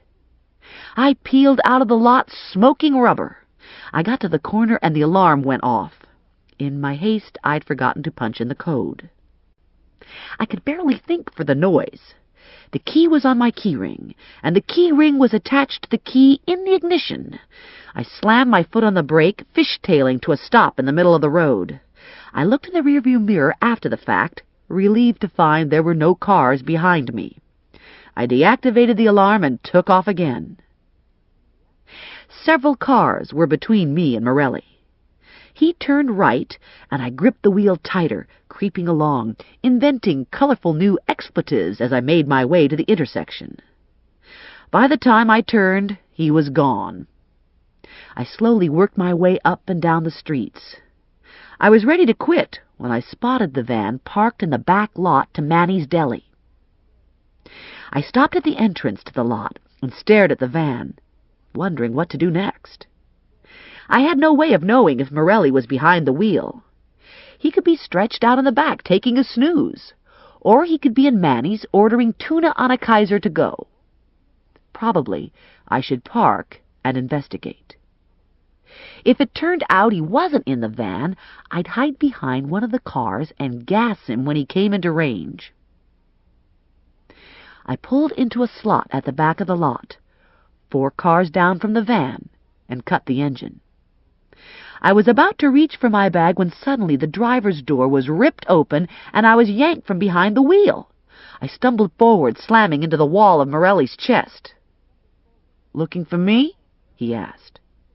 "You might as well give up," I told him, "because I never will." The line of his mouth tightened. "Tell me about it. Suppose I lay down on the pavement and you run over me a few times with my own car, just for old times. Would you like that? Do you get your money dead or alive?" "No reason to get testy about it. I have a job to do. It's nothing personal." "Nothing personal?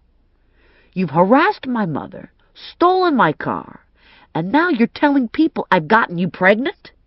In my opinion, getting someone pregnant is pretty fucking personal. Jesus, isn't it enough I'm accused of murder? What are you, the bounty hunter from hell?" You're overwrought." "I'm beyond overwrought. I'm resigned. Everyone has a cross to bear. You're mine. I give up. Take the car. I don't care anymore. All I ask is that you try not to get too many dings on the door and you change the oil when the red light goes on." His eyes flicked to the car interior. "You're not making phone calls, are you?" "No, of course not. Phone calls are expensive." "Not to worry." "Shit," he said. "My life is shit. Probably this is just a phase." His expression softened. "I like this outfit you're wearing." He hooked a finger around the wide neck of my T-shirt and looked inside at the black spandex sports bra. "Very sexy." A flash of heat shot through my stomach. I told myself it was anger, but I suspect carnal panic would be closer to the truth. I smacked his hand away. "Don't be rude." "Well, hell, I made you pregnant, remember? One more little intimacy shouldn't bother you." He moved closer. "I like the lipstick, too. Cherry red. Very tempting." He lowered his mouth and kissed me. I know I should have kneed him in the groin, but the kiss was delicious. Joe Morelli still knew how to kiss. It had started out slow and tender in the beginning, and it had ended up hot and deep. He pulled back and smiled, and I knew I'd been had. "Gotcha," he said. "Dick breath." He reached around me and removed the keys from the ignition. "I don't want you following." Furthest thought from my mind. "Yeah? Well, I'm going to slow you down a little anyway." He walked to the deli's dumpster and pitched the keys inside. "Happy hunting," he said, heading for the van. "Make sure you wipe your feet before you get in my car." "Wait a minute," I yelled after him. "I have some questions. I want to know about the murder. I want to know about Carmen Sanchez.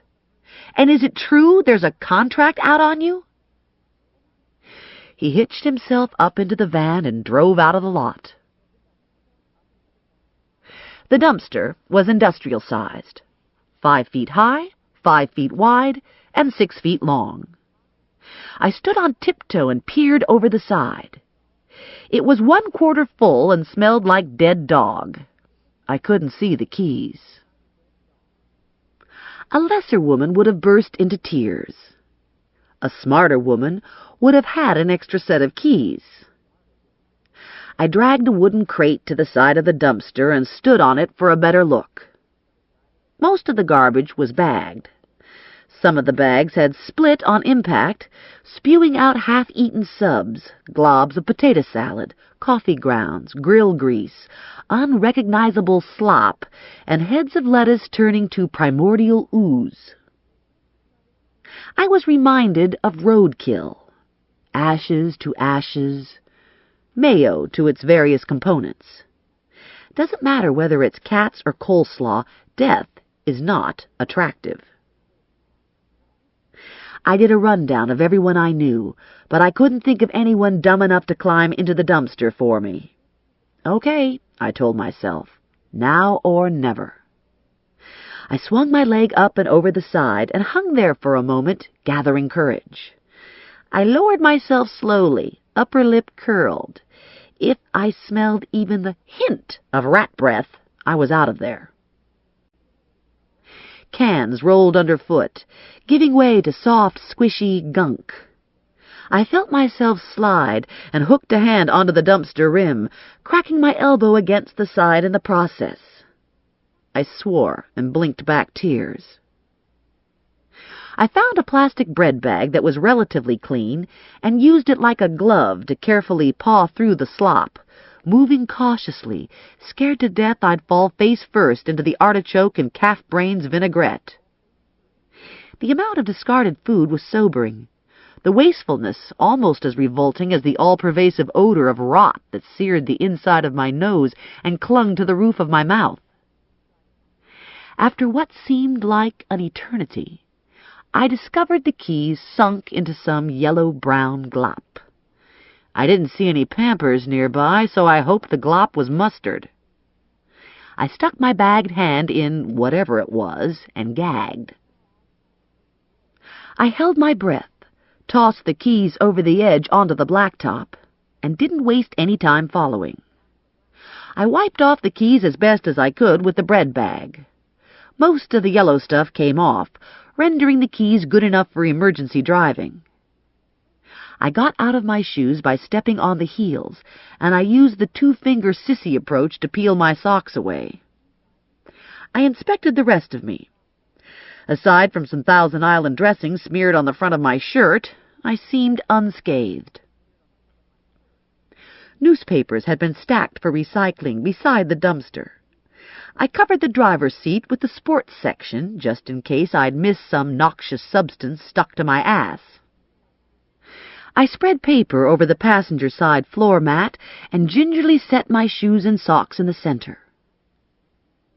I glanced at the remaining section of paper, and a headline jumped out at me. Local man killed in drive-by shooting.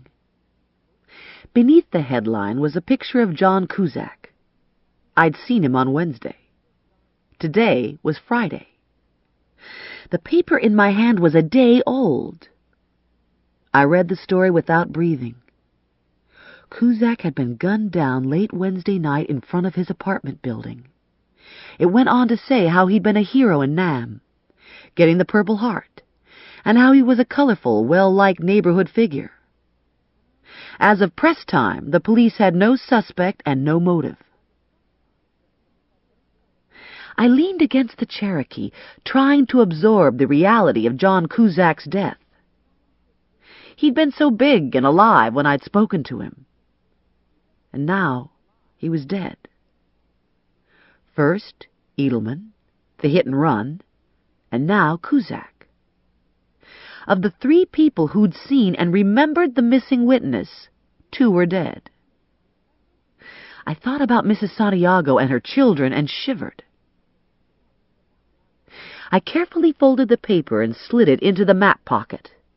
When I got back to my apartment, I'd call Gazzara and try to get some reassurance of Mrs. Santiago's safety. This ends Disc 4. One for the money. Disc 5. I was beyond being able to smell myself, but I drove with the windows down as a precaution. I parked in the laundromat lot and slipped in barefoot to get my clothes.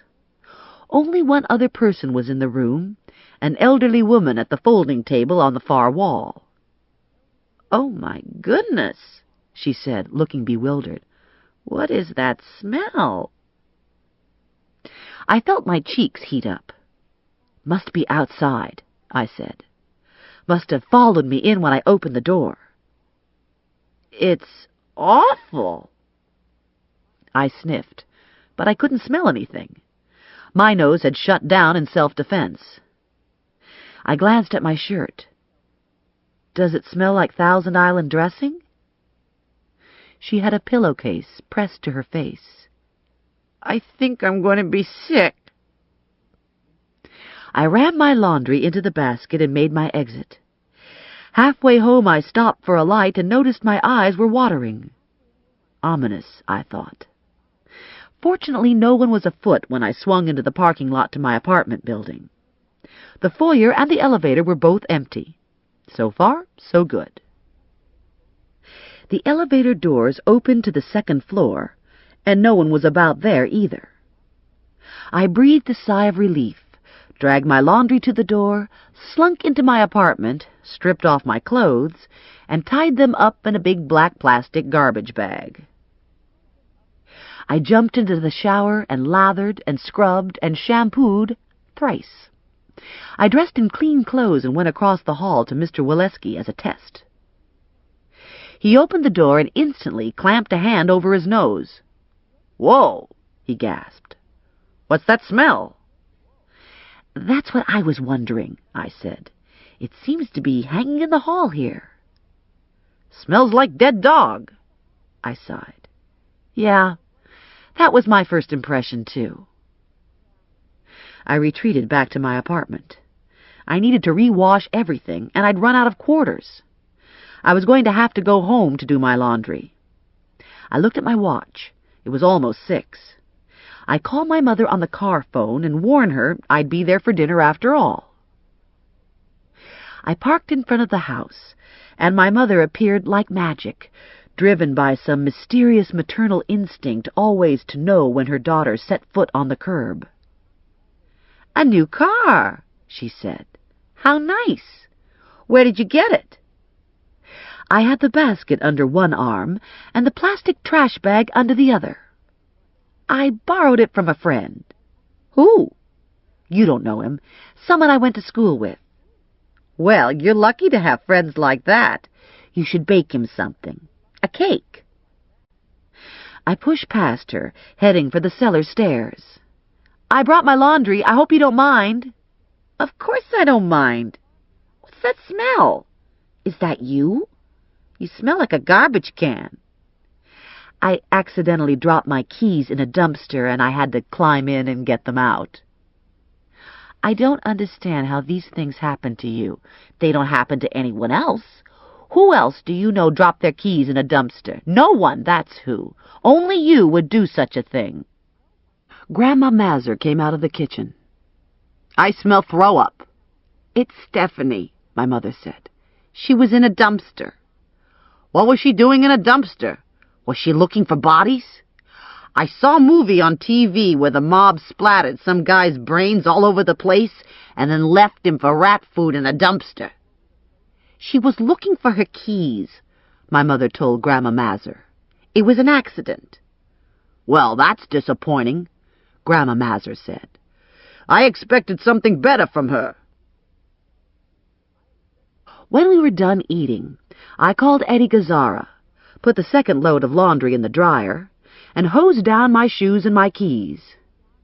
I sprayed the inside of the Jeep with Lysol and opened the windows wide.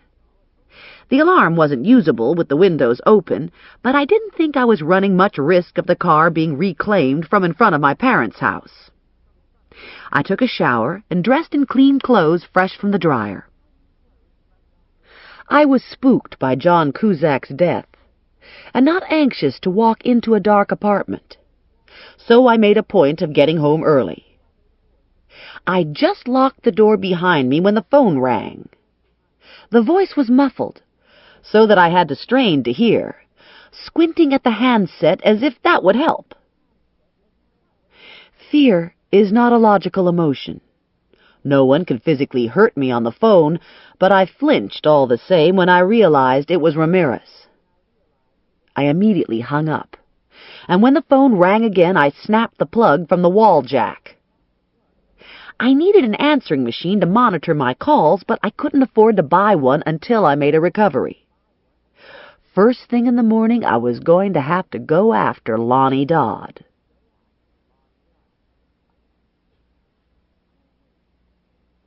I awoke to the steady drumming of rain on my fire escape. Wonderful. Just what I needed to complicate my life further. I crawled out of bed and pulled the curtain aside, not pleased at the sight of an all-day soaker. The parking lot had slicked up, reflecting light from mysterious sources. The rest of the world was gunmetal gray, the cloud cover low and unending, the buildings robbed of color behind the rain. I showered and dressed in jeans and a T-shirt, letting my hair dry on its own. No sense fussing when I was going to get drenched the instant I stepped out of the building. I did the breakfast thing, brushed my teeth, and applied a nice thick line of turquoise eyeliner to offset the gloom.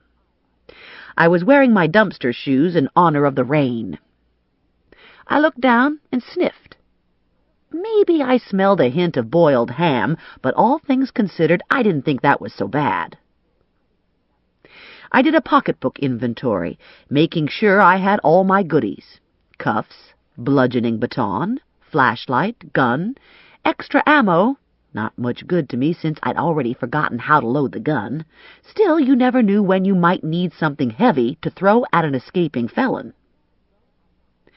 I crammed Dodd's file in along with a collapsible umbrella and a package of peanut butter crackers for emergency snacking. I grabbed the ultra-cool black and purple Gore-Tex jacket I'd purchased when I was of the privileged working class, and I headed for the parking lot. This was the sort of day to read comic books under a blanket tent and eat the icing from the middle of the Oreos. This was not the sort of day to chase down desperados. Unfortunately, I was hard up for money and couldn't be choosy about selecting desperado days. Lonnie Dodd's address was listed as 2115 Barnes. I hauled my map out and looked up the coordinates. Hamilton Township is about 3 times the size of Trenton proper, and roughly shaped like a wedge of pie that's suffered some nibbles. Barnes ran with its back pressed to the Conrail tracks just north of Yardville, the beginning of the lower third of the county. I took Chambers to Broad and cut up on Apollo. Barnes struck off from Apollo. The sky had lightened marginally, and it was possible to read house numbers as I drove. The closer I got to 2115, the more depressed I became. Property value was dropping at a frightening rate. What had begun as a respectable blue-collar neighborhood with trim single-family bungalows on good-sized lots had deteriorated to neglected low-income to no-income housing. 2115 was at the end of the street. The grass was overgrown and had gone to seed. A rusted bike and a washing machine with its top lid askew decorated the front yard.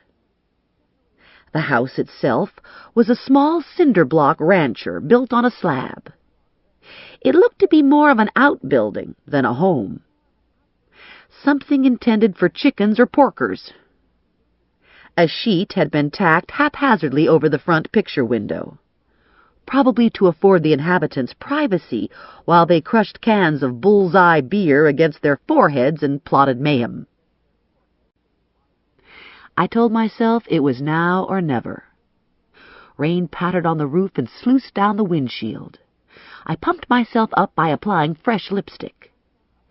There was no great surge of power, so I deepened the blue liner and added mascara and blush.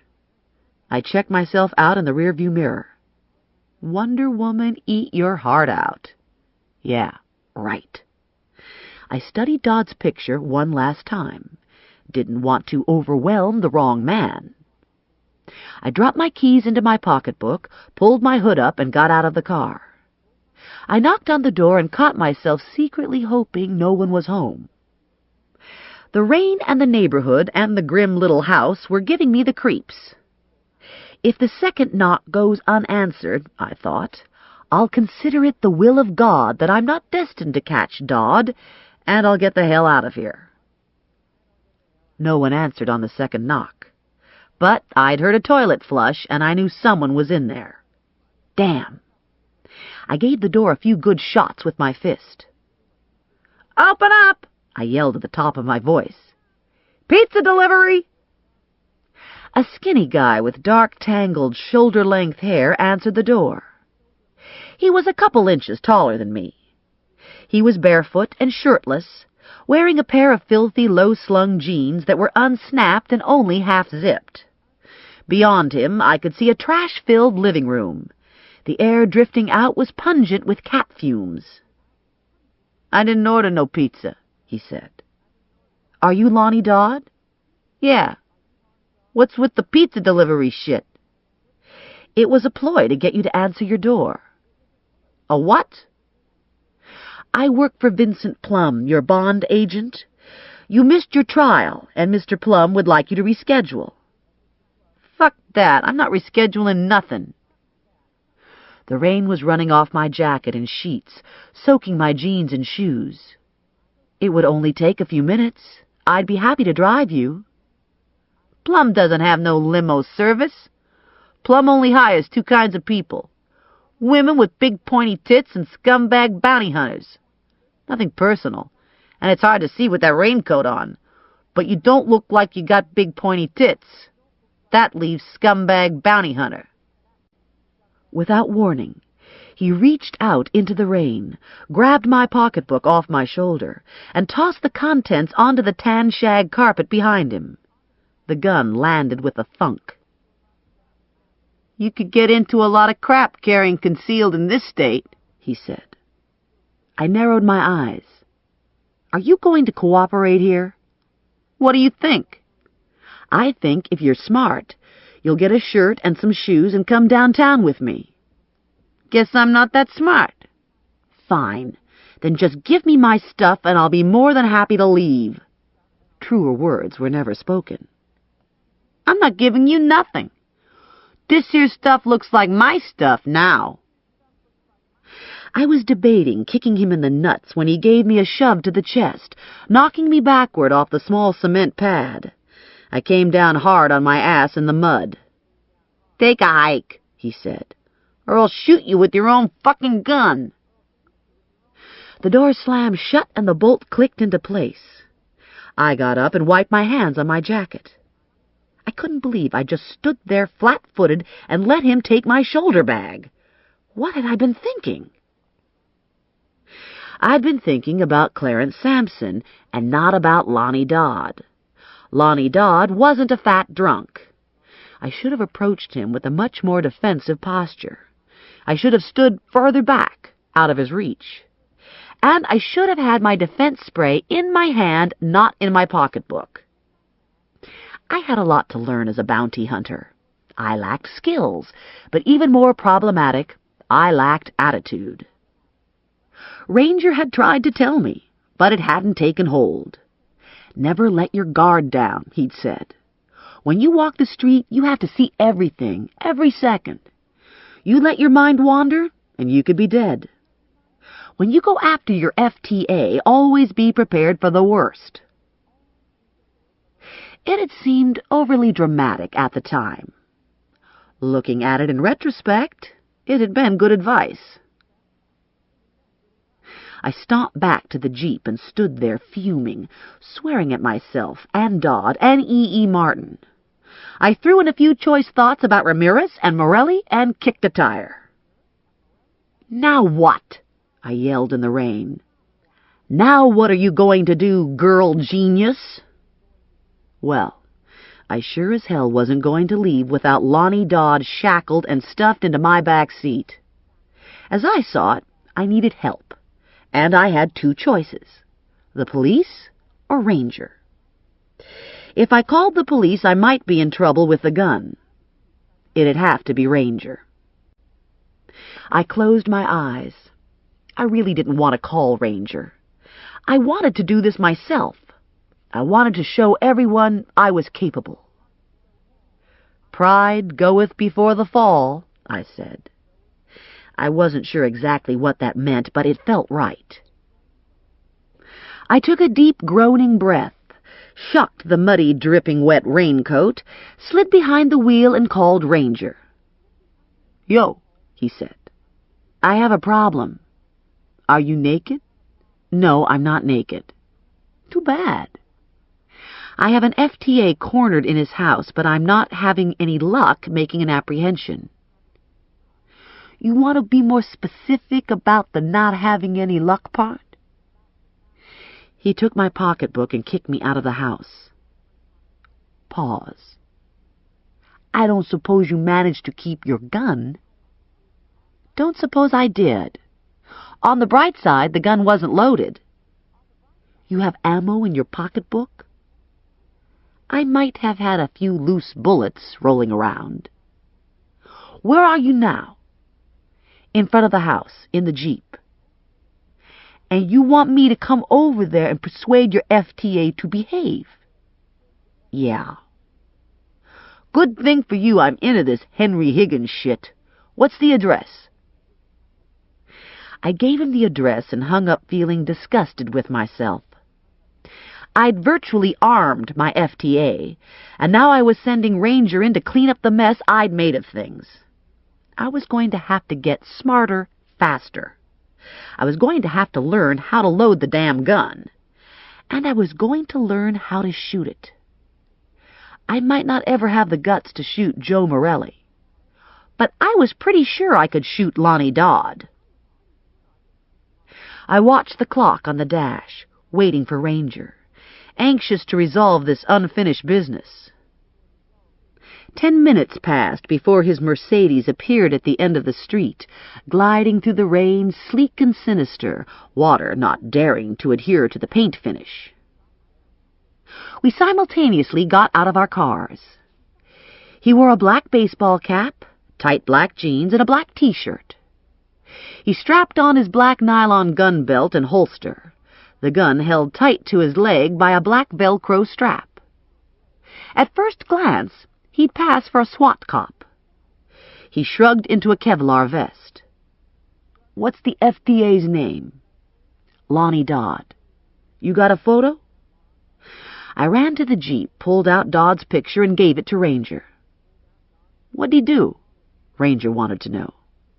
"Auto theft. First-time offender." "He alone?" "As far as I know. I can't guarantee it." "This house have a back door?" "Don't know." "Let's find out." We took a direct route to the back, cutting through the tall grass, keeping our eyes on the front door, watching the windows for movement. I hadn't bothered with my jacket. It seemed like an unnecessary encumbrance at this point. My energies were directed at catching Dodd. I was soaked to the skin, and it was liberating to know I couldn't get any wetter. The backyard was similar to the front. Tall grass, a rusted swing set, 2 garbage cans overflowing with garbage, their dented lids lying on the ground nearby. A back door opened to the yard. Ranger pulled me close to the building, out of window sight. "You stay here and watch the back door. I'm going in the front. I don't want you to be a hero. You see anybody run for the train tracks, you keep out of their way. Got that?" Water dripped from the tip of my nose. "Sorry to put you through this." "This is partly my fault. I haven't been taking you serious enough. If you're really going to do this job, you're going to need somebody to help you with the takedown. And we need to spend some time talking about apprehension techniques." "I need a partner."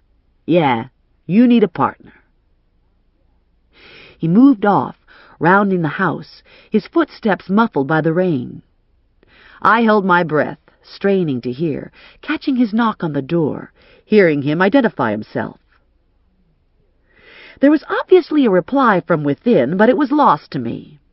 What followed after that was a blur of sound and action on fast forward. Warnings from Ranger that he was coming in, the door crashing open, a lot of shouting, a single report from a gun. The back door banged open and Lonnie Dodd charged out, heading not for the tracks, but for the next house down. He was still clad only in jeans. He was running blind in the rain, clearly panicked. I was partially hidden by a shed, and he ran right by me without a sideways glance. I could see the silver glint of a gun stuck in his waistband. Wouldn't you know it? On top of every other insult, now the creep was making off with my gun. $400 shot to hell, and just when I decided to learn how to use the damn thing.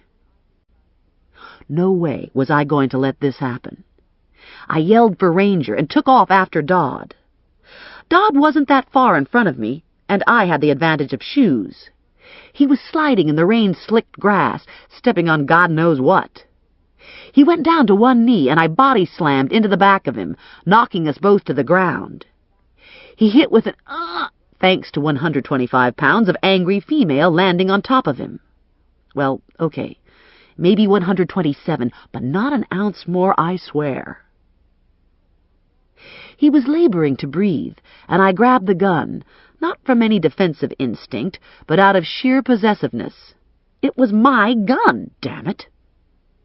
I scrambled to my feet and pointed the .38 in Dodd's direction, holding it with both hands to minimize the shaking. It never occurred to me to check for bullets. "Don't move!" I yelled. "Don't fucking move or I'll shoot!" Ranger appeared in my peripheral vision.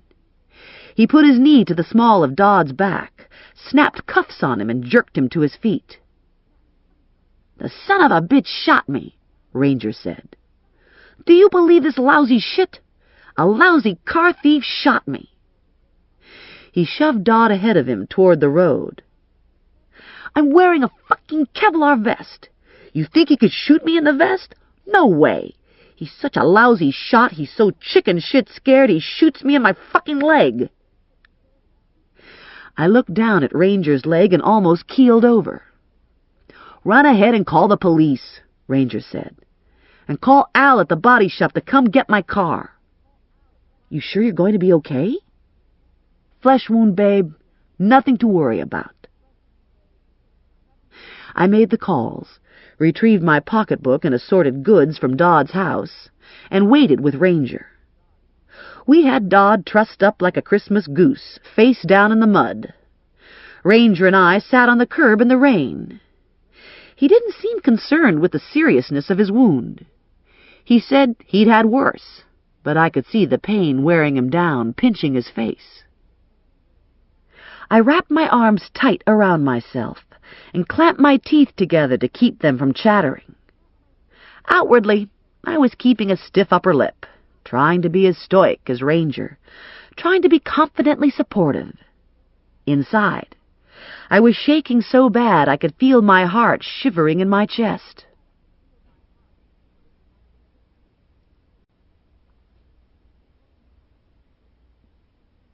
Chapter 9. The cops came first, then the paramedics, then Al. We gave preliminary statements, Ranger was trundled off to the hospital, and I followed the squad car to the station. It was close to 5 by the time I reached Vinny's office. I asked Connie to write out separate checks. $50 to me, the remainder to Ranger. I wouldn't have taken any money at all, but I really needed to screen my calls, and this was the only way I could buy an answering machine. I dearly wanted to go home, take a shower, change into clean, dry clothes, and have a decent meal. I knew once I got settled in, I wasn't going to want to go out again, so I detoured to Kuntz Appliances before heading back to my apartment. Bernie was using a small roller device to paste price stickers onto a carton of alarm clocks. He looked up when I walked in the door. "I need an answering machine," I told him. "Something under $50. My shirt and my jeans were relatively dry by now, but my shoes still leaked water when I walked. Everywhere I stood, amoeba-like puddles formed around me. Bernie politely pretended not to notice. He shifted into salesman mode and showed me 2 models of answering machines, both in my price range. I asked which he recommended and followed his advice. "MasterCard?" he asked.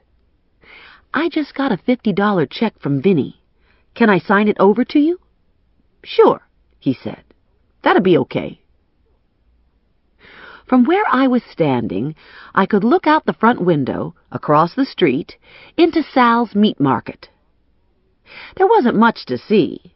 A shadowy display window with the name lettered in black and gold, and a single glass door with the red and white "Open" sign affixed by a small suction cup halfway up. I imagined Bernie spending hours peering out his window, numbly staring at Sal's door. "You said Ziggy Kulesa shopped at Sal's?" "Yeah. Of course, there's all kinds of shopping you can do at Sal's." "So I hear. What kind of shopping do you think Ziggy was doing?"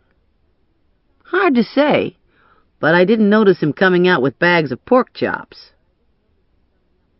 I tucked my answering machine under my shirt and ran to my car. I took a last wondering look at Sal's, and I pulled away. Traffic was slow in the rain, and I found myself mesmerized by the beat and the swish of the wiper, and the smear of red brake lights appearing in front of me. I was driving on autopilot, reviewing the day, worrying about Ranger. It's one thing to see someone shot on television. It's quite another to see the destruction firsthand. Ranger kept saying it wasn't a bad wound, but it was bad enough for me. I owned a gun, and I was going to learn how to use it correctly. But I'd lost some of my earlier enthusiasm for pumping lead into a body. I turned into my lot and found a spot close to the building. I set the alarm and dragged myself out of the car and up the stairs. I left my shoes in the foyer and put the answering machine and my pocketbook on the kitchen counter. I cracked open a beer and called the hospital to check on Ranger. I was told he'd been treated and released. That was good news. I stuffed myself full of Ritz crackers and peanut butter, washed them down with a second beer, and staggered into my bedroom. I peeled my damp clothes away, half expecting to see that I'd started to mildew. I didn't check everywhere, but the body parts I saw looked mold-free. Hot dog. What luck. I dropped a T-shirt-type nightgown over my head, hiked up a clean pair of undies, and crashed into bed. I woke with my heart racing and not knowing why. The cobwebs parted, and I realized the phone was ringing. I fumbled for the receiver and stared stupidly at the bedside clock. 2 o'clock. Someone must have died, I thought. My Grandma Mazur, or my Aunt Sophie, or maybe my father passed a kidney stone. I answered breathless, expecting the worst. Hello? There was silence on the other end. I heard labored breathing, scuffling noises, and then someone moaned. A woman's voice carried from the distance. "No," she begged. "Oh, God, no!" A terrible scream split the air, jolting the phone from my ear, and I broke out in a cold sweat as I realized what I was hearing. I slammed the receiver down and switched on my bedside light. I got out of bed on shaky legs and stumbled to the kitchen.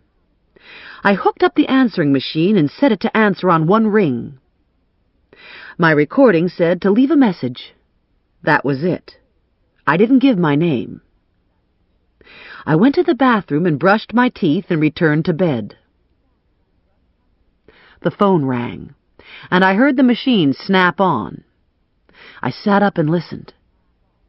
The caller crooned to me, half song, half whisper. "Stephanie," he chanted. "Stephanie." My hand instinctively went to my mouth. It was a reflex action designed to control the scream in primal man, but the scream had been bred out of me. What was left was a quick intake of air. Part gasp, part sob. "You shouldn't have hung up, bitch," he said. "You missed the best part. You gotta know what the champ can do, so you can look forward to it." I ran to the kitchen. But before I could disconnect the machine, the woman came on the line. She sounded young. Her words were barely audible, thick with tears and trembling with the effort of speech. "It was good," she said. Her voice broke. "Oh, God, help me. I'm hurt. I'm hurt something awful." The connection was severed, and I immediately called the police. I explained the tape and told them it was originating with Ramirez. I gave them Ramirez's home address. I gave them my number if they wanted to institute a call trace. I hung up and pattered around the apartment, triple-checking locked doors and windows, thankful that I'd had the deadbolt installed. The phone rang, and the machine answered. No one came on the line, but I could feel the vibrations of evil and insanity pulsing in the silence. He was out there, listening, savoring the contact, trying to get a bead on my fear. Far off, almost too faint to discern, I heard a woman softly crying. I ripped the phone plug out of the wall jack, splintering the little plastic clip. And then I threw up in the sink. Thank God for garbage disposals. I awoke at daybreak, relieved to have the night behind me. The rain had stopped. It was too early for bird chatter. There were no cars traveling St. James. It was as if the world was holding its breath, waiting for the sun to burst upon the horizon. The phone call replayed in my mind. I didn't need the recorder to remember the message. The good, sensible Stephanie wanted to file for a restraining order. Stephanie, the neophyte bounty hunter, was still worried about credibility and respect. I could hardly go running to the police every time I was threatened and then expect them to accept me as an equal. I was on record for requesting help for the abused woman on my tape. I thought about it for a while, and I decided to leave it at that for now. Later in the day, I'd give Jimmy Alpha a call. I'd intended to ask Ranger to take me to the firing range, but since he was recovering from the gunshot wound, I would have to lay the burden on Eddie Gazzara. I glanced at the clock again. Gazzara should be at work. I dialed the station and left a message for a callback. I dressed in T-shirt and shorts and laced up my running shoes. Running isn't one of my favorite activities, but it was time to get serious about the job, and keeping in shape seemed like part of it. "Go for it," I said by way of a pep talk. I trotted down the hall, the stairs, through the front door. I heaved a large sigh of resignation and pushed off on my 3-mile route, mapped out with great care to avoid hills and bakeries. I slogged through the first mile, and then it got really bad. I'm not one of those people who find their stride. My body wasn't designed to run. My body was designed to sit in an expensive car and drive. I was sweating and breathing hard when I turned the corner and saw my building half a block away.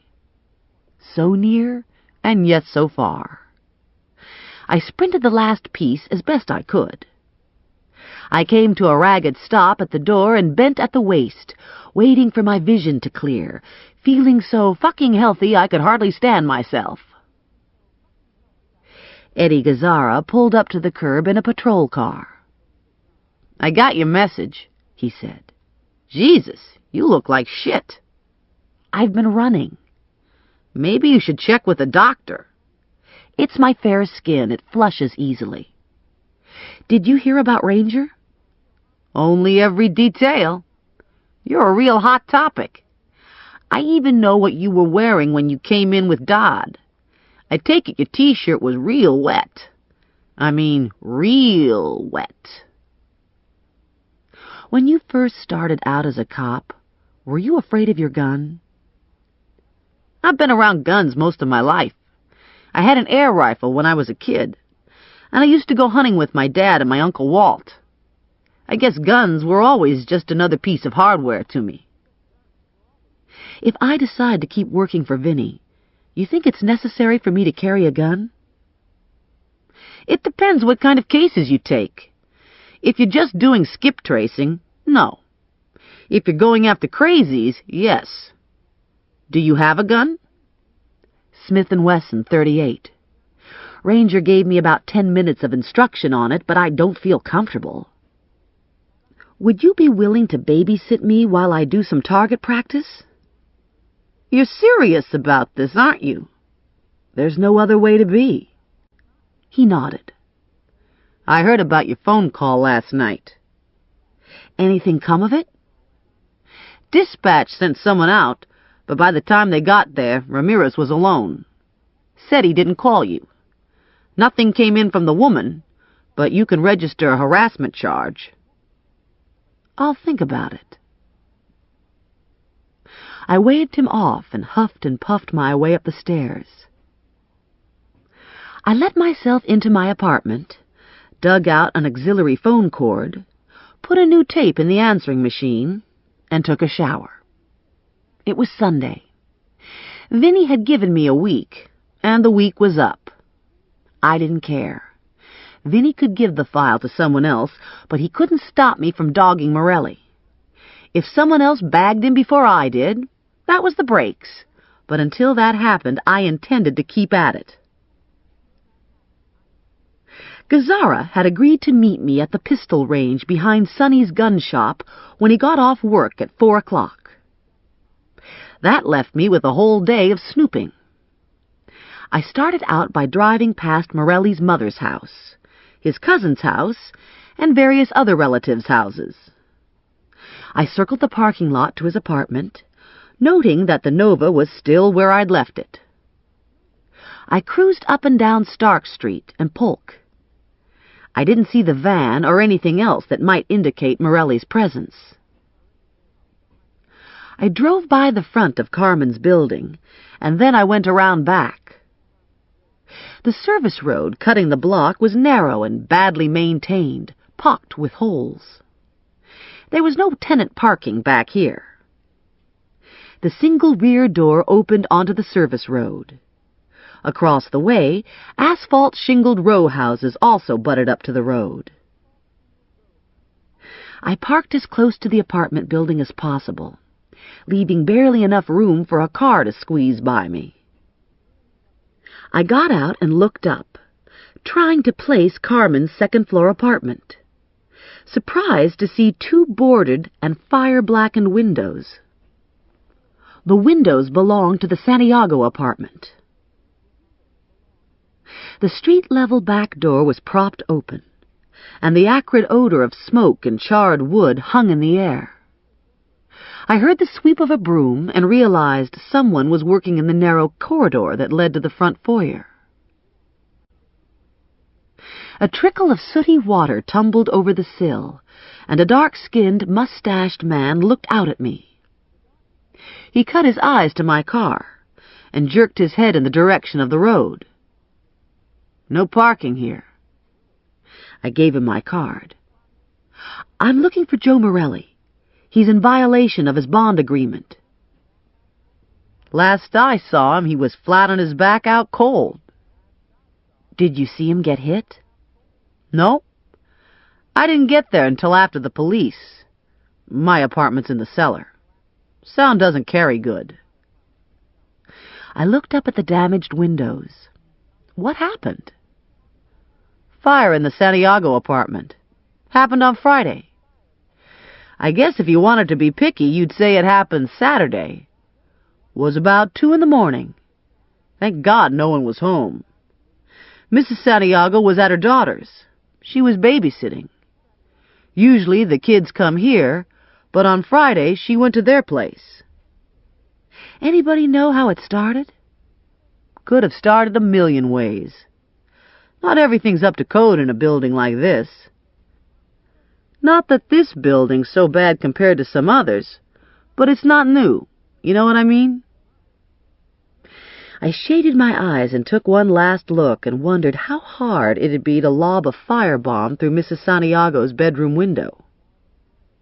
Probably not hard, I decided. And at 2 in the morning, in an apartment this size, a fire started in a bedroom would be a bitch. If Santiago had been home, she'd have been toast. There were no balconies and no fire escapes. All of these apartments had only one way out, through the front door. Although it didn't seem as though Carmen and the missing witness had left through the front door. I turned and stared into the dark windows of the row houses across the way, and decided it wouldn't hurt to question the residents. I got back into the Cherokee and drove around the block, finding a parking place 1 street over. I rapped on doors and asked questions and showed pictures. The responses were all similar. No, they didn't recognize Morelli's picture, Nope, they hadn't seen anything unusual from their back windows on the night of the murder or the fire. I tried the row house directly across from Carmen's apartment and found myself face to face with a stooped old man wielding a baseball bat. He was beady-eyed and hooked-nosed and had ears that probably kept him indoors when the wind was blowing. "Batting practice?" I asked. "Can't be too careful," he said. I identified myself and asked if he'd seen Morelli. "Nope, never seen him. And I got better things to do than to look out my damn windows. Couldn't have seen anything anyway on the night of the murder. It was dark. How the hell was I supposed to see anything?" "There are street lights back there," I said. "It looks to me like it would be pretty well lit." "The lights were out that night. I told this to the cops that came around. The damn lights are always out. Kids shoot them out. I know they were out because I looked to see what all the noise was about. I could hardly hear my TV, what with all the noise from the cop cars and the trucks. The first time I looked out, it was because of the motor running on one of them refrigerator trucks, like from a food store. Damn thing was parked right behind my house. I tell you, the neighborhood's going to hell. People got no consideration. They park trucks and delivery cars here in the alley all the time while they do personal visits. Shouldn't be allowed." I nodded in vague affirmation, thinking it was a good thing I owned a gun, because if I ever got this crotchety, I'd want to kill myself. He took my nod as encouragement and kept going. Then the next truck to come along was a police wagon, about the same size as the refrigerator truck, and they left their motor running too. These guys must have gas to burn. "So then you didn't really see anything suspicious?" "Was too damn dark, I'm telling you. King Kong could have been climbing up that wall and nobody would have seen." I thanked him for his help and walked back to the Jeep. It was close to noon, and the air was crackling hot. I drove to my cousin Rooney's bar, snagged an ice-cold six-pack, and headed for Stark Street.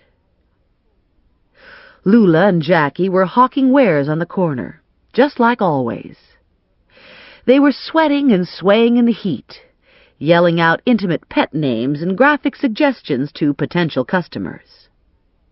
I parked close by, set the six-pack on the hood, and popped one open.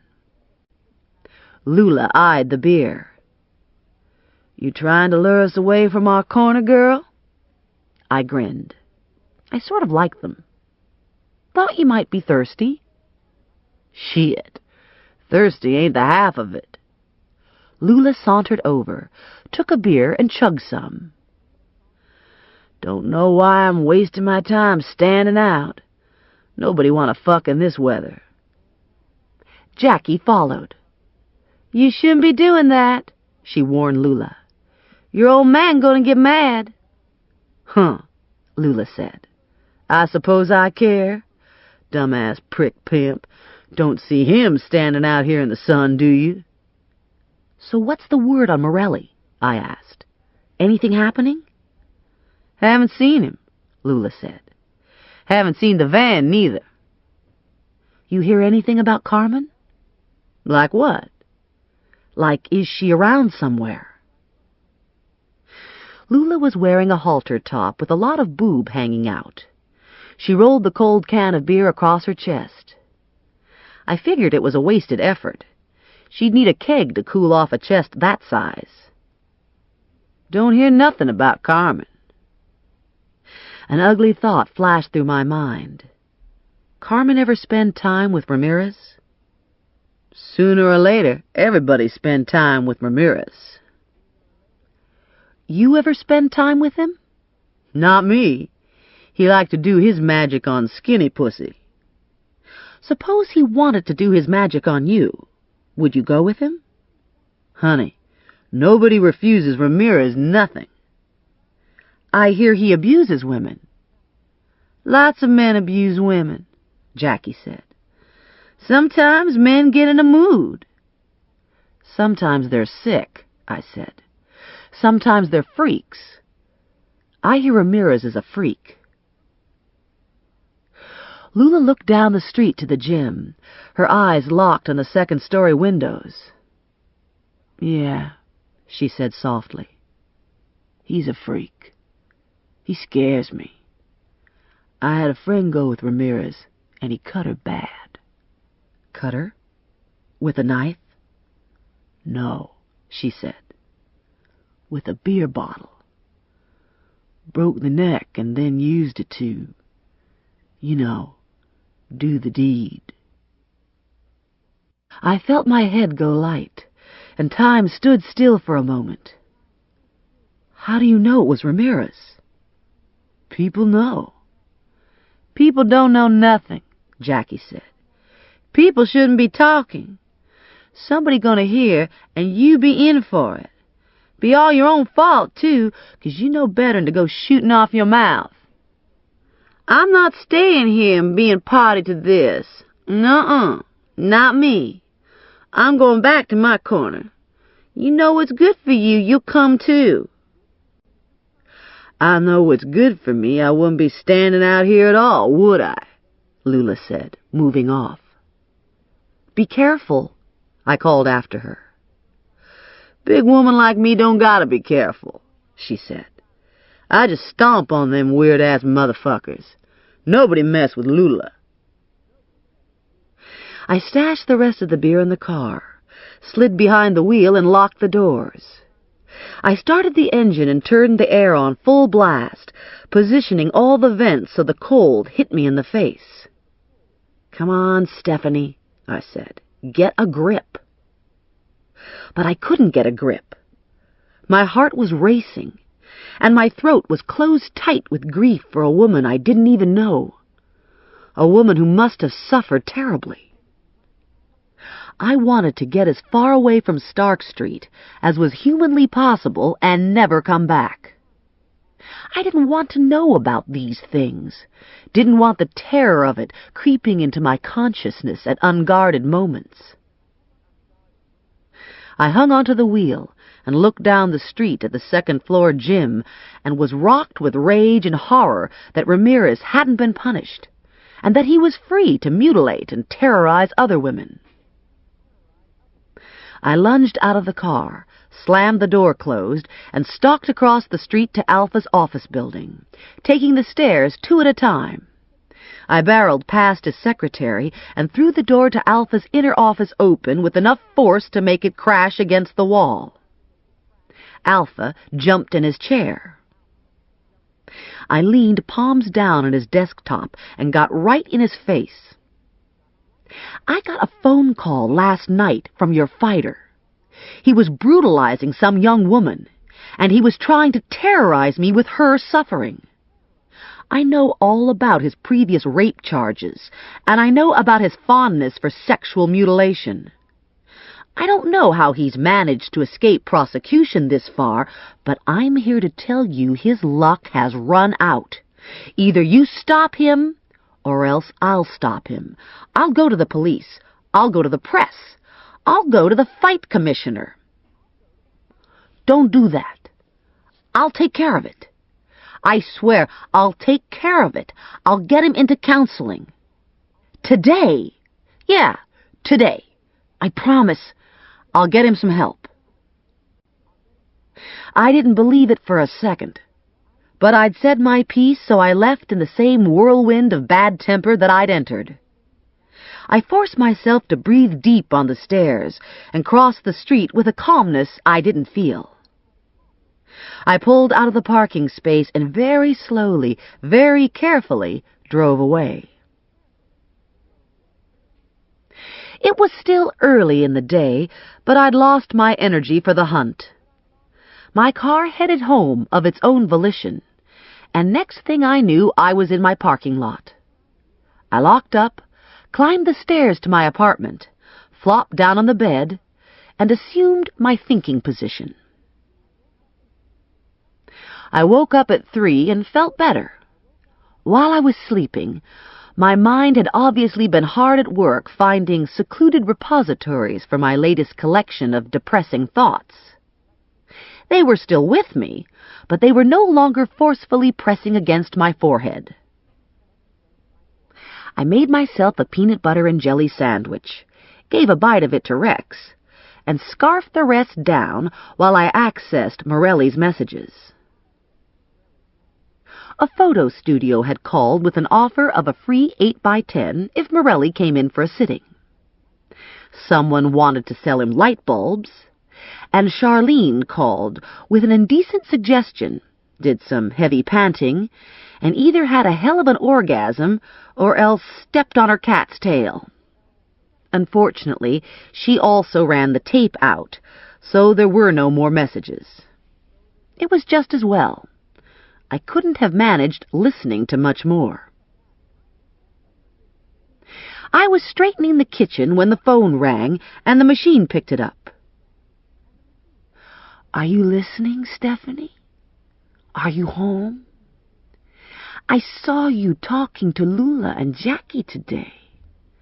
Saw you drinking beer with them. I didn't like that, Stephanie. Made me feel bad. Made me feel like you liked them better than me. Made me angry because you don't want what the champ want to give you. Maybe I'll give you a present, Stephanie. Maybe I'll deliver it to your door when you're sleeping. Would you like that? All women like presents, especially the kind of presents the champ gives. Gonna be a surprise, Stephanie. Gonna be just for you."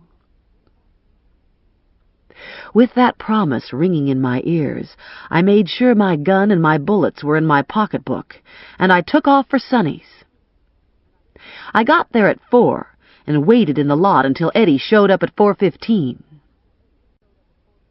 He was out of uniform, and he had his off-duty .38 clipped to his waist. "Where's your gun?" he asked. I patted my pocketbook. "That's considered carrying concealed. It's a serious offense in New Jersey." "I have a permit." "Let me see it." I pulled the permit out of my wallet. "This is a permit to own, not to carry," Eddie said. "Ranger told me it was multi-purpose." "Ranger gonna come visit you when you're making license plates?" Sometimes I think he stretches the limits of the law a trifle. "Are you going to arrest me?" "No, but it's going to cost you." "Dozen donuts?" "Dozen donuts is what it takes to fix a parking ticket. This is worth a 6-pack and a pizza." It was necessary to go through the gun shop to get to the rifle range. Eddie paid the range fee and bought a box of shells. I did the same. The range was directly behind the gun shop and consisted of a room the size of a small bowling alley. 7 booths were partitioned off, each booth with a chest-high shelf. Beyond the booths was known as downrange. Standard targets of ungendered humans cut off at the knees, with bull's-eye rings radiating out from the heart, were hung on pulleys. Range etiquette was never to point the gun at the guy standing next to you. "Okay," Gazzara said. "Let's start at the beginning. You have a Smith & Wesson .38 Special. It's a 5-shot revolver, which puts it into the category of small gun. You're using hydroshock bullets to cause maximum pain and suffering. This little doohickey here gets pushed forward with your thumb. The cylinder releases, and you can load your gun. A bullet is a round. Load a round in each chamber and click the cylinder closed. Never leave your trigger finger resting on the trigger. It's a natural reflex to squeeze when surprised, and you could end up blowing a hole in your foot. Stretch your trigger finger straight toward the barrel until you're ready to shoot. We're going to use the most basic stance today. Feet shoulder-width apart. Weight on the balls of your feet. Hold the gun in both hands. Left thumb over right thumb. Arms straight. Look at the target. Bring the gun up and sight. The front sight is a post. The rear sight is a notch. Line the sights up on the desired spot on the target and fire. This revolver is double action. You can fire by pulling the trigger or by cocking the hammer and then pulling the trigger. He'd been demonstrating while he talked, doing everything but fire the gun. He released the cylinder, spilled the bullets onto the shelf, laid the gun on the shelf, and stepped back. Any questions? No, not yet. He handed me a pair of ear protectors. Go for it. My first shot was single action, and I hit the bullseye. I shot several more rounds single action, and then switched over to double action. This was more difficult to control, but I did pretty well. After a half hour, I'd used up all my ammo, and I was shooting erratically from muscle fatigue. Usually when I go to the gym, I spend most of my time working abdominals and legs, because that's where my fat goes. If I was going to be any good at shooting, I was going to have to get more upper body strength. Eddie pulled my target in.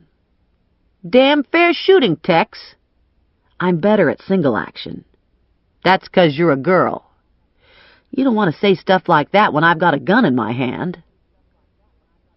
I bought a box of shells before I left.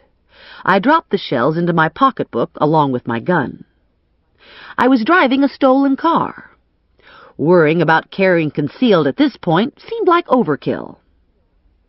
So do I get my pizza now? Eddie wanted to know. What about Shirley? Shirley's at a baby shower. The kids? Mother-in-law. What about your diet? You trying to get out of buying this pizza? I've only got $12.33 distinguishing me from the bag lady at the train station. Okay, I'll buy the pizza. Good. I need to talk. I have problems. 10 minutes later, we met at Pino's Pizzeria. There were several Italian restaurants in the burg, but Pino's was the place to get pizza. I was told at night cockroaches as big as barn cats came out to raid the kitchen, but the pizza was first rate. Crust that was crisp and puffy, homemade sauce, and enough grease from the pepperoni to run down your arm and drip off your elbow. There was a bar and a family room. Late at night, the bar was filled with off-duty cops trying to wind down before they went home. At this time of the day, the bar was filled with men waiting for takeout. We got a table in the family room and asked for a pitcher while we waited for the pizza. There was a shaker of crushed hot pepper in the middle of the table, and another shaker of Parmesan. The tablecloth was red and white check plastic. The walls were paneled and lacquered to a shiny gloss, and decorated with framed photos of famous Italians and a few non-Italian locals. Frank Sinatra and Benito Ramirez were the dominant celebs. So, what's the problem? Eddie wanted to know. 2 problems. Number 1, Joe Morelli. I've run into him 4 times since I've taken on this assignment, and I've never once come close to making an apprehension. Are you afraid of him? No, but I am afraid to use my gun. Then do it the ladies' way. Spray him and cuff him. Easier said than done, I thought. It's hard to spray a man when he has his tongue down your throat. That was my plan, too, but he always moves faster than I do. You want my advice? Forget Morelli. You're a beginner, and he's a pro. He has years of experience behind him. He was a smart cop, and he's probably even better at being a felon. Forgetting Morelli isn't an option. I'd like you to run a couple car checks for me. I wrote the van's license number on a napkin and gave it to him. See if you can find out who owns this. I'd also like to know if Carmen Sanchez owns a car, and if she does own a car, has it been impounded? I drank some beer and slouched back, enjoying the cold air and the buzz of conversation around me. Every table was filled now, and there was a knot of people waiting at the door. No one wanted to cook when it got this hot. "So, what's the second problem?" Eddie asked. "If I tell you, you have to promise not to get overwrought." "Christ, you're pregnant." I stared at him, nonplussed. "Why would you think that?" His expression was sheepish. "I don't know. It just popped out. It's what Shirley always says to me." Gazara had 4 kids. The oldest was 9. The youngest was a year. They were all boys, and they were all monsters. "Well, I'm not pregnant. It's Ramirez." I gave him the full story on Ramirez. "You should have filed a report on him," Gazara said. "Why didn't you call the police when you got roughed up in the gym?" "Would Ranger have filed a report if he got roughed up?" "You're not Ranger." "That's true, but you see my point?" "Why are you telling me this?" "I guess if I suddenly disappear, I want you to know where to start looking." "Jesus, if you think he's that dangerous, you should get a restraining order." "I don't have a lot of confidence in a restraining order. Besides, what am I going to tell the judge? That Ramirez threatened to send me a present? Look around you. What do you see?" Eddie sighed. "Pictures of Ramirez side by side with the Pope and Frank Sinatra."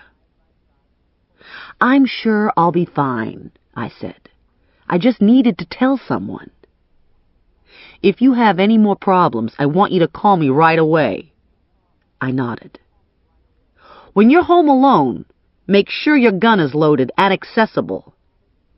Could you use it on Ramirez if you had to?" "I don't know. I think so." "Scheduling got screwed up, and I'm working days again. I want you to meet me at Sonny's every day at 4:30. I'll buy the ammo and pay the range fee. The only way to feel comfortable with a gun is to use it." This ends Disc 5. One for the Money. Disc 6. Chapter 10. I was home by 9, and for lack of something better to do, I decided to clean my apartment. There were no messages on my machine, and no suspicious packages on my doorstep. I gave Rex new bedding, vacuumed the carpet, scrubbed the bathroom, and polished the few pieces of furniture I had left. This brought me up to 10. I checked one last time to make sure everything was locked, took a shower, and went to bed. I awoke at 7, feeling elated. I'd slept like a brick. My machine was still gloriously message-free. Birds were warbling, the sun was shining, and I could see my reflection in my toaster.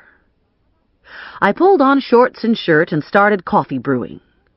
I opened the living room curtains and gasped at the magnificence of the day. The sky was a brilliant blue. The air was still washed clean from the rain, and I had an overwhelming desire to belt out something from The Sound of Music. I sang, "The hills are alive with the sound of music," but then I didn't know any more words. I twirled myself into my bedroom and threw the curtain open with a flourish. I froze at the sight of Lula tied to my fire escape. She hung there like a big rag doll, her arms crooked over the railing at an unnatural angle, her head slumped forward onto her chest. Her legs were splayed so that she seemed to be sitting. She was naked and blood-smeared. The blood caked in her hair and clotted on her legs. A sheet had been draped behind her to hide her from view of the parking lot. I shouted her name and clawed at the lock, my heart hammering so hard in my chest that my vision blurred. I heaved the window open and half fell onto the fire escape, reaching out for her, tugging ineffectually at her bindings. Lula didn't move, didn't utter a sound, and I couldn't collect myself enough to tell if she was breathing. "You're going to be okay," I cried, my voice sounding hoarse, my throat closed tight, my lungs burning. "I'm going to get help." And under my breath I sobbed, "Don't be dead. God, Lula, don't be dead." I floundered back through the window to call for an ambulance, caught my foot on the sill and crashed to the floor. There was no pain, only panic as I scrambled on hands and knees to the phone. I couldn't remember the emergency number. My mind had shut down in the face of hysteria, leaving me to cope helplessly with the confusion and denial accompanying sudden and unexpected tragedy. I punched 0 and told the operator Lula was hurt on my fire escape. I had a flashback of Jackie Kennedy crawling over the car seat to get help for her dead husband, and I burst into tears, crying for Lula and Jackie and for myself, all victims of violence.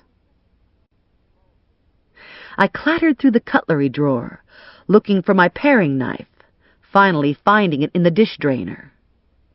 I had no idea how long Lula had been tied to the railing, but I couldn't bear her hanging there seconds longer. I ran back with the knife and sawed at the ropes until they were severed, and Lula collapsed into my arms. She was almost twice my size, but somehow I dragged her inert, bloodied body through the window. My instincts were to hide and protect. Stephanie Plum, Mother Cat. I heard the sirens wailing from far away, getting closer and closer, and then the police were pounding on my door. I don't remember letting them in, but obviously I did. A uniformed cop took me aside into the kitchen and sat me down on a chair. A medic followed. "What happened?" the cop asked. "I found her on the fire escape," I said. "I opened the curtains, and there she was." My teeth were chattering, and my heart was still racing in my chest. I gulped in air. "She was tied to keep her up, and I cut her down and dragged her through the window." I could hear the medic shouting to bring the stretcher. There was the sound of my bed being shoved aside to make room. I was afraid to ask if Lula was alive. I sucked in more air and clenched my hands in my lap until my knuckles turned white and my nails dug into the fleshy part of my palm. "Does Lula live here?" the cop wanted to know. "No, I live here. I don't know where Lula lives. I don't even know her last name." The phone rang, and I automatically reached out to answer. The caller's voice whispered from the handset. "Did you get my present, Stephanie?" It was as if the earth suddenly stopped rotating. There was a moment of feeling off balance, and then everything snapped into focus. I pushed the record button on the machine and turned up the volume so everyone could hear. "What present are you talking about?" I asked. "You know what present. I saw you find her. Saw you drag her back through the window. I've been watching you. I could have come and got you last night when you were asleep, but I wanted you to see Lula. I wanted you to see what I can do to a woman, so you know what to expect. I want you to think about it, bitch. I want you to think about how it's going to hurt and how you are going to beg." "You like to hurt women?" I asked, control beginning to return. Sometimes women need to be hurt. I decided to take a winger. How about Carmen Sanchez? Did you hurt her? Not as good as I'm going to hurt you. I have special things planned for you. No time like the present, I said, and I was shocked to realize that I meant it. There was no bravado in the statement. I was in the grip of cold, hard, sphincter-cramping fury. The cops are there now, bitch. I'm not coming when the cops are there. I'm going to get you when you're alone and you're not expecting me. I'm going to make sure we have lots of time together. The connection was broken. Jesus Christ, the uniform said. He's crazy. Do you know who that was? I'm afraid to guess. I popped the tape out of the machine and wrote my name and the date on the label. My hand was shaking so badly the writing was barely readable. A handheld radio crackled from the living room. I could hear the murmur of voices in my bedroom. The voices were less frantic, and the rhythm of activity had become more orderly. I looked at myself and realized I was covered with Lula's blood. It had soaked into my shirt and shorts, and it was coagulating on my hands and the bottoms of my bare feet. The phone was tacky with blood smears, as was the floor and the counter. The cop and the medic exchanged glances. Maybe you should get that blood washed off, the medic said. How about we get you into the shower real fast? I looked in at Lula on my way to the bathroom. They were getting ready to move her out. She was strapped to the stretcher, covered with a sheet and blanket. She was hooked up to an IV. How is she?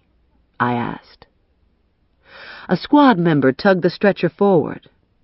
Alive, he said. The medics were gone when I got out of the shower. 2 uniformed cops had stayed, and the one who talked to me in the kitchen was conferring with the PC in the living room, the 2 of them going over notes. I dressed quickly and left my hair to dry on its own. I was anxious to make my statement and be done with it. I wanted to get to the hospital to see about Lula. The PC's name was Dorsey. I'd seen him before, probably at Pino's. He was medium height, medium build, and looked to be in his late 40s. He was in shirt sleeves and slacks and penny loafers. I could see my recorder tape tucked into his shirt pocket. Exhibit A. I told him about the incident in the gym, omitting Morelli's name, leaving Dorsey to think the identity of my rescuer was unknown.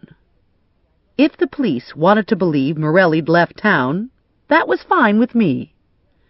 I still had hopes of bringing him in and collecting my money. Dorsey took a lot of notes and looked knowingly at the patrolman. He didn't seem surprised. I suppose if you're a cop long enough, nothing surprises you.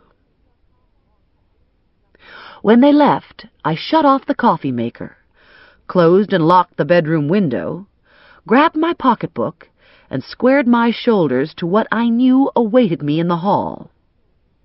I was going to have to make my way past Mrs. Orbach, Mr. Grossman, Mrs. Finesmith, Mr. Woleski, and who knows how many others. They would want to know the details, and I wasn't up to imparting details. I put my head down, shouted apologies, and went straight for the stairs, knowing that would slow them. I bolted out of the building and ran to the Cherokee. I took St. James to Olden and cut across Trenton to Stark. It would have been easier to go straight to St. Francis Hospital, but I wanted to get Jackie.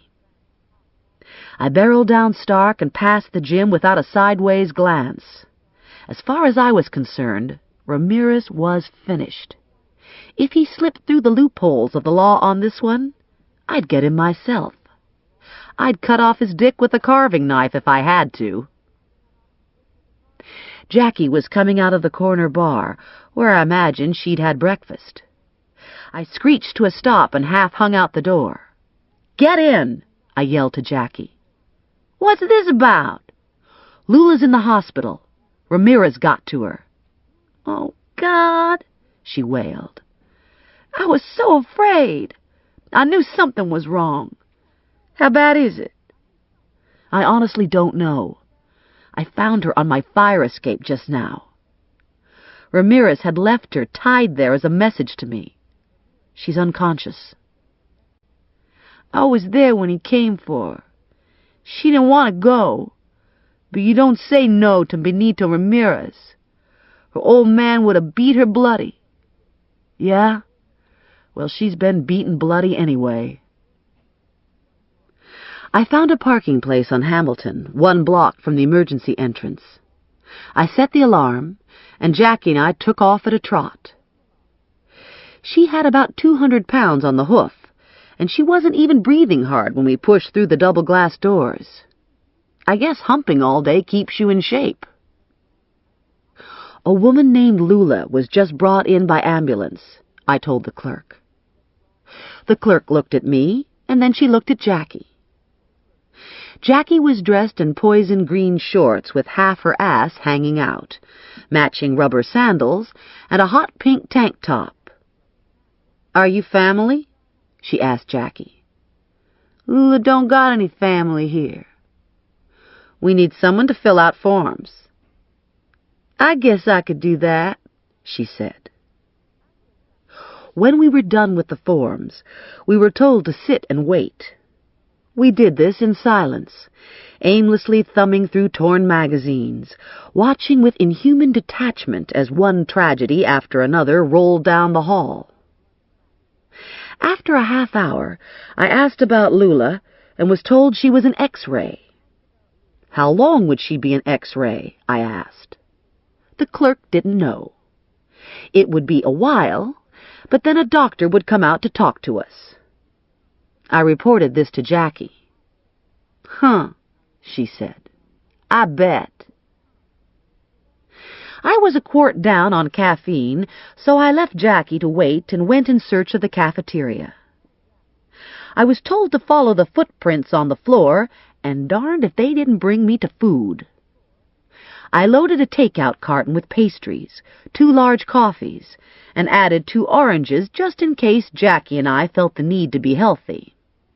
I thought it was unlikely, but I figured it was like wearing clean panties in case of a car crash.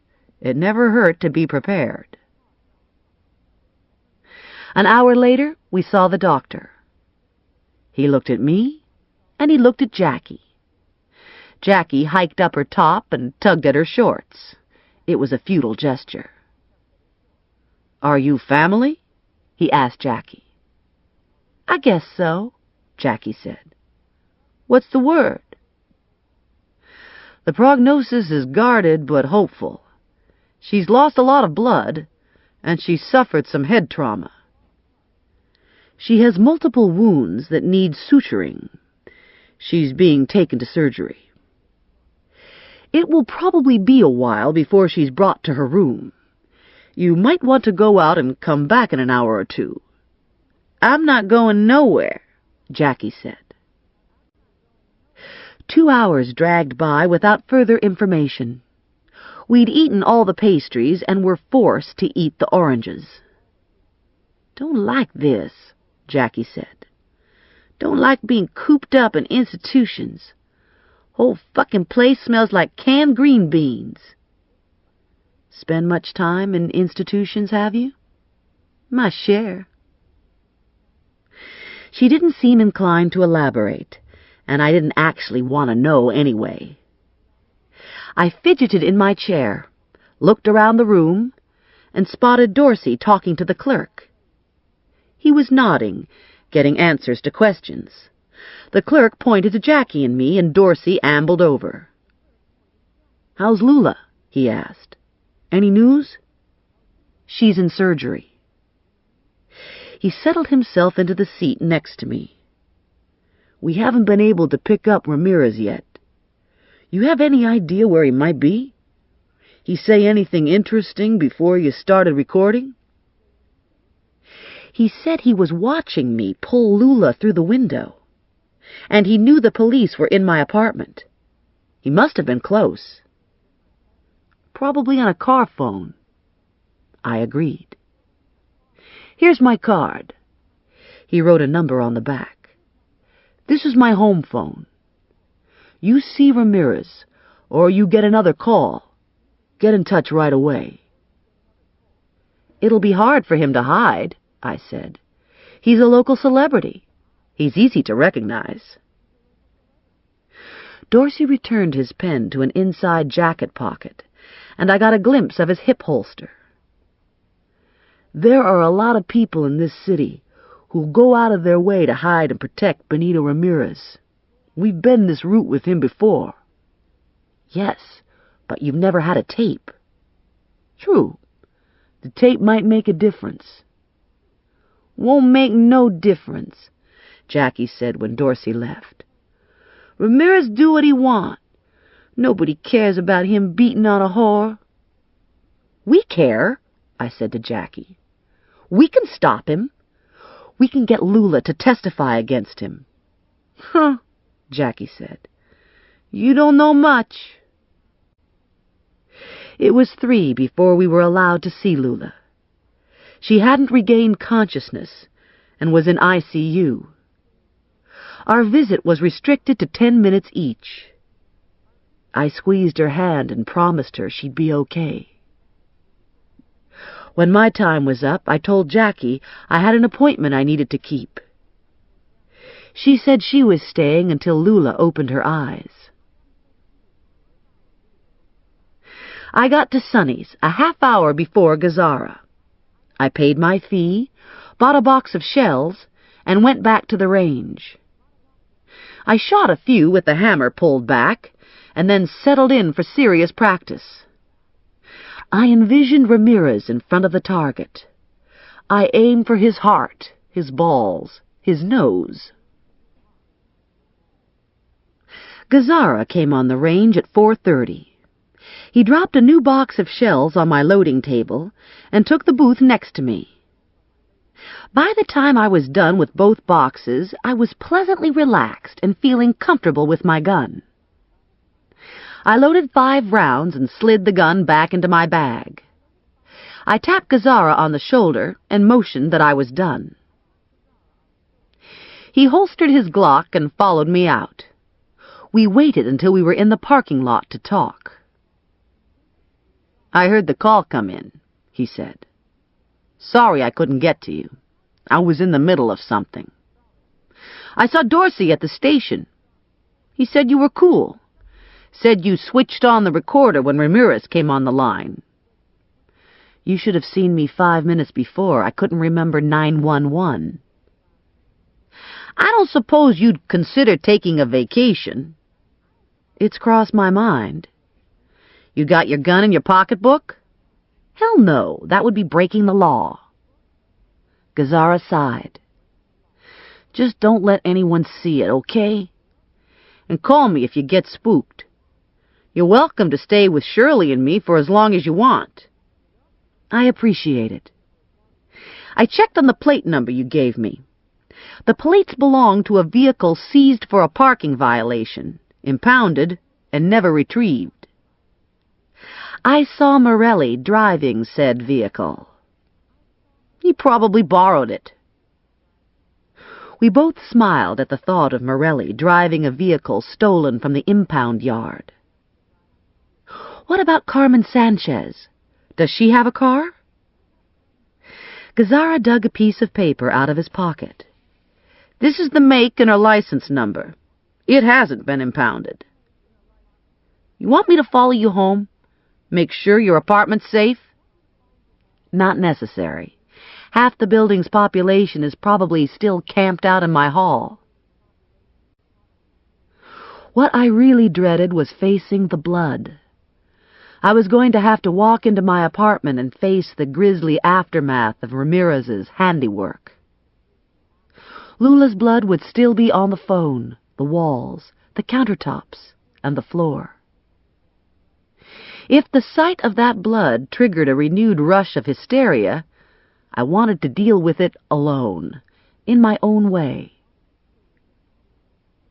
I parked in the lot and slipped into the building unnoticed. Good timing, I thought. The halls were clear. Everyone was eating dinner. I had my defense spray in my hand and my gun wedged under my waistband. I turned the key in the lock and felt my stomach lurch. Just get it over with, I told myself. Barge right in, check under the bed for rapists, pull on some rubber gloves and clean up the mess. I took a tentative step into my foyer and realized someone was in my apartment. Someone was cooking in the kitchen, making cozy cooking sounds, clanking pots and running water. Under the clanking, I could hear food sizzling in a frying pan. "Hello?" I called, gun now in hand, barely able to hear myself over the pounding of my heart. "Who's here?" Morelli sauntered out of the kitchen. "Just me. Put the gun away. We need to talk." "Jesus! You are so fucking arrogant! Did it ever occur to you I might shoot you with this gun?" "No, it never occurred to me. I've been practicing. I'm a pretty good shot." He moved behind me, closed and locked the door. "Yeah, I'll bet you're hell on wheels blasting the shit out of those paper men." "What are you doing in my apartment?" "I'm cooking dinner." He went back to his sautéing. "Rumor has it you've had a tough day." My mind was spinning. I'd been racking my brain trying to find Morelli, and here he was in my apartment. He even had his back turned to me. I could shoot him in the butt. "You don't want to shoot an unarmed man," he said, reading my thoughts. "The state of New Jersey frowns on that sort of thing. Take it from someone who knows." All right, so I wouldn't shoot him. I'd zap him with the Sure Guard. His neurotransmitters wouldn't know what hit them. Morelli added some fresh sliced mushrooms to the pan and continued to cook, sending heavenly food smells wafting my way. He was stirring red and green peppers, onions, and mushrooms, and my killer instincts were weakening in direct proportion to the amount of saliva pooling in my mouth. I found myself rationalizing a decision to hold off on the spray, telling myself I needed to hear him out. But the ugly truth was my motives weren't nearly so worthy. I was hungry and depressed, and I was a lot more frightened of Ramirez than I was of Joe Morelli. In fact, I suppose in a bizarre way, I felt safe with Morelli in my apartment. One crisis at a time, I decided. Have some dinner. Gas him for dessert. He turned and looked at me. "You want to talk about it?" Ramirez almost killed Lula and hung her on my fire escape. Ramirez is like a fungus that feeds on fear. You ever see him in the ring? His fans love him because he goes the distance unless the referee calls the fight. He plays with his opponent, loves to draw blood, loves to punish. And all the time he's punishing, he's talking to his victim in that soothing voice of his, telling them how much worse it's going to get, telling them he'll only stop when they beg to get knocked out. He's like that with women. Likes to see them squirm in fear and pain. Likes to leave his mark. I dumped my pocketbook on the counter. I know. He's very large on mutilation and begging. In fact, you might say he's obsessed with it. Morelli turned the heat down. I'm trying to scare you, but I don't think it's working. I'm all scared out. I don't have any more scare left in me. Maybe tomorrow. I looked around and realized someone had cleaned up the blood. Did you scrub the kitchen? The kitchen and the bedroom. You're going to have your carpet professionally cleaned. Thank you. I wasn't looking forward to seeing more blood today. Was it bad? Yeah. Her face is battered almost beyond recognition, and she was bleeding everywhere. My voice broke and hitched in my throat. I looked down at the floor. Shit. I have wine in the refrigerator. Why don't you trade in that gun for a couple glasses? Why are you being nice to me? I need you. Oh, boy. Not that way. I wasn't thinking that way. All I said was, oh, boy. What are you making? Steak. I put it in when you pulled into the parking lot. He poured the wine and gave me a glass. You're living a little Spartan here. I lost my job and couldn't get another. I sold off my furniture to keep going. That's when you decided to work for Vinny? I didn't have a lot of options. So you're after me for the money. It's nothing personal. In the beginning it wasn't. He was moving around my kitchen like he'd lived there all his life, setting plates on the counter, pulling a bowl of salad from the refrigerator. It should have seemed invasive and pushy, but it was actually very comfortable. He flipped a rib steak onto each plate, covered them with the peppers and onions, and added a foil-wrapped baked potato. He set out salad dressing, sour cream, and steak sauce, shut the broiler off, and wiped his hands on a kitchen towel. Why is it personal now? You chained me to the shower rod. Then you made me go rooting around in a dumpster to get my keys. Every time I catch up to you, you do everything possible to humiliate me. They weren't your keys. They were my keys. He took a sip of wine, and our eyes locked. You stole my car. I had a plan. You were going to snag me when I came after my car? Something like that. He carried his plate to the table. I hear Macy's has openings for makeover ladies. You sound like my mother. Morelli grinned and dug into his steak. The day had been exhausting, and the wine and good food were mellowing me out. We were eating at the table, sitting across from each other, absorbed in the meal like an old married couple. I cleaned my plate and pushed back in my chair. What do you need from me? Cooperation. And in return for that cooperation, I'll see to it that you collect your bounty money. You've got my attention. Carmen Sanchez was an informant. One night I'm sitting home watching television, and I get a call from her asking for help. She says she's been raped and beaten. She says she needs money and she needs a safe place to stay, and in return she's going to give me something big. When I get to her apartment, Ziggy Kulesa answers the door, and Carmen is nowhere in sight. Another guy, better known as the missing witness, comes out of the bedroom, recognizes me from who knows where, and panics. This guy's a cop, he yells to Ziggy. I can't believe you opened the door to a goddamn cop. Ziggy draws a gun on me. I return fire and shoot him almost point blank. Next thing I know, I'm staring at the ceiling. The second guy is gone. Carmen's gone.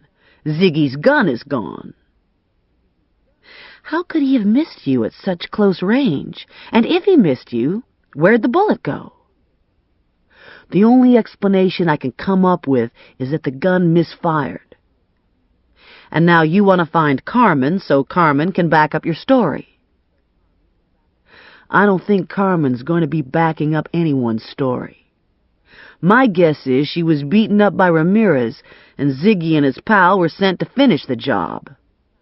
Ziggy did all Ramirez's dirty work. When you're out on the street like I am, you hear things. Ramirez likes to punish women. Sometimes women last seen in his company are known to disappear. I think he gets carried away and kills them. Or maybe he hurts them so bad he has to send someone to finish the job to keep things quiet. Then the body vanishes. No body, no crime.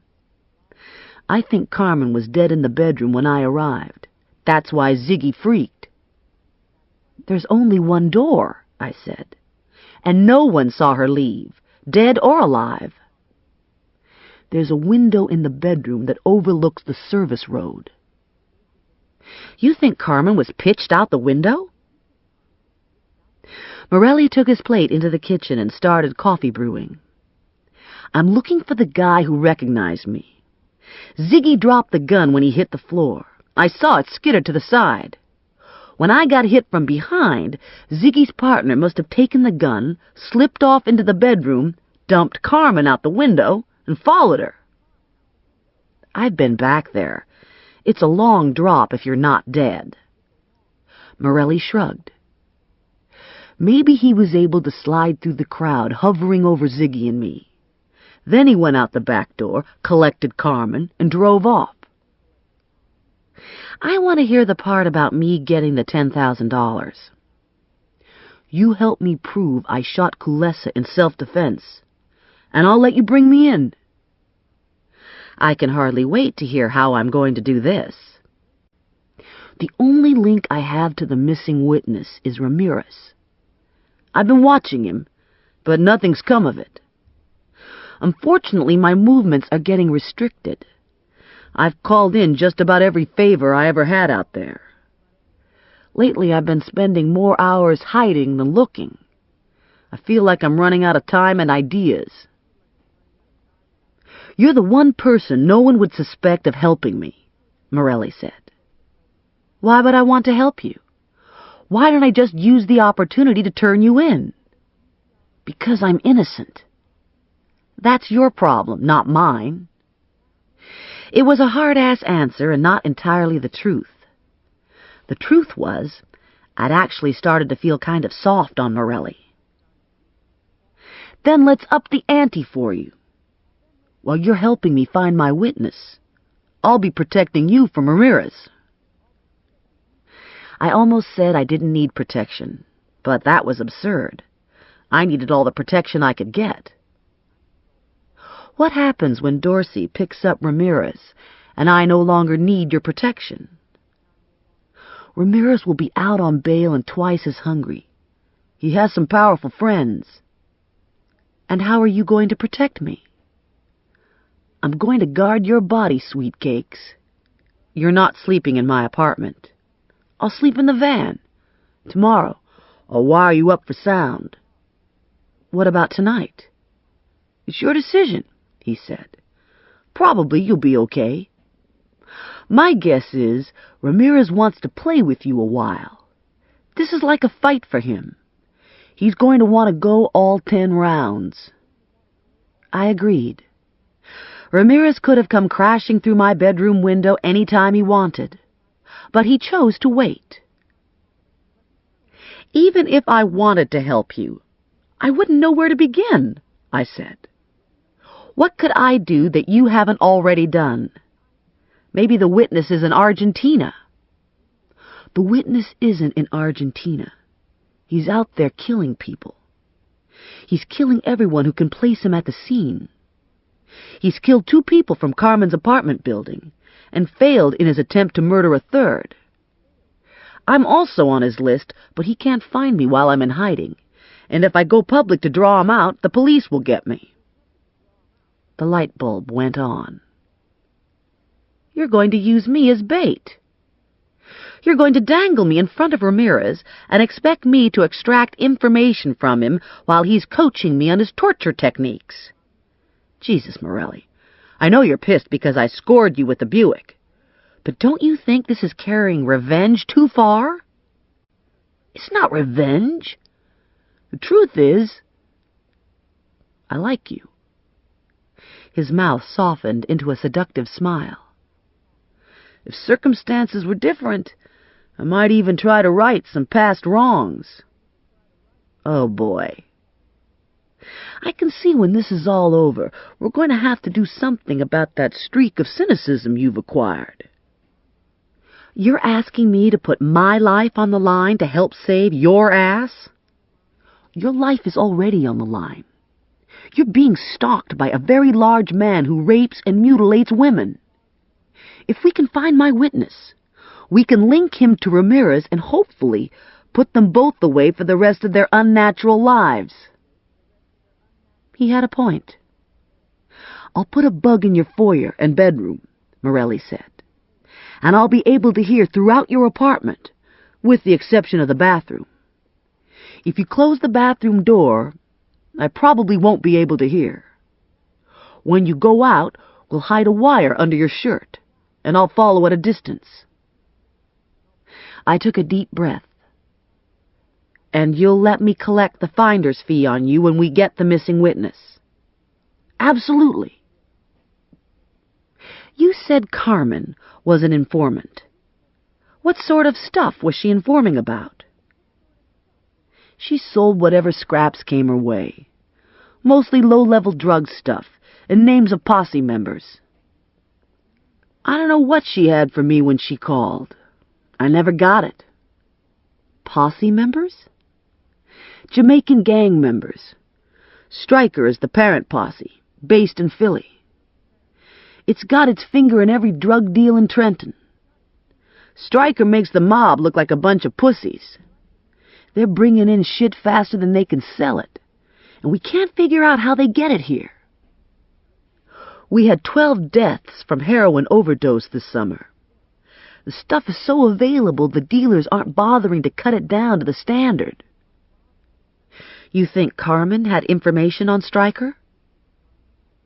Morelli stared at me for a few beats. "No," he finally said. "I think she had something to tell me about Ramirez.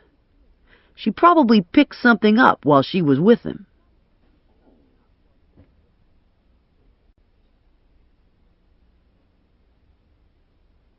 Chapter 11. My phone rang at 7 a.m. The machine got it, and I recognized Morelli's voice. "Rise and shine, badass," he said.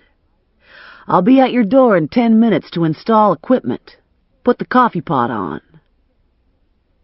I started the coffee, brushed my teeth, and pulled on running shorts and a shirt. Morelli arrived 5 minutes early, carrying a toolbox. His short-sleeved shirt had an official-looking patch on the pocket that suggested he worked for long service. "What's long service?" I asked. "It's anything you want it to be." "Aha," I said, "a disguise." He tossed his shades onto my kitchen counter and headed for the coffee. "People don't notice repairmen. They remember the color of the uniform, and that's it. And if you do it right, a uniform will get you into almost any building." I poured myself coffee and dialed the hospital for a progress report on Lula. I was told she was in stable condition and had been moved out of ICU. "You need to talk to her," Morelli said. "Make sure she presses charges. They picked Ramirez up last night and questioned him for aggravated sexual assault. He's out already, released on his own recognizance." He put his coffee down, opened the toolbox, and took out a small screwdriver and 2 plates for covering electrical outlets. "These look like ordinary wall plugs," he said, "but they have listening devices built in. I like to use them because they don't require battery replacement. They run off your wires. They're very dependable."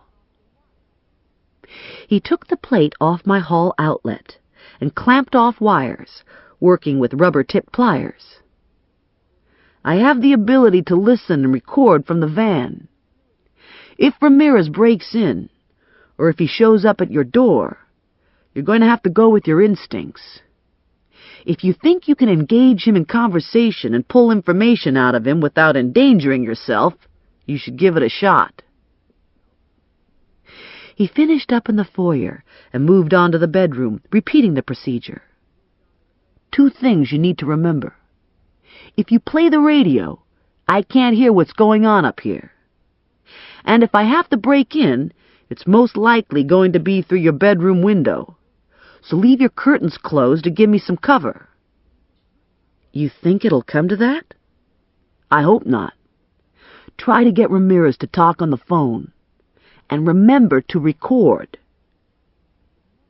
He put the screwdriver back in the box and took out a roll of surgical tape and a small plastic case about the size of a pack of gum. This is a miniature body transmitter.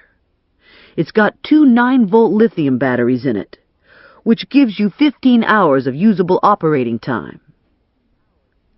It has an external electret microphone. It weighs 7 ounces, and it costs about $1,200. Don't lose it, and don't wear it in the shower. Maybe Ramirez will be on good behavior now that he's been charged with assault. I'm not sure Ramirez knows good from bad. What's the plan for the day? I thought we'd put you back on Stark Street. Now that you don't have to worry about driving me crazy, you can concentrate on driving Ramirez crazy. Push him into making another move. Gosh, Stark Street, my favorite place. What am I supposed to do there? Stroll around and look sexy. Ask annoying questions. In general, get on everyone's nerves. All those things that come naturally to you. You know Jimmy Alpha? Everybody knows Jimmy Alpha. What do you think of him? Mixed feelings. He's always been an okay guy in my dealings with him, and I used to think he was a great manager. He did all the right things for Ramirez. Got him the right fights, got him good trainers. Morelli topped his coffee. Guys like Jimmy Alpha spend their whole life hoping to get someone the caliber of Ramirez. Most of them never even come close.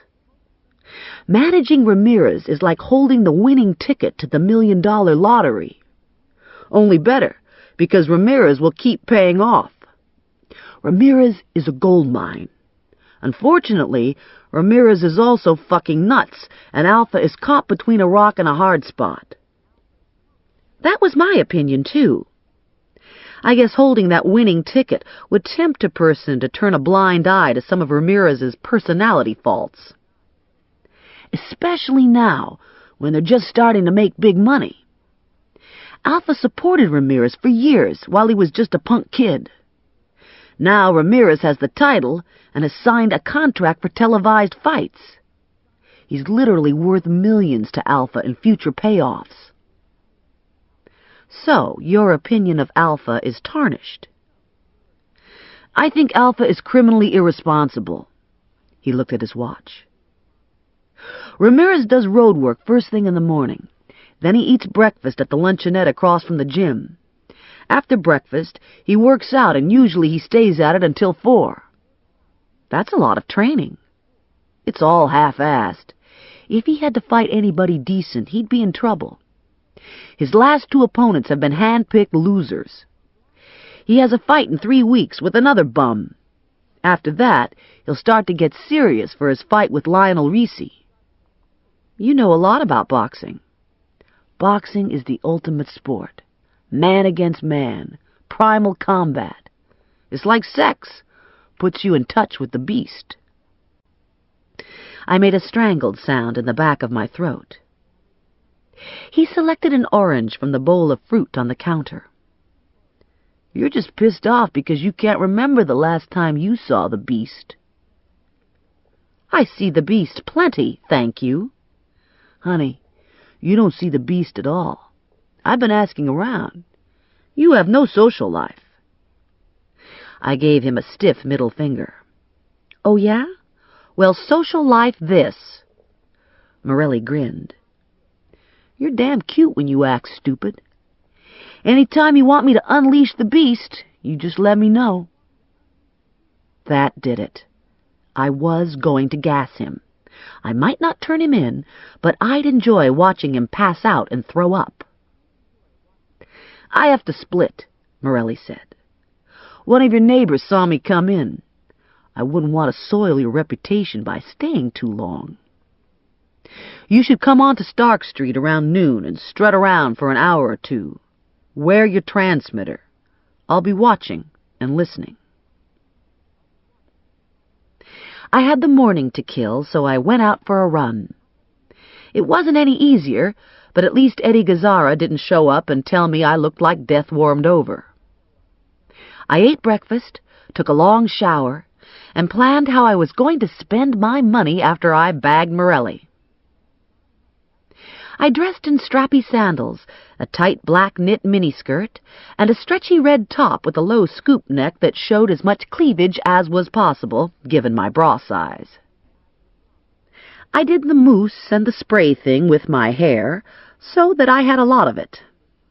I lined my eyes in midnight blue, gunked them up with mascara, painted my mouth whore red, and hung the biggest, brassiest earrings I owned from my lobes. I lacquered my nails to match my lips and checked myself out in the mirror. Damned if I didn't make a good slut. It was 11 o'clock. A little early, but I wanted to get this strutting around over with so I could visit Lula. After Lula, I figured I'd do some shooting and then go home and wait for my phone to ring. I parked a block from the gym and started down the street with my pocketbook hung from my shoulder and my hand wrapped around the sure guard. I discovered that the transmitter showed under the stretchy top, so I had it snug inside my bikini underpants. Eat your heart out, Morelli. The van was parked almost directly across from the gym. Jackie stood between me and the van. She looked even more sullen than usual. "How's Lula?" I asked. "Have you seen her today?" "They don't have no visiting hours in the morning. I don't got time to see her anyway. I gotta earn a living, you know." "The hospital said her condition was stable." "Yeah, they got her in a regular room. She gotta stay there a while on account of she's still bleeding inside. But I think she'll be okay." "She have a safe place to stay when she gets out?" "Ain't no place gonna be safe for Lula to stay when she gets out unless she gets smart. She gonna be telling the police some white motherfucker cut her." I glanced down the street at the van and felt Morelli's telepathic grunt of exasperation. "Someone's got to stop Ramirez." "Ain't gonna be Lula," Jackie said. "What kind of witness you think she gonna make anyway? You think people gonna believe a whore? They gonna say she got what she deserved, and probably her old man beat her and leave her for you to see. Maybe they say you been doing some whoring, not paying the price, and this be a lesson to you." "Have you seen Ramirez today? Is he in the gym?" "Don't know. These eyes don't see Ramirez.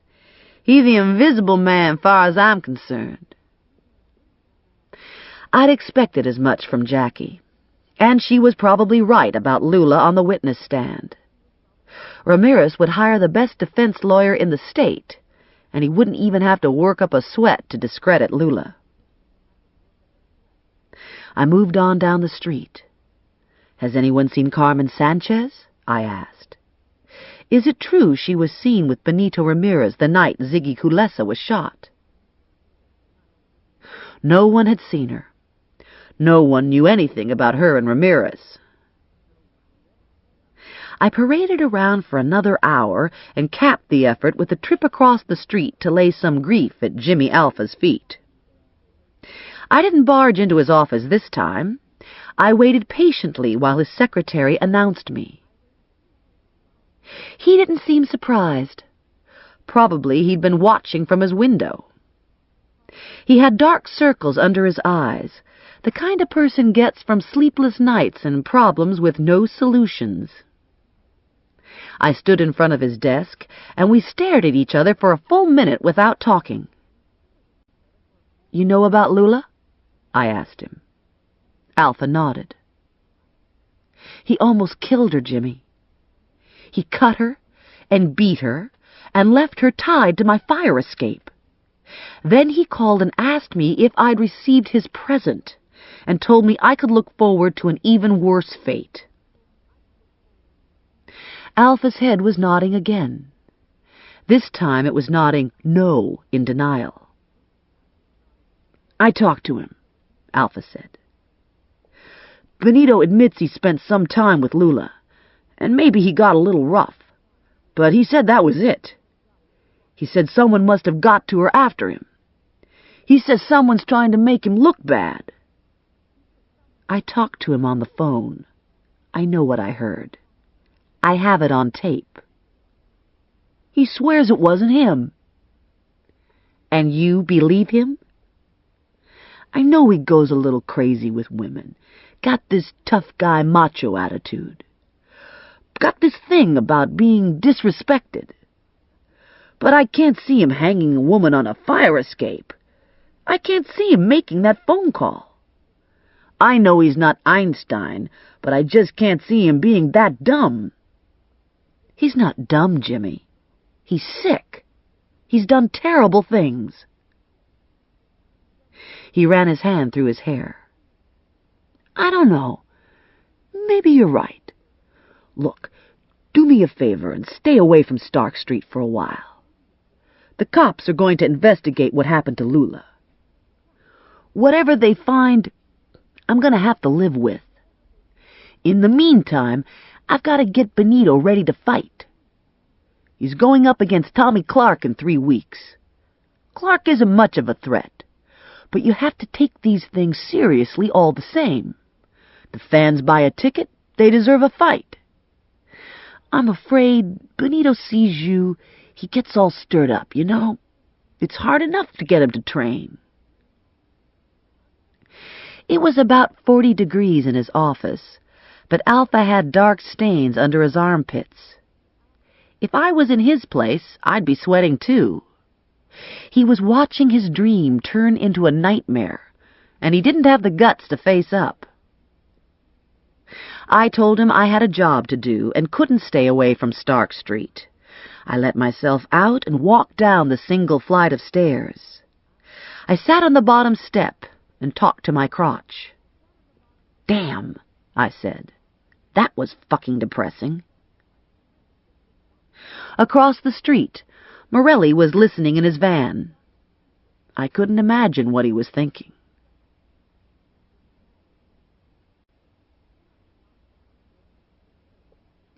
Morelli knocked on my door at 10:30 that night. He had a 6-pack and a pizza and a portable TV tucked under his arm.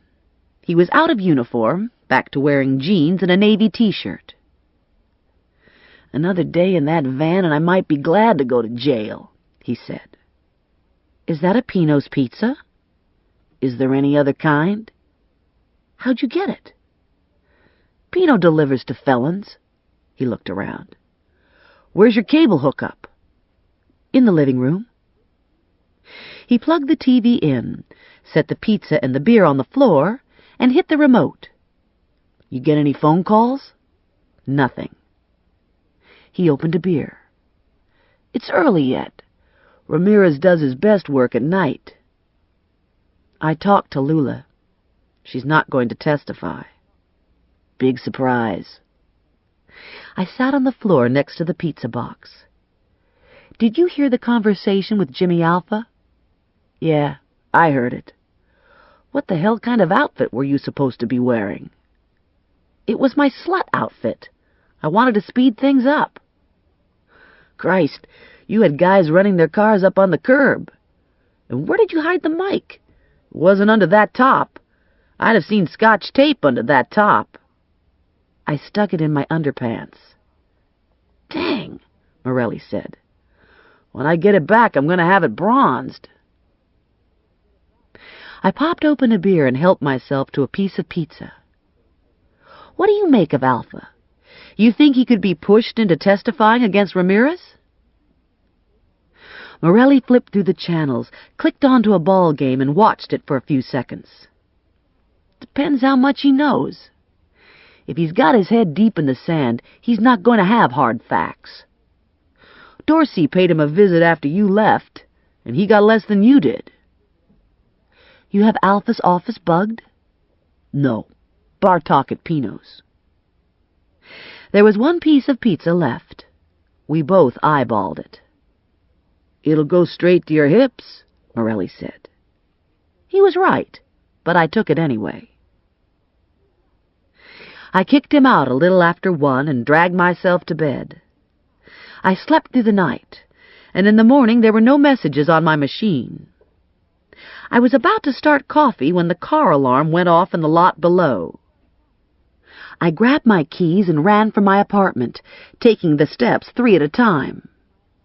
The driver's door was open when I got to the Jeep. The alarm was wailing away. I deactivated and reset the alarm, locked the car, and returned to my apartment. Morelli was in the kitchen, and I could tell the effort to stay calm was jacking his blood pressure into the red zone. I didn't want anyone to steal your car, I said, so I had an alarm installed. It wasn't anyone you were worried about. It was me. You had a goddamn alarm installed in my goddamn car so I couldn't snatch it out from under you. It worked, too. What were you doing in our car? It's not our car. It's my car. I'm allowing you to drive it. I was going to get some breakfast. Why didn't you take the van? Because I wanted to drive my car. I swear, when this mess gets cleared up, I'm moving to Alaska. I don't care what sort of sacrifice I have to make. I'm putting miles between us, because if I stay, I'll strangle you, and they'll get me for murder 1. Jesus, Morelli, you sound like you have PMS. You have to learn to lighten up a little. It's just a car alarm. You should be thanking me. I had it installed with my own money. Well, shit. What was I thinking of? You're under a lot of strain lately. There was a knock on the door, and we both jumped. Morelli beat me to the peephole. He stepped back several paces and pulled me with him. It's Morty Byers, he said. There was another knock on the door. He can't have you, I said. You're mine, and I'm not sharing. Morelli grimaced. I'll be under the bed if you need me. I went to the door and took a look for myself. I'd never seen Morty Byers before, but this guy looked like he'd just had an appendectomy. He was close to 40, overweight, ashen-faced, and he was stooped over, holding his stomach. His sandy hair was thin, combed over the top of his balding dome, and slick with sweat. I opened the door to him. Morty Byers, he said, extending his hand. You must be Stephanie Plum. Aren't you supposed to be in the hospital? An exploded appendix only gets you a couple hours stay. I'm back to work. They tell me I'm good as new. He didn't look good as new. He looked like he had met Vampira on the stairs. Your stomach still hurt? Only when I straighten up. What can I do for you? Vinny said you had my FTAs.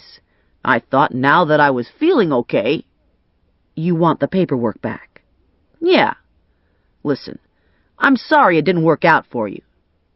It wasn't a complete bust. I brought 2 of them in. He nodded. Didn't have any luck with Morelli? None at all. I know this sounds weird, but I could have sworn I saw his car in your parking lot. I stole it. I thought maybe I could flush him out by making him come after his car. You stole it? No shit. Jesus, that's great. He was leaning against the wall with his hand pressed to his groin. You want to sit down for a minute? You want some water? Nah, I'm fine. I gotta get to work. I just wanted the pictures and stuff. I ran to the kitchen, gathered up the files, and rushed back to the door. This is it. Great. He tucked the folders under an arm. So were you going to keep the car a while? I'm not sure. If you spotted Morelli walking down the street, would you bring him in? Yeah. He smiled. If I was you, I'd do the same thing. I wouldn't pack it in just because my week was up. Just between you and me, Vinny would pay out to anyone brought Morelli back. Well, I'll be on my way. Thanks. Take care of yourself. Yeah, I'm going to use the elevator. I closed the door, slid the bolt home, and latched the security chain. When I turned around, Morelli was standing in the bedroom doorway. Do you think he knew you were here? I asked. If he knew I was here, he'd have his gun aimed at my forehead by now. Don't underestimate Byers. He's not as stupid as he looks. And he's not nearly as nice as he'd like you to believe. He was a cop. Got kicked off the force for demanding favors from prostitutes of both genders. We used to call him Morty the Mole because he'd bury his doodah in whatever hole was available. I bet he and Vinny get along just great. I went to the window and stared down at the parking lot. Byers was examining Morelli's car, peering into the windows. He tried the door handle and the trunk latch. He wrote something on the outside of a folder. He straightened slightly and looked around the lot. His attention caught on the van. He slowly walked over and pressed his nose against the windows in an attempt to see the interior. Then he laboriously climbed on the front bumper and tried to see through the windshield. He stepped back and stared at the antennae. He stood to the rear and copied the tag. He turned and looked up at my building, and I jumped back from the window. 5 minutes later, there was another knock on my door. I was wondering about that van in your lot, Byers said. Have you noticed it? The blue one with the antennae? Yeah. Do you know the owner? No, but it's been here for a while. I closed and locked the door and watched Byers through the peephole. He stood thinking for a moment, and then he knocked on Mr. Waleski's door. He showed Morelli's picture and asked a few questions. He thanked Mr. Waleski, gave him his card, and backed away. I returned to the window, but Byers didn't appear in the lot. He's going door to door, I said. We continued to watch from the window, and eventually Byers limped to his car. He drove a late-model dark blue Ford Escort equipped with a car phone. He left the lot and turned toward St. James. Morelli was in the kitchen with his head in my refrigerator. Byers is going to be a real pain in the ass. He's going to check on the van plates and put it together. What's this going to do for you? It's going to knock me out of Trenton until I get a different vehicle. He took a carton of orange juice and a loaf of raisin bread. Put this on my tab. I've got to get out of here. He stopped at the door. I'm afraid you're going to be on your own for a while. Stay locked up in the apartment here. Don't let anyone in, and you should be okay. The alternative is to come with me, but if we get caught together, you'll be an accessory. I'll stay here. I'll be fine. Promise me you won't go out. I promise. I promise. Some promises are meant to be broken. This was one of them. I had no intention of sitting on my hands waiting for Ramirez. I wanted to hear from him yesterday. I wanted the whole ugly affair to be done. I wanted Ramirez behind bars. I wanted my apprehension money. I wanted to get on with my life. This ends Disc 6. One for the Money. Disc 7. I looked out the window to make sure Morelli was gone. I got my pocketbook and locked up after myself. I drove to Stark Street and parked across from the gym. I didn't have the nerve to move freely on the street without Morelli backing me up, so I stayed in the car with the windows closed and the doors locked. I was sure by this time Ramirez knew my car. I figured it was better than no reminder at all. Every half hour I ran the air conditioning to get the temperature down and break the monotony. Several times I'd looked up at Jimmy Alpha's office and seen a face at a window. The gym window showed less activity. At 12:30, Alpha trotted across the street and knocked on my window. I powered it down. "Sorry to have to park here, Jimmy, but I need to continue my surveillance for Morelli. I'm sure you understand." A wrinkle creased his brow. "I don't get it. If I was looking for Morelli, I'd watch his relatives and his friends. What's this thing with Stark Street and Carmen Sanchez?" "I have a theory about what happened. I think Benito abused Carmen, just like he abused Lula. Then I think he panicked and sent Ziggy and some other guy over to Carmen's to make sure she didn't make noise. I think Morelli walked in on it and probably shot Ziggy in self-defense just like he said. Somehow Carmen and the other guy and Ziggy's gun managed to disappear. I think Morelli's trying to find them, and I think Stark Street is the logical place to look." "That's crazy. How do you come up with such a crazy idea?" "From Morelli's arrest statement." Alpha looked disgusted. "Well, what do you expect Morelli to say? That he shot Ziggy for the hell of it? Benito's an easy target. He has a reputation for being a little too aggressive with the ladies, and Ziggy worked for him, so Morelli took it from there." "How about the missing witness? He must have worked for Benito, too." "I don't know anything about the missing witness. People tell me he had a nose that looked like it had been smashed with a frying pan. That's pretty distinctive." Alpha smiled. "Not in a third-rate gym. Half the bums who work out here have noses like that." He looked at his watch. "I'm late for a lunch. You look hot in there. You want me to bring something back for you? A cold soda? A sandwich, maybe?" "I'm okay. I think I'm going to break for lunch soon, too. Have to use the little girl's room." "There's a John on the second floor. Just get the key from Lorna. Tell her I said it was okay." I thought it was decent of Alpha to offer the use of his facilities, but I didn't want to take a chance on Ramirez cornering me while I was on the toilet. I took one last look up and down the street and drove off in search of fast food. A half hour later, I was back in the very same parking space, feeling much more comfortable and twice as bored.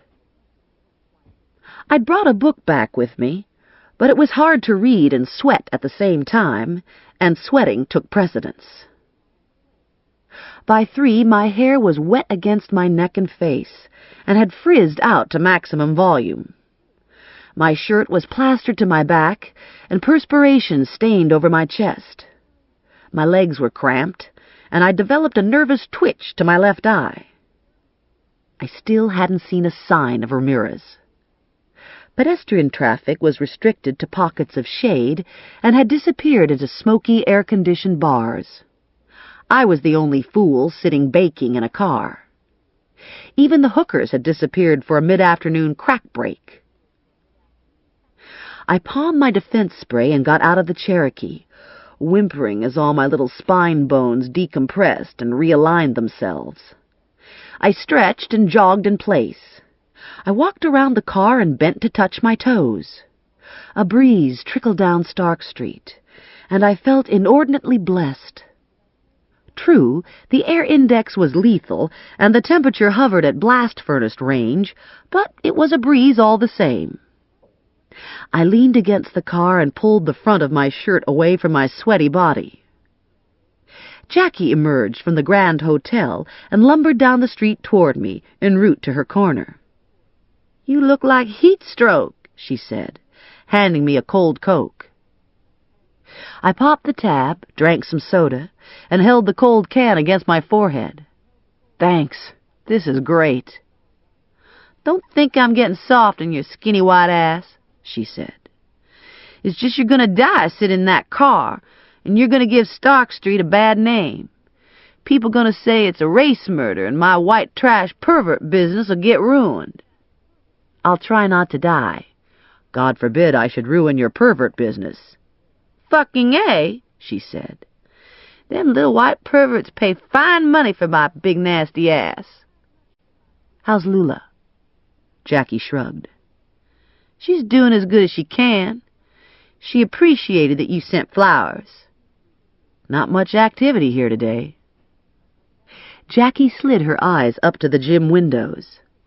"Thanks, sweet Jesus, for that," she said softly. I followed her gaze to the second floor. "You better not be seen talking to me." "Yeah," she said. "I gotta get back to work anyway." I stood there for a few minutes longer, enjoying the soda and the luxury of being fully vertical.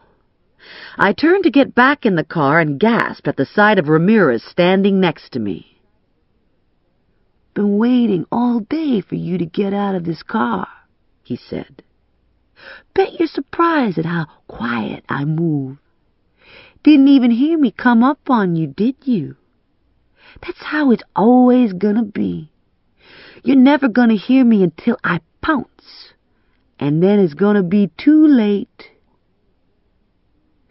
I took a slow breath to quiet my heart. I waited a moment longer to steady my voice.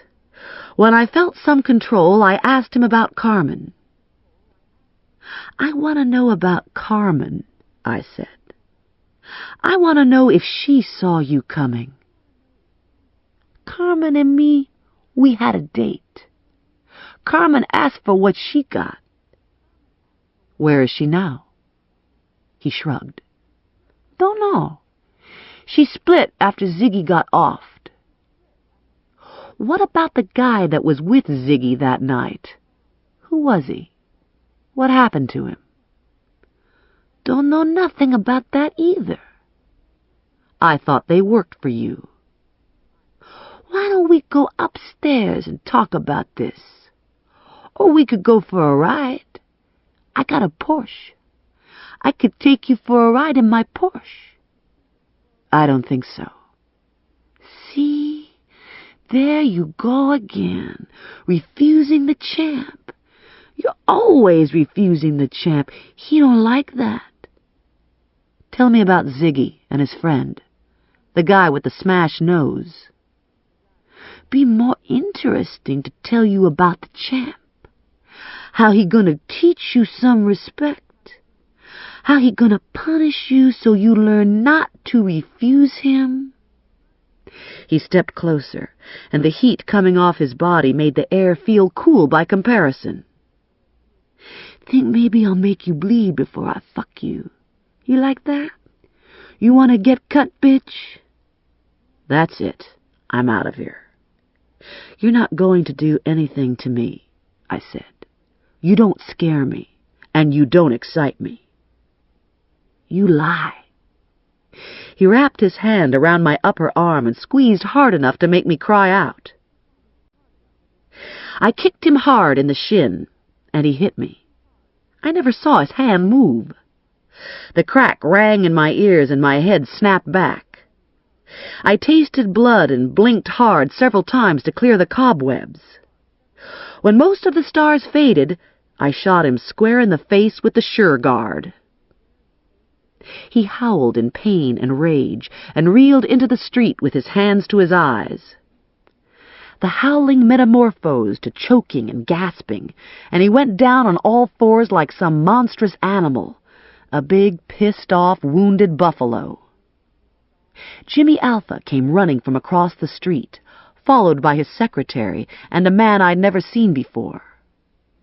The man went down on the ground with Ramirez, trying to calm him, telling him he'd be okay in a minute, to take deep breaths. Alpha and the secretary rushed over to me. "Jesus!"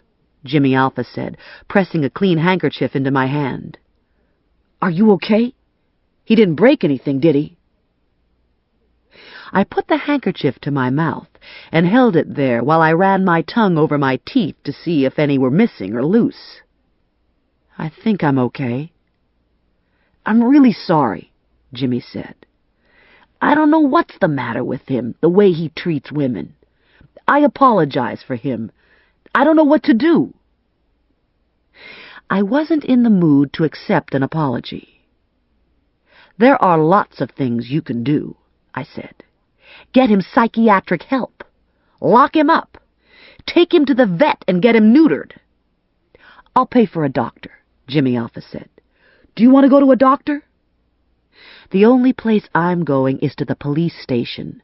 I'm pressing charges, and nothing you can say is going to stop me." "Think about it for a day," Jimmy pleaded. "At least wait until you're not so upset. He can't take another assault charge now."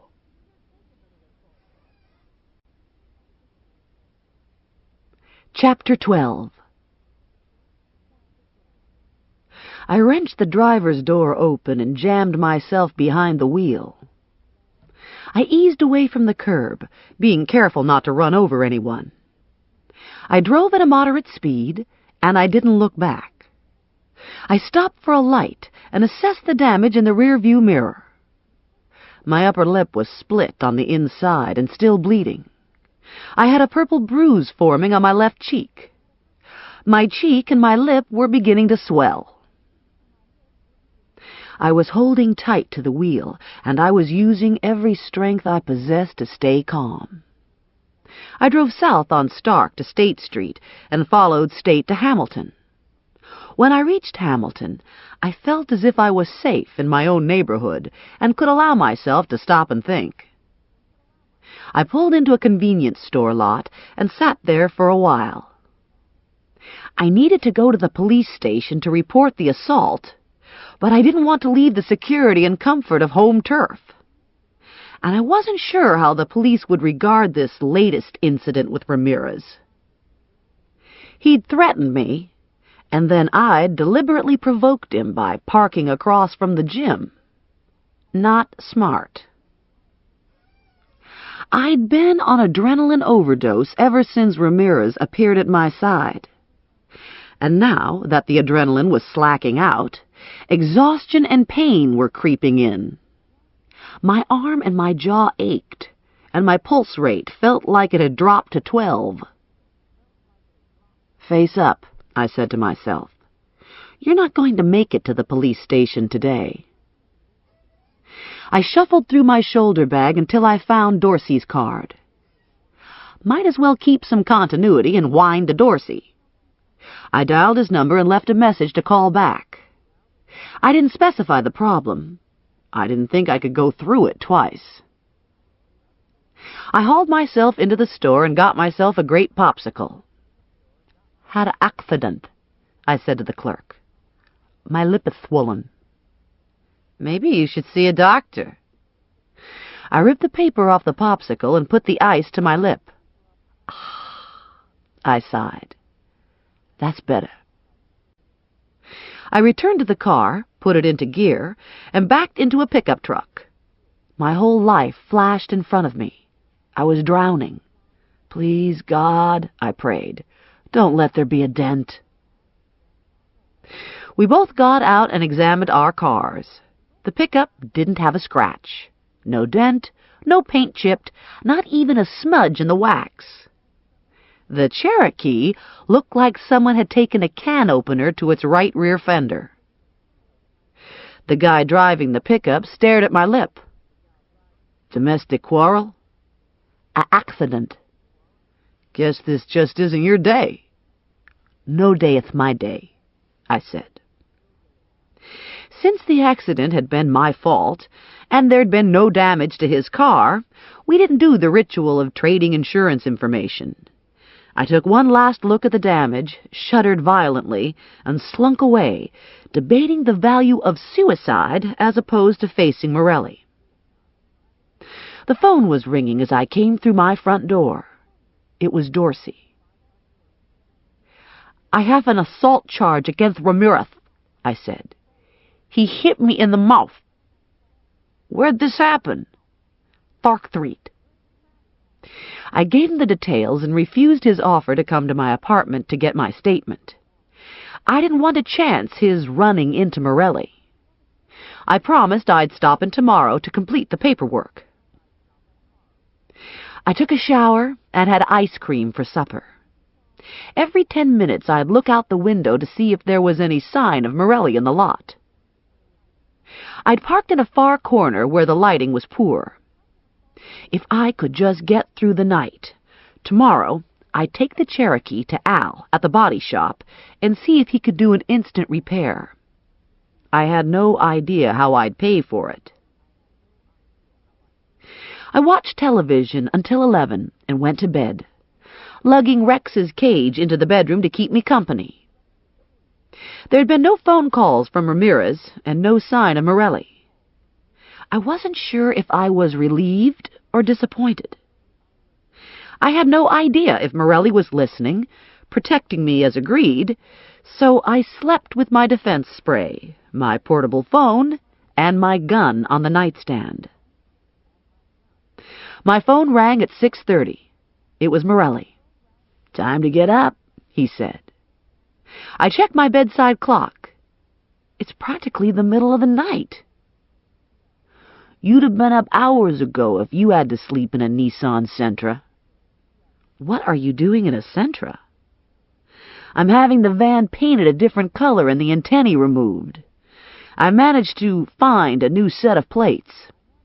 In the meantime, the body shop gave me a loaner. I waited until dark and then parked on Maple, just behind the lot." "So you could guard my body?" "Mostly I didn't want to miss hearing you get undressed. What was that weird squeaking sound all night?" "Rex on his wheel. I thought he lived in the kitchen." I didn't want Morelli to know I'd been scared and lonely, so I lied. "I cleaned the sink and he didn't like the smell of the cleanser, so I brought him into the bedroom." The silence stretched for a couple beats. "Translation," Morelli said. "You were scared and lonely, and you brought Rex in for company." "These are difficult times." "Tell me about it." "I suppose you need to get out of Trenton before Byers returns." "I suppose I do. I'm too visible in this car. I can get the van at 6 tonight, and then I'll be back." "Catch you later." 10-4, Captain Video. I went back to bed, and 2 hours later I was jolted awake by the car alarm blaring away in the lot below me. I flew out of bed, rushed to the window, and threw the curtains open in time to see Morty Byers smash the alarm to smithereens with his gun butt. "Byers!" I bellowed from my open window. "What the hell do you think you're doing?" "My wife left me, and she took the escort." "So?" "So I need a car. I was going to rent one, and then I thought of Morelli's Jeep sitting here, and I figured it'd save me some money to use it until I tracked Mona down." "Christ, Byers, you can't just come into a lot and take someone's car. That's stealing. You're a goddamn car thief." "So?" "Where'd you get the keys?" "Same place you did. Morelli's apartment. He had an extra set in his dresser." "You won't get away with this." "What are you going to do, call the police?" "God will get you for this." "Fuck God," Byers said, sliding behind the wheel, taking time to adjust the seat and fiddle with the radio. Arrogant bastard, I thought. Not only is he stealing the damn car, but he's sitting there flaunting his ability to take it. I grabbed my defense spray and bolted out the door and down the stairs. I was barefoot, wearing a Mickey Mouse nightshirt and a pair of jockey string bikinis, and I could have cared less. I was through the back door with my foot on the pavement when I saw Byers turn the key and step on the accelerator. A split second later, the car exploded with a deafening blast, sending doors flying off into space like frisbees. Flames licked up from the undercarriage and instantly consumed the Cherokee, turning it into a brilliant yellow fireball. I was too astonished to move. I stood, open-mouthed and speechless, while parts of the roof and fender reversed their trajectory and clanked down to earth. Sirens sounded in the distance, and tenants poured from the building to stand beside me and stare at the burning Jeep. Clouds of black smoke boiled into the morning sky, and searing heat rippled across my face. There'd never been any possibility of saving Morty Byers. Even if I'd immediately responded, I couldn't have gotten him out of the car. And probably he was dead from the blast, not the fire. It occurred to me that chances of this being an accident were slim, and that chances of this being meant for me were large. On the positive side, I didn't have to sweat Morelli finding out about yesterday's accident damage. I backed away from the fire and eased my way through the small crowd that had formed. I took the stairs 2 at a time and locked myself in my apartment. I'd carelessly left the front door wide open when I dashed out after Byers, so I did a thorough search with my gun drawn. If I came on the guy who roasted Morty Byers, I wasn't going to fool around with his neurotransmitters. I was going to go for a bullet in the gut. The gut made a nice big target. When I was sure my apartment was secure, I got dressed in shorts and shirt. I took a fast bathroom break and checked my appearance in the bathroom mirror. I had a purple bruise on my cheekbone and a small gash in my upper lip. Most of the swelling had gone down. As a result of the morning's fire, my complexion looked like it had been sunburned and sandblasted. My eyebrows and the hair around my face had gotten singed and stuck out in spikes about 1/8 of an inch long. Very attractive. Not that I was complaining. I could have been dead and missing a few body parts that had landed in the azaleas. I laced up my Reeboks and went downstairs to take another look. The parking lot and adjoining streets were filled with fire trucks and police cars and ambulances. Barricades had been set up, holding the curious away from the smoldering remains of Morelli's Jeep. Oily, sooty water slicked the blacktop, and the air smelled like charred pot roast. I didn't want to pursue that train of thought. I saw Dorsey standing on the perimeter, talking to a uniform. He looked up and caught my eye and headed over. "I'm getting a bad feeling about this," he said. "You know Morty Byers?" "Yeah." "He was in the Jeep." "No shit.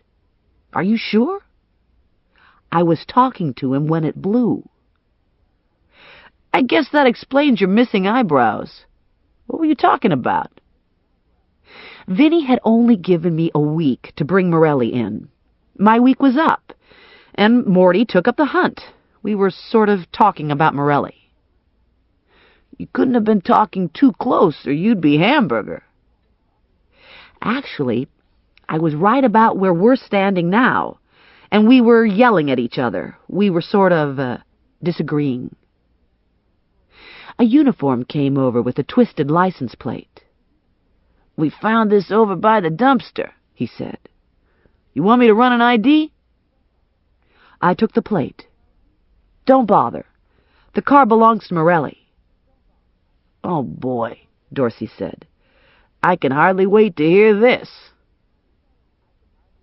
I figured I'd embellish the truth a little, since the police might not be up on the finer points of bounty hunterism and might not understand about commandeering. "It's like this," I said. "I went to see Morelli's mother, and she was very upset that no one was running Joe's car. You know how bad it is for the battery to let a car sit. Well, one thing led to another, and next thing I'd agreed to drive the car around for her." "So you've been driving Morelli's car as a favor to his mother?" Yes. He'd asked her to take care of it, but she didn't have time. Very noble of you. I'm a noble person. Go on. So I did.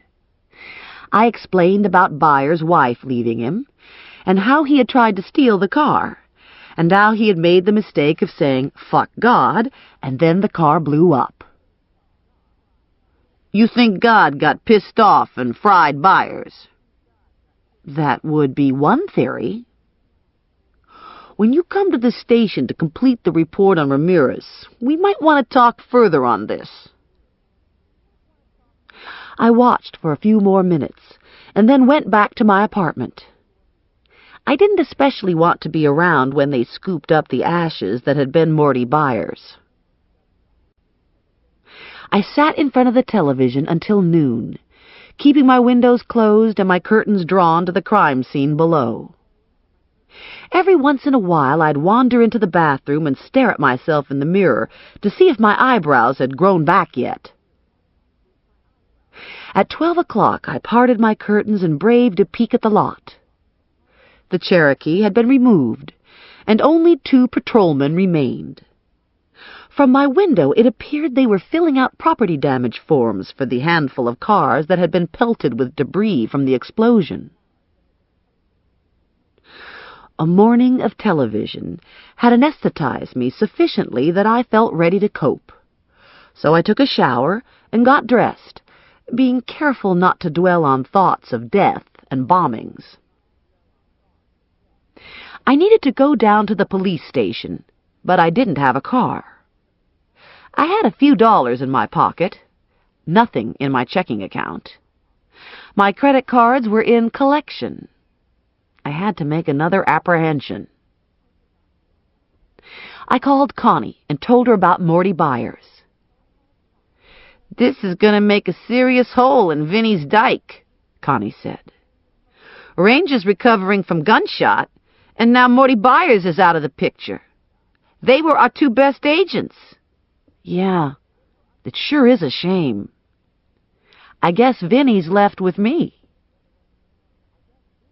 There was a pause at the other end of the phone. You didn't do Morty, did you? Morty sort of did himself. You have anything easy come in? I could use some fast money. I have an exhibitionist gone FTA on a $2,000 bond. He's been kicked out of 3 retirement homes. He's currently living in an apartment somewhere. I could hear her shuffling through papers. Here it is, she said. Oh my God, he's living in your building. What's his name? William Erling. He's in apartment 3E. I grabbed my pocketbook and locked up. I took the stairs to the 3rd floor, counted off apartments, and knocked on Erling's door. A man answered, and right off I suspected I had the right person because he was old and he was naked. Mr. Erling? Yep, that's me. I'm in pretty good shape, huh, Chickie? You think I've got some fearful equipment? I gave myself a mental command not to look, but my eyes strayed south of their own volition. Not only wasn't he fearful, but his doodles were wrinkled. Yeah, you're pretty fearful, I said. I handed him my card. I work for Vincent Plum, your bond agent. You failed to appear for a court hearing, Mr. Erling. I need to take you downtown so you can reschedule. Damn court hearings are a waste of time, Erling said. I'm 76 years old. You think they're going to send some 76-year-old guy to prison because he flashed his stuff around? I sincerely hoped so. Seeing Erling naked was enough to make me turn celibate. I need to take you downtown. How about you go put some clothes on? I don't wear clothes. God brought me into the world naked, and that's the way I'm going out. Okay by me, but in the meantime, I wish you'd get dressed. The only way I'm going with you is naked. I took out my cuffs and snapped them on his wrists. Police brutality! Police brutality! He yelled. "Sorry to disappoint you," I said. "I'm not a cop." "Well, what are you?" "I'm a bounty hunter." "Bounty hunter brutality! Bounty hunter brutality!" I went to the hall closet, found a full-length raincoat, and buttoned him into it. "I'm not going with you," he said, standing rigid, his hands cuffed under the coat. "You can't make me go." "Listen, Grandpa," I said. "Either you go peaceably, or I'll gas you and drag you out by your heels." I couldn't believe I was saying this to some poor senior citizen with a snail dick. I was appalled at myself. But what the hell? It was worth $200. "Don't forget to lock up," he said. "This neighborhood's going to heck in a handbasket. The keys are in the kitchen." I got the keys, and one of them had a little Buick insignia on it. What a break! "One more thing," I said. "Would you mind if I borrowed your car to take you downtown?" "I guess that'd be okay, as long as we don't use too much gas. I'm on a fixed income, you know." I buzzed Mr. Erling through in record time and took care not to run into Dorsey. I stopped at the office on the way home to pick up my check and stopped at the bank to cash it. I parked Mr. Erling's car as close to the door as possible to cut down on his streaking distance when he got out of jail. I didn't want to see any more of Mr. Erling than was absolutely unavoidable. I jogged upstairs and called home, cringing at the thought of what I was about to do. "Is Daddy out with the cab?" I asked. "I need a ride." "He's off today. He's right here. Where do you need to go?" "An apartment complex on Route 1. Another cringe. "Now?" "Yeah." Very large sigh. "Now." "I'm having stuffed shells tonight. Would you like some stuffed shells?" Hard to believe how much I wanted those stuffed shells. More than good sex, a fast car, a cool night, or eyebrows. I wanted temporary respite from adulthood. I wanted to feel unconditionally safe. I wanted my mom to cluck around me, filling my milk glass, relieving me of the most mundane responsibilities. I wanted to spend a few hours in a house cluttered with awful overstuffed furniture and oppressive cooking smells. Stuffed shells would be good. My father was at the back door in 15 minutes. He gave a start at the sight of me. "We had an accident in the parking lot," I said. "A car caught fire and I was standing too close." I gave him the address and asked him to stop at Kmart on the way. 30 minutes later, he dropped me off in Morelli's parking lot. "Tell Mom I'll be there by 6, I told him. He looked at the Nova and the case of motor oil I'd just purchased. "Maybe I should stay to make sure it runs." I fed the car 3 cans and checked the dipstick. I gave my father an A-OK sign. He didn't seem impressed. I got behind the wheel, gave the dash a hard shot with my fist, and cranked her over. "Starts every time!" I yelled. My father was still impassive, and I knew he was thinking I should have bought a Buick. These indignities never befell Buicks. We pulled out of the lot together, and I waved him off on Route 1, pointing the Nova in the direction of Ye Old Muffler Shop, past the orange-peaked roof of the Howard Johnson Motel, past the Shady Grove Trailer Park, past Happy Days Kennels. Other drivers were giving me a wide berth, not daring to enter into my thundering wake. 7 miles down the road, I cheered at the sight of the yellow and black muffler shop sign. I wore my Oakleys to hide my eyebrows, but the counterman still did a double-take. I filled out the forms and gave him the keys and took a seat in the small room reserved for the parents of sick cars. 45 minutes later, I was on my way. I only noticed the smoke when I stopped at an intersection, and the red light only blinked on occasionally.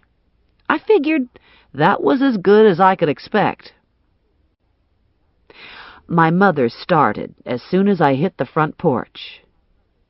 "Every time I see you, you look worse and worse.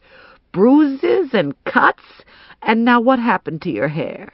And oh my God, you haven't got eyebrows. What happened to your eyebrows? Your father said you were in a fire." A car caught fire in my parking lot. It wasn't anything. "I saw it on TV," Grandma Mazur said, elbowing her way past my mother. "They said it was a bombing. Blew the car sky high. And some guy was in the car, some sleazoid named Byers, except there wasn't much left of him."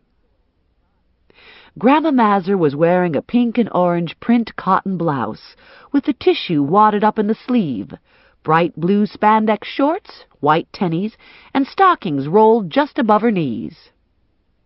"I like your shorts," I said to her. "Great color."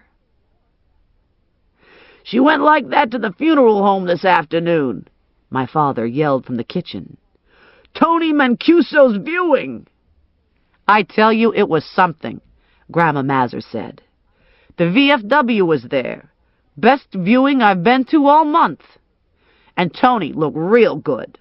They gave him one of those ties with the little horse heads on." "We got 7 phone calls so far," my mother said. "I told everyone she forgot to take a medicine this morning." Grandma Mazur clacked her teeth. "Nobody knows fashion around here. You can't hardly wear anything different." She looked down at her shorts. "What do you think?" she asked me. "You think these are okay for an afternoon viewing?" "Sure," I said. "But if it was at night, I'd wear black." "Just exactly what I was thinking. I gotta get me some black ones next." By 8 o'clock, I was sated with good food and overstuffed furniture and ready to once again take up the mantle of independent living. I staggered out of my parents' house, arms loaded with leftovers, and motored back to my apartment. For the better part of the day, I'd avoided thinking about the explosion, but it was time to face facts. Someone had tried to kill me, and it wasn't Ramirez. Ramirez wanted to inflict pain and hear me beg. Ramirez was frightening and abhorrent, but he was also predictable. I knew where Ramirez was coming from. Ramirez was criminally insane.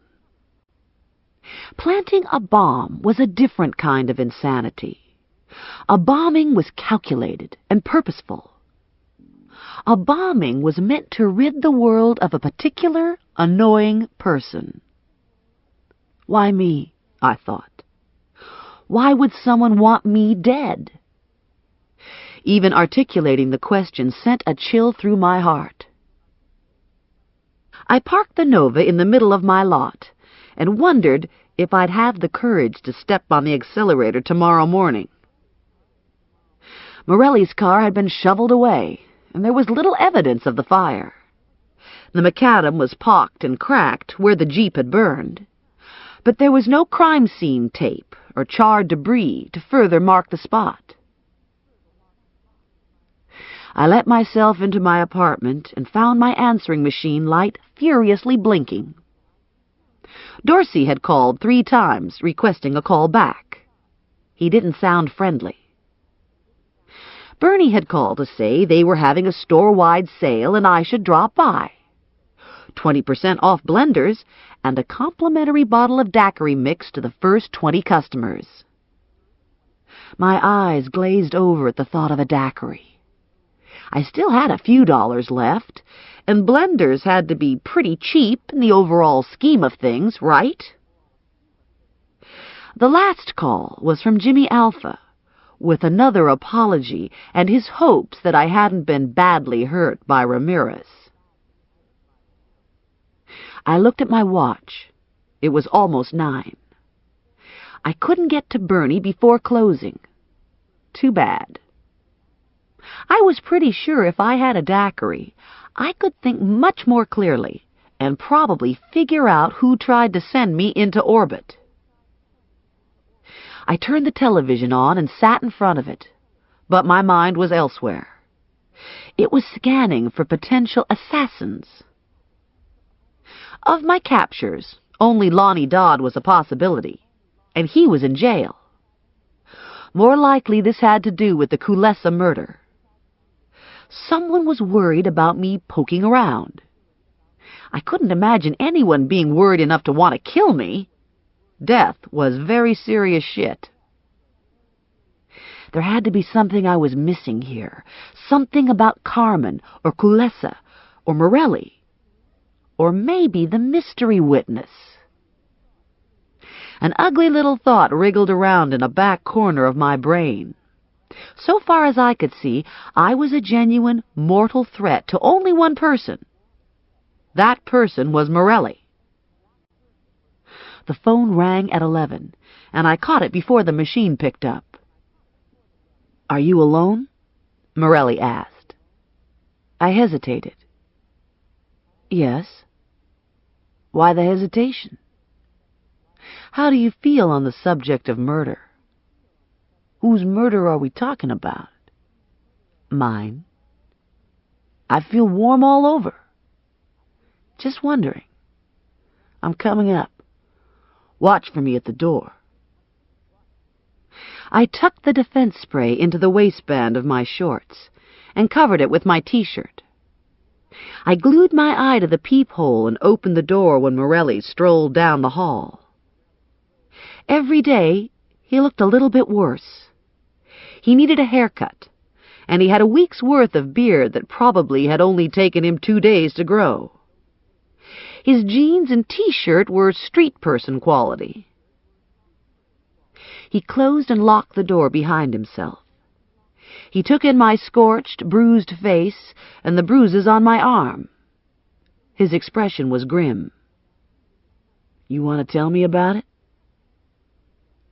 The cut lip and the bruises are from Ramirez. We had a tussle, but I think I won. I gassed him and left him throwing up in the road. "And the singed eyebrows?" Well, that's a little complicated."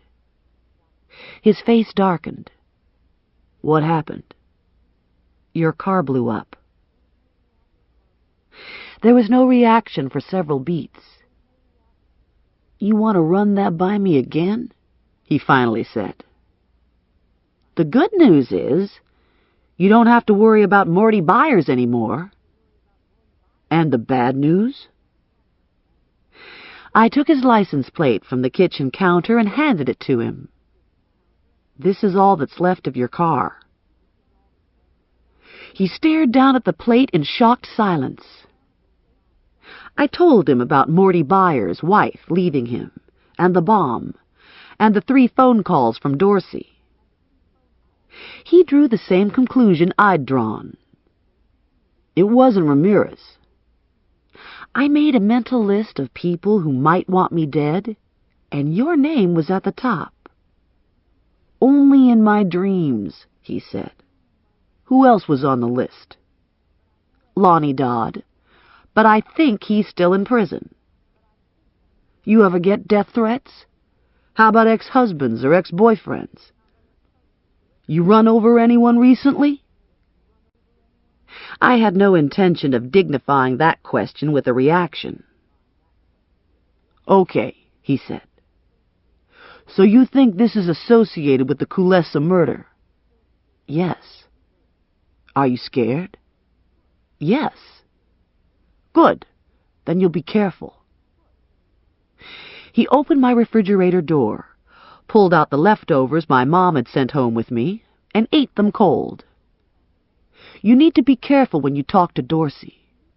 If he finds out you've been working with me, he could charge you with aiding and abetting. I have this very disturbing suspicion that I've been talked into an alliance that's not in my best interest." He cracked a beer open. "The only way you're going to collect that $10,000 is if I allow you to bring me in. And I'm not going to allow you to bring me in if I can't prove myself innocent. Any time you want to call the deal off, just let me know. but you can kiss your money goodbye." That's a rotten attitude. He shook his head. Realistic. I could have gassed you any number of times. I don't think so. I whipped the spray out, but before I could aim, he'd knocked the canister from my hand and sent it flying across the room. "Doesn't count," I said. "You were expecting it." He finished his sandwich and slid his dish into the dishwasher. "I'm always expecting it." Where do we go from here? We keep doing more of the same.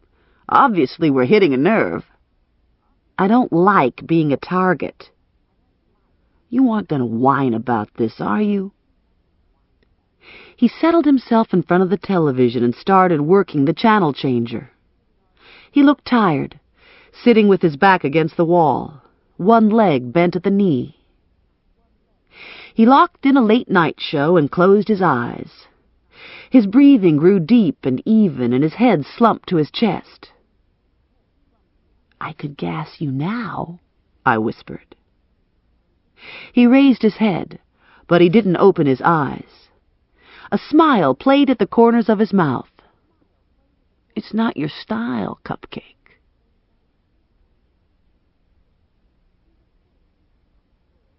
He was still sleeping on the floor in front of the television when I got up at 8. I tiptoed past him and went out to run. He was reading the paper and drinking coffee when I returned. "Anything in there about the bombing?" I asked. "Story and pictures on page 3. They're calling it an unexplained explosion. Nothing especially interesting." He looked over the top of the paper at me. "Dorsey left another message on your machine. Maybe you should see what he wants." I took a fast shower, dressed in clean clothes, slathered some aloe cream on my blistered face, and followed my scaly nose to the coffee pot.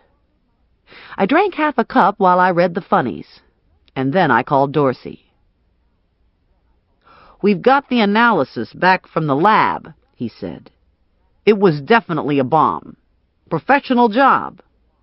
Of course, you can get a book out of any library will tell you how to do a professional bombing. You could build a fucking nuke if you wanted to. Anyway, I thought you'd want to know." I suspected as much. "You have any ideas who would do such a thing?" "No names." "How about Morelli?" "That's a possibility." "I missed you at the station yesterday." He was fishing. He knew there was something screwy about all of this. He just hadn't figured it out yet. "Welcome to the club, Dorsey." "I'll try to get there today." "Try real hard." I hung up and topped off my coffee. "Dorsey wants me to come in." "Are you going?" "No. He's going to ask questions I can't answer." "You should put in some time on Stark Street this morning." "Not this morning. I have things to do." "What things?" "Personal things." He raised an eyebrow. "I have some loose ends to tie up. Just in case," I said. "Just in case what?" I made an exasperated gesture. "Just in case something happens to me. For the past 10 days, I've been stalked by a professional sadist, and now I'm on the Happy Bombers hit list. I feel a little insecure, okay? Give me a break, Morelli. I need to see some people. I have a few personal errands to run." He gently peeled a strip of loose skin off my nose. "You're going to be okay," he said softly. "I understand that you're scared. I get scared too. But we're the good guys, and the good guys always win."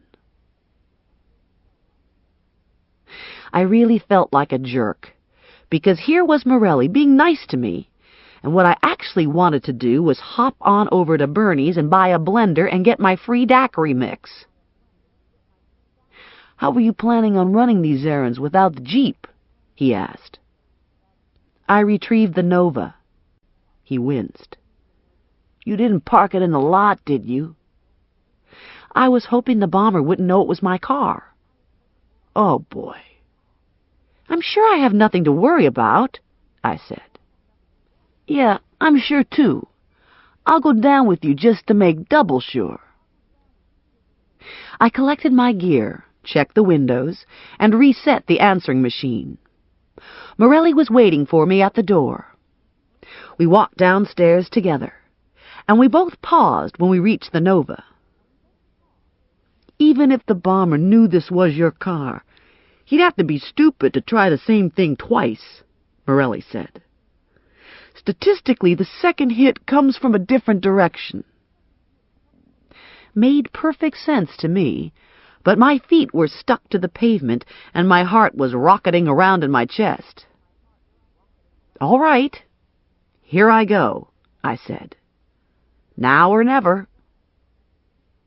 Morelli had dropped to his belly and was looking under the Nova. What do you see? I asked him. A hell of an oil leak. He crawled out and got to his feet. I raised the hood and checked the dipstick. Wonder of wonders, the car needed oil. I fed it 2 cans and slammed the hood down. Morelli had taken the keys from the door handle and angled himself behind the wheel. Stand back, he said to me. No way. This is my car. I'll start it up. If one of us is going to get blown apart, it might as well be me. I'm as good as dead if I don't find that missing witness anyway. Move away from the car. He turned the key. Nothing happened. He looked at me. Sometimes you have to smack it around, I said. He turned the key again and brought his fist down hard on the dash. The car coughed and caught. It idled rough and then settled in. Morelli slumped against the wheel, eyes closed. Shit. I looked in the window at him. Is my seat wet? Very funny. He got out of the car and held the door for me. Do you want me to follow? No, I'll be fine. Thanks. I'll be on Stark Street if you need me. Who knows? Maybe the witness will show up at the gym. When I got to Bernie's store, I noticed people weren't standing in line to go through the door, so I assumed I was in good shape for the daiquiri mix. Hey, Bernie said. Look who's here. I got your message about the blender. It's this little baby, he said, patting a display blender. It chops nuts, crushes ice, mashes bananas, and makes a hell of a daiquiri. I looked at the price affixed to the blender. I could afford it. Sold. Do I get my free daiquiri mix? You bet. He took a box blender to the register, bagged it, and rang it up. How's it going? He asked cautiously, his eyes fixed on the singed stumps of hair that had once been eyebrows. It's been better. A daiquiri will help, without a shadow of a doubt. On the other side of the street, Sal was Windexing his front door. He was a pleasant-looking man, thick-bodied and balding, wrapped in his white butcher's apron. So far as I knew, he was a small-time bookie, nothing special. I doubted he was connected. So why would a guy like Kulesa, whose entire life centered on Stark Street, drive all the way across town to see Sal?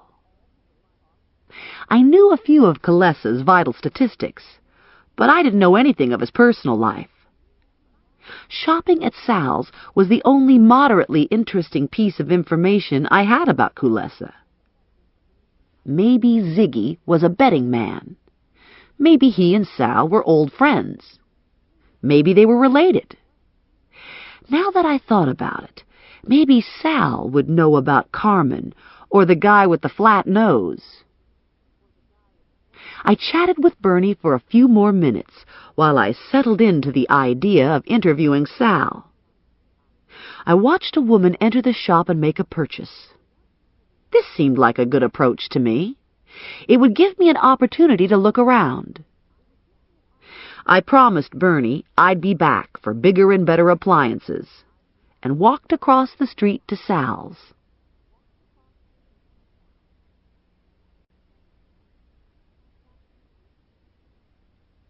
Chapter 13. I pushed through Sal's front door and went to the long case filled with steaks and ground meat patties and twine-bound roasts. Sal gave me a welcoming smile. "What can I do for you?" "I was at Kuntz's buying a blender." I held the bag up for him to see. "And I thought I'd get something for supper while I was here." "Sausage? Fresh fish? Nice piece of chicken?" "Fish." "I got some flounder just caught off the Jersey shore." Probably it glowed in the dark. "That'll be fine. Enough for 2 people." Somewhere in the back a door opened, and I could hear the drone of a truck motor. The door clanged shut, and the motor noise disappeared. A man entered from the hallway beside the walk-in, and my heart jumped into triple time. Not only was the man's nose smashed, but his entire face looked as if it had been pressed flat, as if it had been hit with a frying pan. I couldn't know for sure until Morelli took a look, but I suspected I'd found the missing witness. I was torn between wanting to jump up and down and make sounds of excitement and wanting to bolt and run before I was hacked up into chops and roasts. "Got a delivery for you," the man said to Sal. "You want it in the lockup?" "Yeah," Sal said. "And take the 2 barrels set by the door. One of them's heavy. You'll need the dolly." Sal's attention turned back to the fish. "How you gonna cook these fillets?" he asked me. "You know you can pan-fry them, or bake them, or stuff them. Personally, I like them fried. Heavy batter, deep fat." I heard the back door close after the guy with the flat face. "Who was that?" I asked. "Lewis. Works for the distributor in Philly. He brings up meat." "And then what does he take back in the barrels?" "Sometimes I save up trim. They use it for dog food." I had to grit my teeth to keep from flying out the door. I'd found the witness. I was sure of it. By the time I got to the Nova, I was dizzy with the effort of restraint. I was saved! I was going to be able to pay my rent. I'd succeeded at something. And now that the missing witness was found, I'd be safe. I'd turn Morelli in and have nothing more to do with Ziggy Colessa. I'd be out of the picture.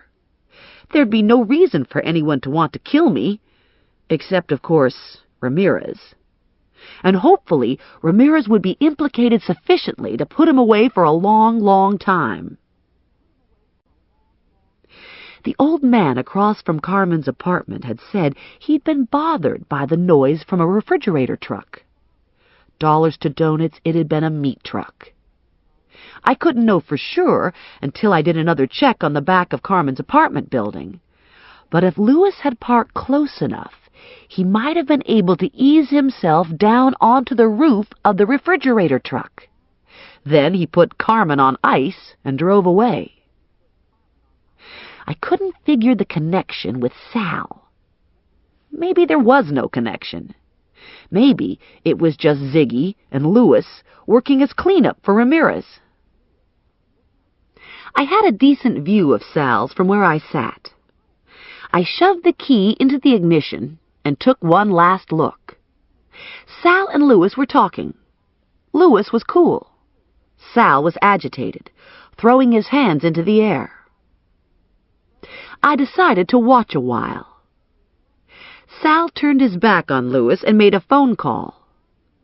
Even from this distance, I could see he wasn't happy. He slammed the receiver down, and both men went into the walk-in freezer, and reappeared moments later, rolling out the trim drum. They shunted the drum down the hallway leading to the back exit. Louis reappeared a short while later with what appeared to be a side of beef slung over his shoulder. He deposited the meat in the freezer and rolled out the second drum. He paused at the back hallway and started toward the front of the store. My heart skipped in my chest, and I wondered if he could see me snooping. He walked forward, and I reached for my sure guard. He stopped at the door and turned the little open sign to closed. I hadn't expected this. What did this mean? Sal was nowhere in sight. The store was closed, and so far as I knew, it wasn't a holiday. Louis left through the back hallway, and the lights went out. I got a bad feeling in the pit of my stomach. The bad feeling escalated to panic, and the panic told me not to lose Louis. I put the Nova in gear and drove to the end of the block. A white refrigerator truck with Pennsylvania plates eased into traffic ahead of me, and 2 blocks later we turned onto Chambers.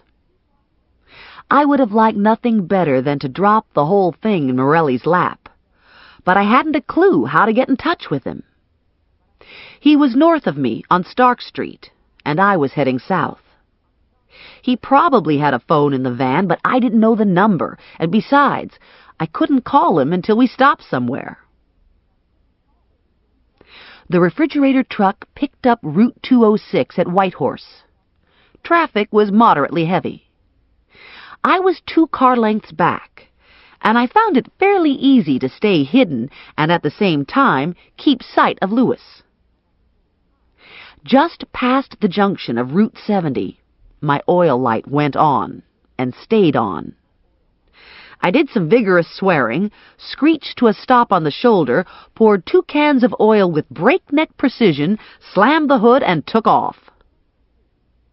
I pushed the Nova up to 80, ignoring the shimmy in the front end and the startled looks of other drivers as I rattled past them in my pussymobile. After an agonizing couple of miles, I caught sight of the truck. Louis was one of the slower drivers on the road, holding his speed down to only 10 miles an hour over the limit. I breathed a sigh of relief and fell into place. I prayed he wasn't going far. I only had a case and a half of oil in the back seat. At Hamilton, Louis left-turned onto a secondary road and drove east. There were fewer cars on this road, and I had to drop farther back. The countryside was rolling farmland and patches of woods. After about 15 miles, the truck slowed and pulled into a gravel drive that led to a corrugated metal warehouse-type building. The sign on the front of the building said that this was Pachetco Inlet Marina and Cold Storage. Beyond the building, I could see boats, and beyond the boats, the glare of sun on open water. I sailed by the lot and made a U-turn a quarter-mile up the road where it dead-ended at the Mullico River. I returned and did a slow drive-by. The truck was parked at the board walkway that led to the boat slips. Louis and Sal were out of the truck, leaning against the back step bumper, looking like they were waiting for something or someone. They were alone in the lot. It was a small marina, and it seemed that even though it was summer, most of the activity was still weekend-based. I'd passed a gas station a few miles back. I decided it would be an inconspicuous place to wait. If Sal or Louis left the marina, they'd go in this direction, back to civilization, and I could follow. There was the added advantage of a public phone and the possibility of getting in touch with Morelli. The station was pre-computer age, with 2 old-fashioned gas pumps on a stained cement pad. A sign propped on one of the pumps advertised live bait and cheap gas. The single-level shack behind the pumps was brown shingle patched with flattened jerry cans and assorted pieces of plywood. A public phone had been installed next to the screen door. I parked, partially hidden, behind the station, and walked the short distance to the phone, happy for the opportunity to stretch my legs. I called my own number. It was the only thing I could think to do. The phone rang once, the machine answered, and I listened to my own voice tell me I wasn't home. "Anybody there?" I asked. No reply. I gave the public phone number and suggested if anyone needed to get in touch with me, I'd be at that number for an indeterminate number of minutes. This ends Disc 7. 1 for the money. Disc 8. I was about to get back into my car when Ramirez's Porsche sped by. This is curiouser and curiouser, I thought. Here we have a butcher, a shooter, and a boxer meeting at the Pachetco Inlet Marina. It seemed unlikely that they were just 3 guys going fishing. If it had been anyone other than Ramirez who had driven down the road, I might have ventured closer to take a peek. I told myself I was holding back because Ramirez might recognize the Nova. This was only part of the truth. Ramirez had succeeded in his goal. The mere sight of his car sent me into a cold sweat of terror that left serious doubts about my ability to function through another confrontation. A short time later, the Porsche hummed past me, en route to the highway. The windows were tinted, obscuring vision, but at best it could seat only 2 men, so that left at least 1 man at the marina. Hopefully, that 1 man was Lewis. I made another call to my answering machine. This message was more urgent. "Call me," I said. It was close to dark before the phone finally rang. "Where are you?" Morelli asked. "I'm at the shore, at a gas station on the outskirts of Atlantic City. I found the witness. His name is Lewis." "Is he with you?" "He's down the road." I briefed Morelli on the day's events and gave him directions to the marina. I bought a soda from an outside machine and went back to do more waiting. It was deep twilight when Morelli finally pulled up next to me in the van. There had been no traffic on the road since Ramirez, and I was sure the truck hadn't slipped by. It had occurred to me that Lewis might be on a boat, possibly spending the night. I couldn't see any other reason for the truck to still be in the marina lot. "Is our man at the marina?" Morelli asked. "So far as I know." "Has Ramirez come back?" I shook my head no. "Think I'll take a look around. You wait here." No way was I doing any more waiting anywhere. I was fed up with waiting, and I didn't entirely trust Morelli. He had an annoying habit of making beguiling promises and then waltzing out of my life. I followed the van to the water's edge and parked beside it. The white refrigerator truck hadn't been moved. Lewis wasn't out and about. The boats tied up to the wharf were dark. The Pachetco Inlet Marina was not exactly a bustling hub of activity. I got out of the Nova and walked around to Morelli. "I thought I told you to wait at the gas station," Morelli said. "We look like a fucking parade." "I thought you might need help with Lewis." Morelli was out of the van and standing beside me, looking disreputable and dangerous in the dark. He smiled, and his teeth were startlingly white against his black beard. "Liar. You're worried about your 10,000. "That too." We stared at each other for a while, making silent assessments. Morelli finally reached through the open window, snatched a jacket off the front seat, pulled a semi-automatic from the jacket pocket, and shoved it into the waistband of his jeans. "I suppose we might as well look for my witness."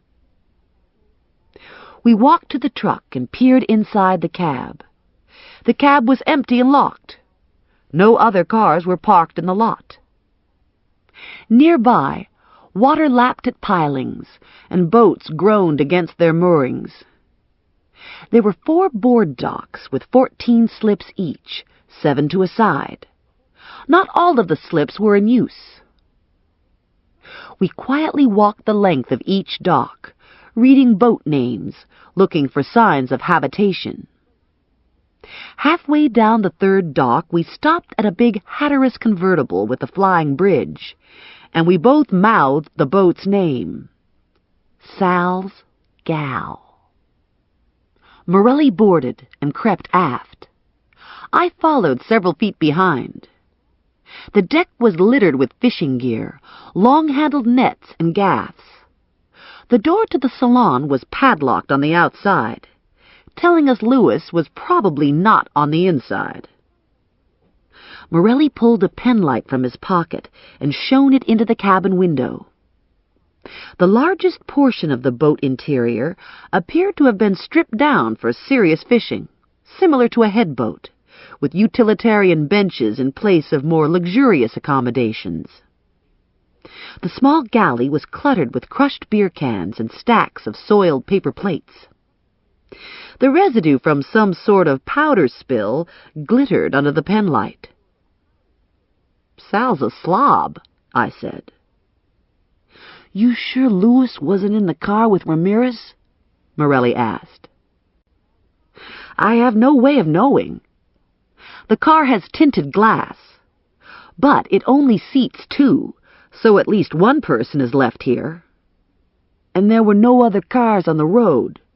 "No." "He could have gone in the other direction," Morelli said. "He wouldn't have gone far. It dead ends in a quarter mile." The moon was low in the sky, spilling silver dollars of light onto the water. We looked back at the white refrigerator truck. The cooler motor hummed quietly in the darkness. "Maybe we should take another look at the truck," Morelli said. His tone gave me an uneasy feeling, and I didn't want to voice the question that had popped into my head. We'd already determined Lewis wasn't in the cab. What was left? We returned to the truck, and Morelli scanned the outside thermostat controls for the refrigeration unit. "What's it set at?" I asked. 20. "Why so cold?" Morelli stepped down and moved to the back door. "Why do you think?" "Somebody's trying to freeze something?" "That would be my guess, too." The back door to the truck was held closed by a heavy-duty bolt and padlock. Morelli weighed the padlock in the palm of his hand. "Could be worse," he said. He jogged to the van and returned with a small hacksaw. I nervously looked around the lot. I didn't especially want to get caught hijacking a meat truck. "Isn't there a better way to do this?" I stage-whispered over the rasp of the saw. "Can't you just pick the lock?" "This is faster," Morelli said. "Just keep your eyes peeled for a night watchman." The saw blade lunged through the metal, and the lock swung open. Morelli threw the bolt back and pulled on the thick insulated door. The interior of the truck was Stygian black. Morelli hauled himself up onto the single-step bumper, and I scrambled after him, wresting my flashlight out of my shoulder bag. The frigid air pressed against me and took my breath away. We both trained our lights on the frost-shrouded walls. Huge, empty meat hooks hung from the ceiling. Nearest the door was the large trim barrel I'd seen them roll out earlier in the afternoon. The empty barrel stood nearby, its lid slanted between the barrel and the truck wall. I slid my spot of light farther to the rear and dropped it lower. My eyes focused, and I sucked in cold air when I realized what I was seeing. Louis was sprawled, spread eagle on his back, his eyes impossibly wide and unblinking, his feet splayed. Snot had run out of his nose and frozen to his cheek. A large urine stain had crystallized on the front of his work pants. He had a large dark dot in the middle of his forehead. Sal lay next to him, with an identical dot and the same dumbstruck expression on his frozen face. "Shit," Morelli said. "I'm not having any luck at all." The only dead people I'd ever seen had been embalmed and dressed up for church. Their hair had been styled, their cheeks had been rouged, and their eyes had been closed to suggest eternal slumber. None of them had been shot in the forehead. I felt bile rise in my throat and clapped a hand over my mouth. Morelli yanked me out the door and onto the gravel. "Don't throw up in the truck," he said. "You'll screw up the crime scene." I did some deep breathing and willed my stomach to settle. Morelli had his hand on the back of my neck. "You gonna be okay?" I nodded violently. "I'm fine. Just took me by surprise." "I need some stuff from the van. Stay here. Don't go back in the truck and don't touch anything." He didn't have to worry about me going back into the truck. Wild horses couldn't drag me back into the truck. He returned with a crowbar and 2 pairs of disposable gloves. He gave 1 pair to me. We snapped the gloves on, and Morelli climbed up the step bumper. "Shine the light on Louis," he ordered, bending over the body. "What are you doing?" "I'm looking for the missing gun." He stood and tossed a set of keys at me. "No gun on him, but he had these keys in his pocket. See if one of them opens the cab door." I opened the passenger side door and searched the map pockets, the glove compartment, and under the seat. But I didn't come up with a gun. When I went back to Morelli, he was working at the sealed drum with a crowbar. "No gun up front," I said. The lid popped off, and Morelli flicked his flashlight on and looked inside. "Well?" I asked. His voice was tight when he answered. "It's Carmen." I was hit with another wave of nausea. "You think Carmen's been in Sal's freezer all this time?" "Looks like it." "Why would he keep her around? Wouldn't he be afraid someone would discover her?" Morelli shrugged. "I suppose he felt safe. Maybe he's done this sort of thing before. You do something often enough, and you become complacent." "You're thinking about those other women who've disappeared from Stark Street." "Yeah. Sal was probably just waiting for a convenient time to take Carmen out and dump her at sea." "I don't understand Sal's connection." Morelli hammered the lid back on. "Me either, but I feel pretty confident Ramirez can be persuaded to explain it to us." He wiped his hands on his pants and left smudges of white. "What's with all this white stuff?" I asked. "Sal got a thing with baby powder or cleanser or something?" Morelli looked down at his hands and his pants. I hadn't noticed. "There was powder on the floor of the boat, and now you picked some up from the drum and wiped it on your pants." "Jesus," Morelli said, staring at his hand. "Holy shit." He flipped the lid off the drum and ran his finger around the inside rim. He put the finger to his mouth and tasted it. "This is dope." Sal doesn't strike me as a crackhead. It's not crack. It's heroin. Are you sure? I've seen a lot of it. I could see him smiling in the dark. Sweet pea, I think we've just found ourselves a drop boat, he said. All along I've been thinking this was about protecting Ramirez, but now I'm not so sure. I think this might be about drugs. What's a drop boat? It's a small boat that goes out to sea to rendezvous with a larger ship engaged in drug smuggling. Most of the world's heroin comes from Afghanistan, Pakistan, Burma.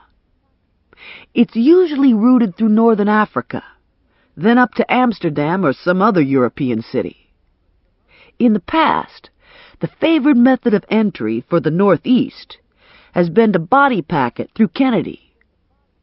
For a year now, we've been getting tips that the stuff is traveling big time on ships coming into Port Newark. The DEA and Customs have been working overtime and coming up empty. He held his finger in the air for inspection. I think this could be the reason. By the time the ship sails into Newark, the heroin's already been offloaded. Onto a drop boat, I said. Yeah. The drop boat snags the dope from the mothership and brings it back to a small marina like this where there are no customs inspectors. My guess is they load the stuff into these barrels after it's handed down, and one of the bags broke last time out. Hard to believe someone would be that sloppy about leaving incriminating evidence. Morelli grunted. You work with drugs all the time, and they become commonplace. You wouldn't believe what people leave in full view in apartments and garages. Besides, the boat belongs to Sal, and chances are Sal wasn't along for the ride. That way, if the boat gets busted, Sal says he loaned it to a friend. He didn't know it was being used for illegal activities. You think this is why there's so much heroin in Trenton? Could be. When you have a drop boat like this, you can bring in large quantities and eliminate the couriers, so you have good availability and low overhead. The cost on the street goes down, and the purity goes up, and addicts start dying. Yeah. Why do you think Ramirez shot Sal and Lewis? Maybe Ramirez had to burn some bridges. Morelli played his light over the back corners of the truck. I could barely see him in the dark, but I could hear the scrape of his feet as he moved. What are you doing? I asked. I'm looking for a gun. In case you haven't noticed, I'm shit out of luck. My witness is dead. If I can't find Ziggy's missing gun with an intact latent, I'm as good as dead, too. There's always Ramirez, who may or may not be feeling talkative. I think you're overreacting. I can place Ramirez at the scene of 2 execution-type killings, and we've uncovered a major drug operation. Possibly this casts some doubt about Ziggy's character, but it doesn't alter the fact that I appeared to have shot an unarmed man. Ranger says you've got to trust in the system.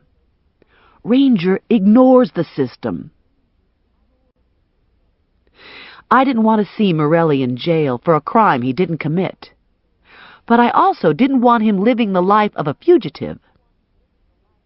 He was actually a pretty good guy, and as much as I hated to admit it, I'd become fond of him. When the manhunt was over, I'd missed the teasing and the late-night companionship. It was true that Morelli still touched a nerve every now and then, but there was a new feeling of partnership that transcended most of my earlier anger. I found it hard to believe he would be sent to jail in light of all the new evidence. Possibly he would lose his job on the force. This seemed like a minor disgrace to me when compared to spending long years in hiding. I think we should call the police and let them sort through this, I said to Morelli. You can't stay in hiding for the rest of your life. What about your mother? What about your phone bill? My phone bill? Oh, shit, Stephanie, you haven't been running up my phone bill, have you? We had an agreement. You were going to let me bring you in when we found the missing witness. I hadn't counted on him being dead. I'll be evicted. Listen, Stephanie, your apartment isn't all that great. Besides, this is wasted talk. We both know you aren't capable of bringing me in by force. The only way you're going to collect your money is by my permission. You're just going to have to sit tight. I don't like your attitude, Morelli. The light whirled, and he lunged toward the door. I don't much care what you think of my attitude. I'm not in a good mood. My witness is dead, and I can't find the damn murder weapon. Probably Ramirez will squeal like a pig, and I'll be exonerated, but until that happens, I'm staying hidden. The hell you are! I can't believe it's in your best interest. Suppose some cop sees you and shoots you. Besides, I have a job to do, and I'm going to do it. I should never have made this deal with you. It was a good deal, he said. Would you have made it? No, but I'm not you. I have skills you could only dream about, and I'm a hell of a lot meaner than you'll ever be. You underestimate me. I'm pretty fucking mean. Morelli grinned. You're a marshmallow, soft and sweet, and when you get heated up, you go all gooey and delicious. I was rendered speechless. I couldn't believe just seconds before I'd been thinking friendly, protective thoughts about this oaf. I'm a fast learner, Morelli. I made a few mistakes in the beginning, but I'm capable of bringing you in now. Yeah, right. What are you going to do, shoot me? I wasn't soothed by his sarcasm. The thought isn't without appeal, but shooting isn't necessary. All I have to do is close the door on you, you arrogant jerk. In the dim light, I saw his eyes widen as understanding dawned a nanosecond before I swung the heavy, insulated door shut. I heard the muffled thud of his body slam against the interior, but he was too late. The bolt was already in place. I adjusted the refrigeration temperature to 40. I figured that would be cold enough to keep the corpses from defrosting, but not so cold I'd turn Morelli into a popsicle on the ride back to Trenton. I climbed into the cab and cranked the motor over. Compliments of Lewis's keys. I lumbered out of the lot and onto the road and headed for the highway. Halfway home, I found a payphone and called Dorsey. I told him I was bringing Morelli in, but I didn't provide any details. I told him I'd be rolling into the station's back lot in about 45 minutes, and it'd be nice if he was waiting for me. I swung the truck into the driveway on North Clinton right on time and caught Dorsey in 2 uniforms in my headlights. I cut the engine, did some deep breathing to still my nervous stomach, and levered myself out of the cab. Maybe you should have more than 2 uniforms, I said. I think Morelli might be mad. Dorsey's eyebrows went up around his hairline. You've got him in the back of the truck? Yeah, and he isn't alone. One of the uniforms slid the bolt. The door flew open, and Morelli catapulted himself out at me. He caught me mid-body, and we both went down onto the asphalt, thrashing and rolling and swearing at each other. Dorsey and the uniforms hauled Morelli off me, but he was still swearing and flailing his arms. I'm gonna get you, he was yelling at me. When I get out of here, I'm gonna get your ass. You're a goddamn lunatic. You're a menace. 2 more patrolmen appeared, and the 4 uniforms wrestled Morelli through the back door. Dorsey lagged behind with me. "Maybe you should wait out here until he calms down," he said. I picked some cinders out of my knee. That might take a while. I gave Dorsey the keys to the truck and explained about the drugs and Ramirez. By the time I was done explaining, Morelli had been moved upstairs, and the coast was clear for me to get my body receipt from the docket lieutenant.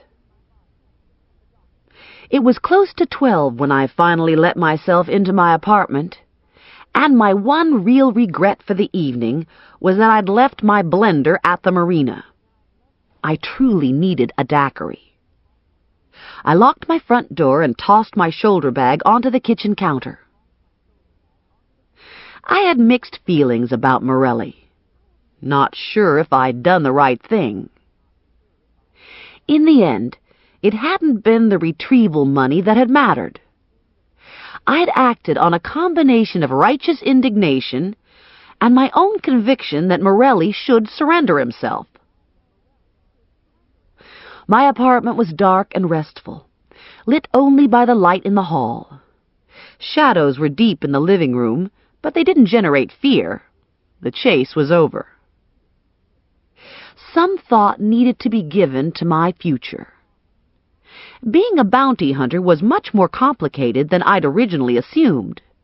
Still, it had its high points, and I'd learned a lot in the past 2 weeks.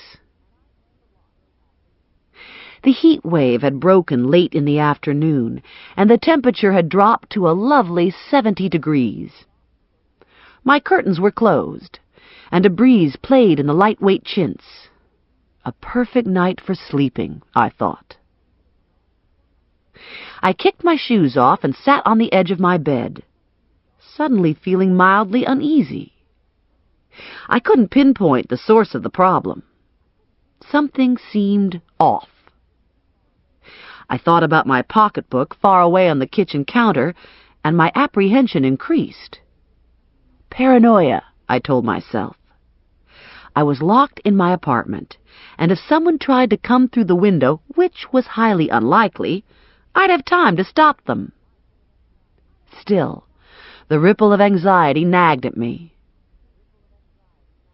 I looked over at the window, at the gently billowing curtains, and cold understanding struck like a knife slice.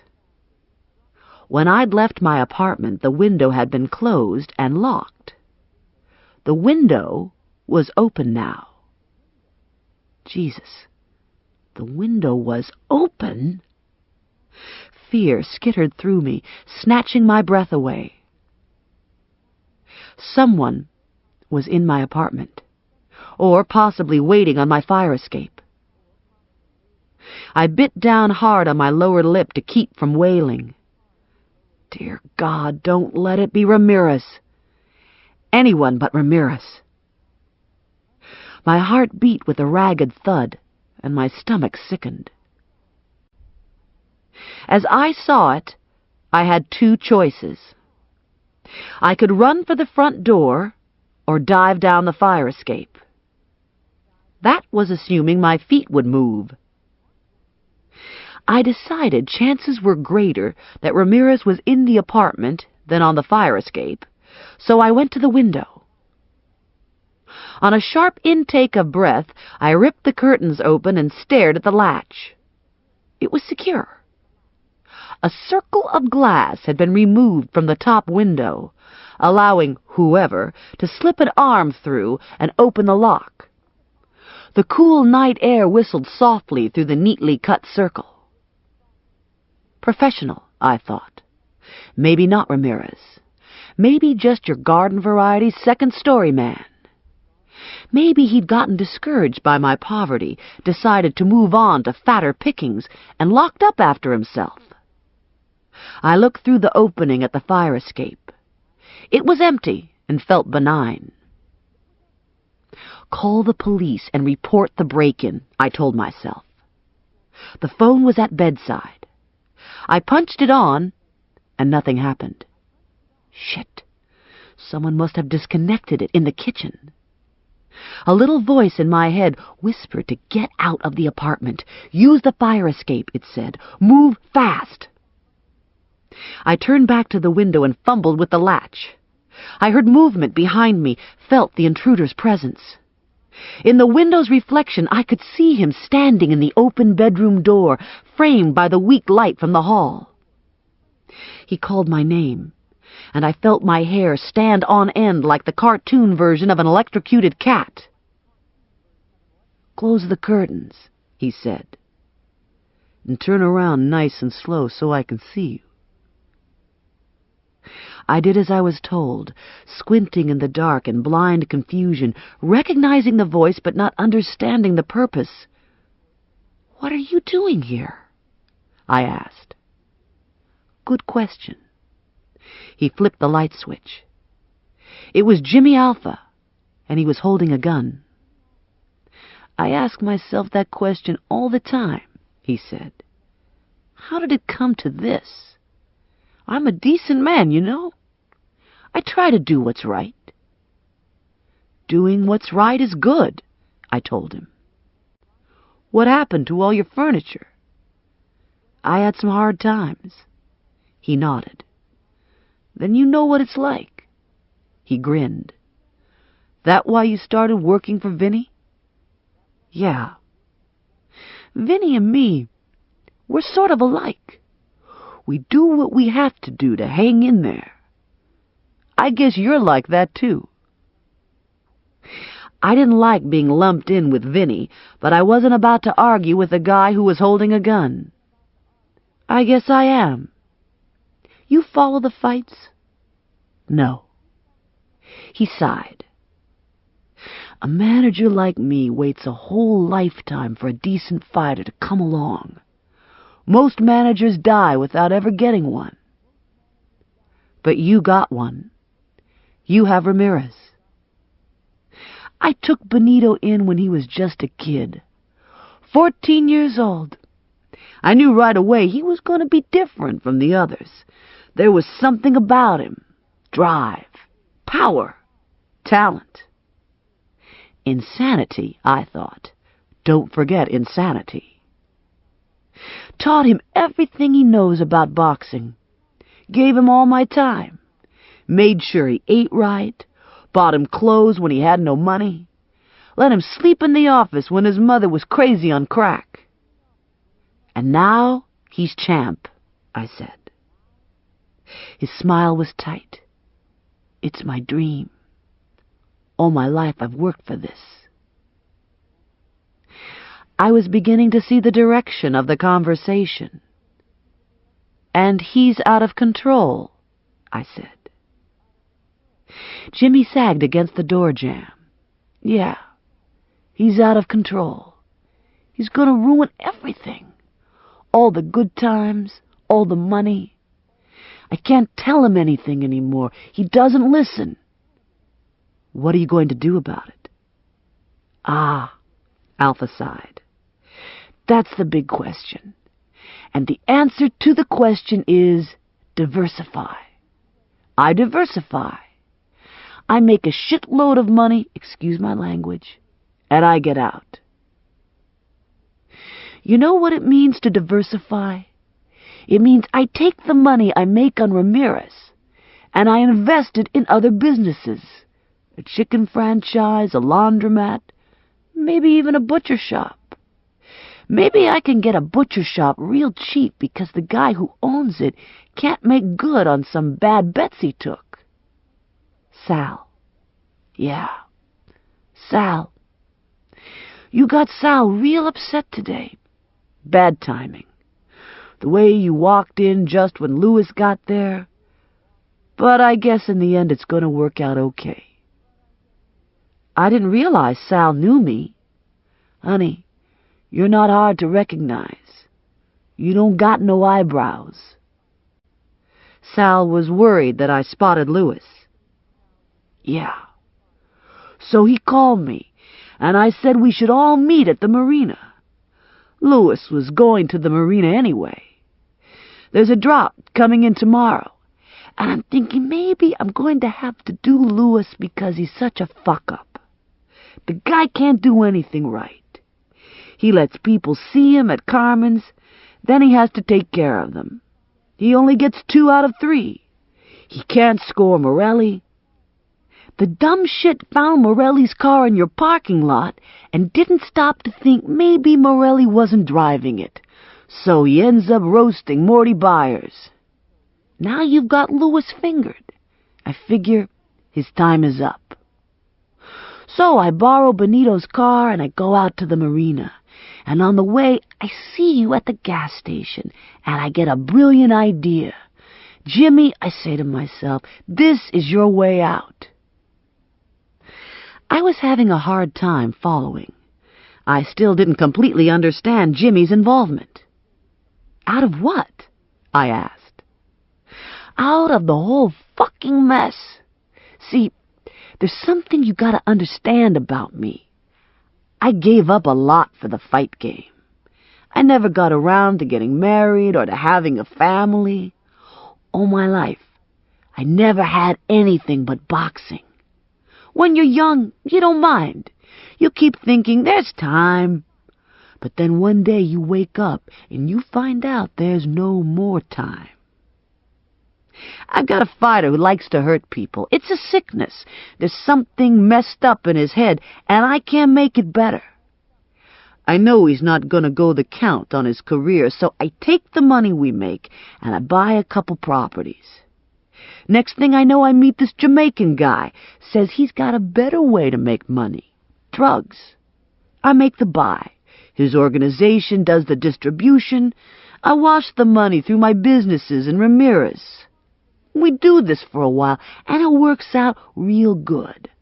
All we have to do is keep Ramirez out of jail so we can launder.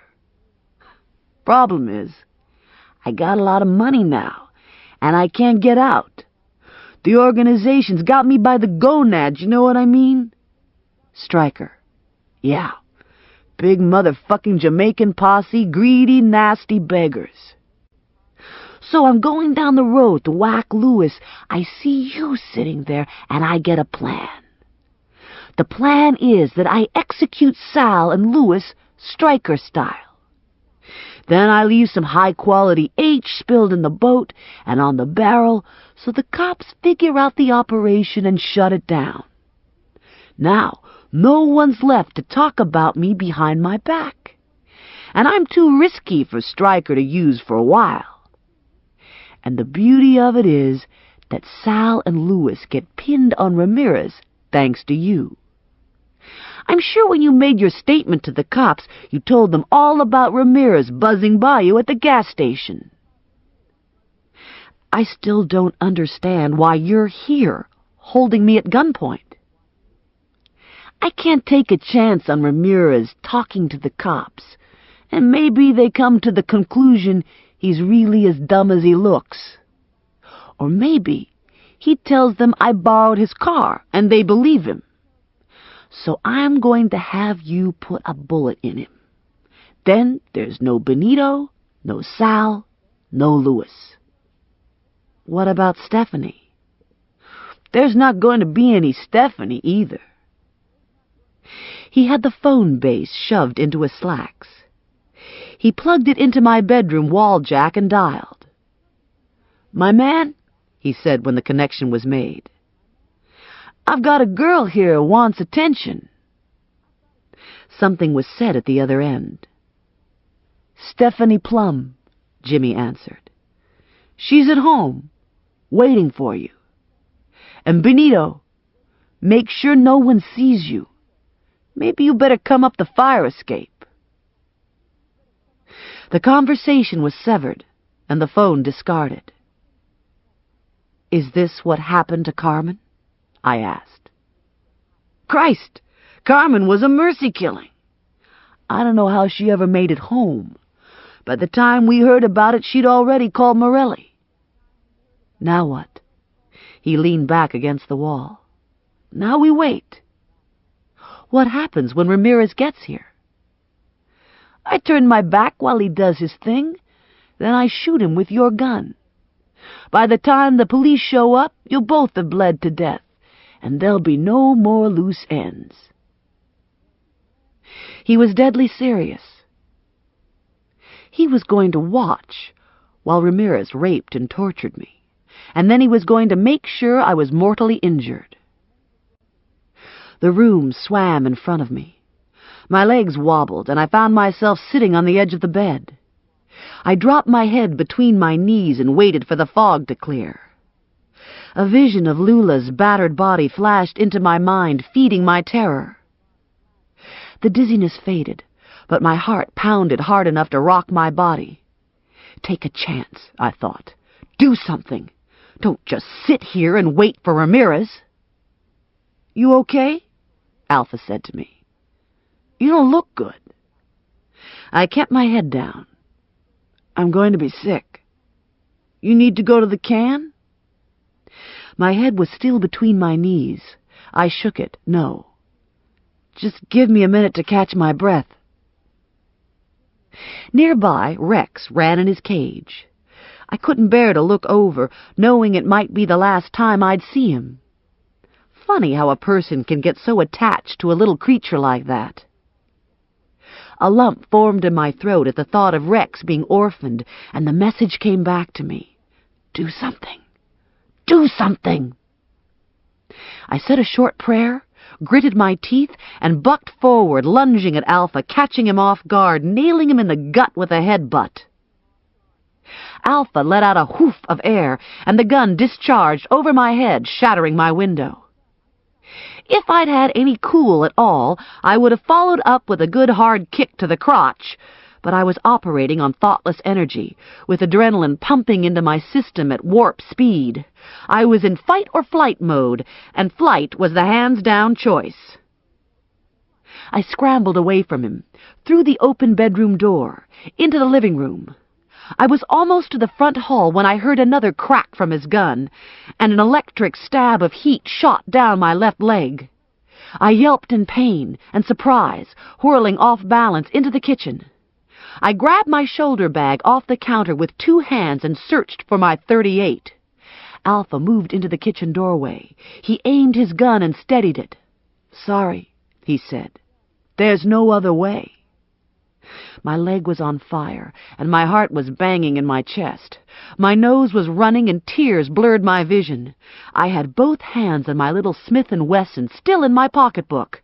I blinked the tears away and fired.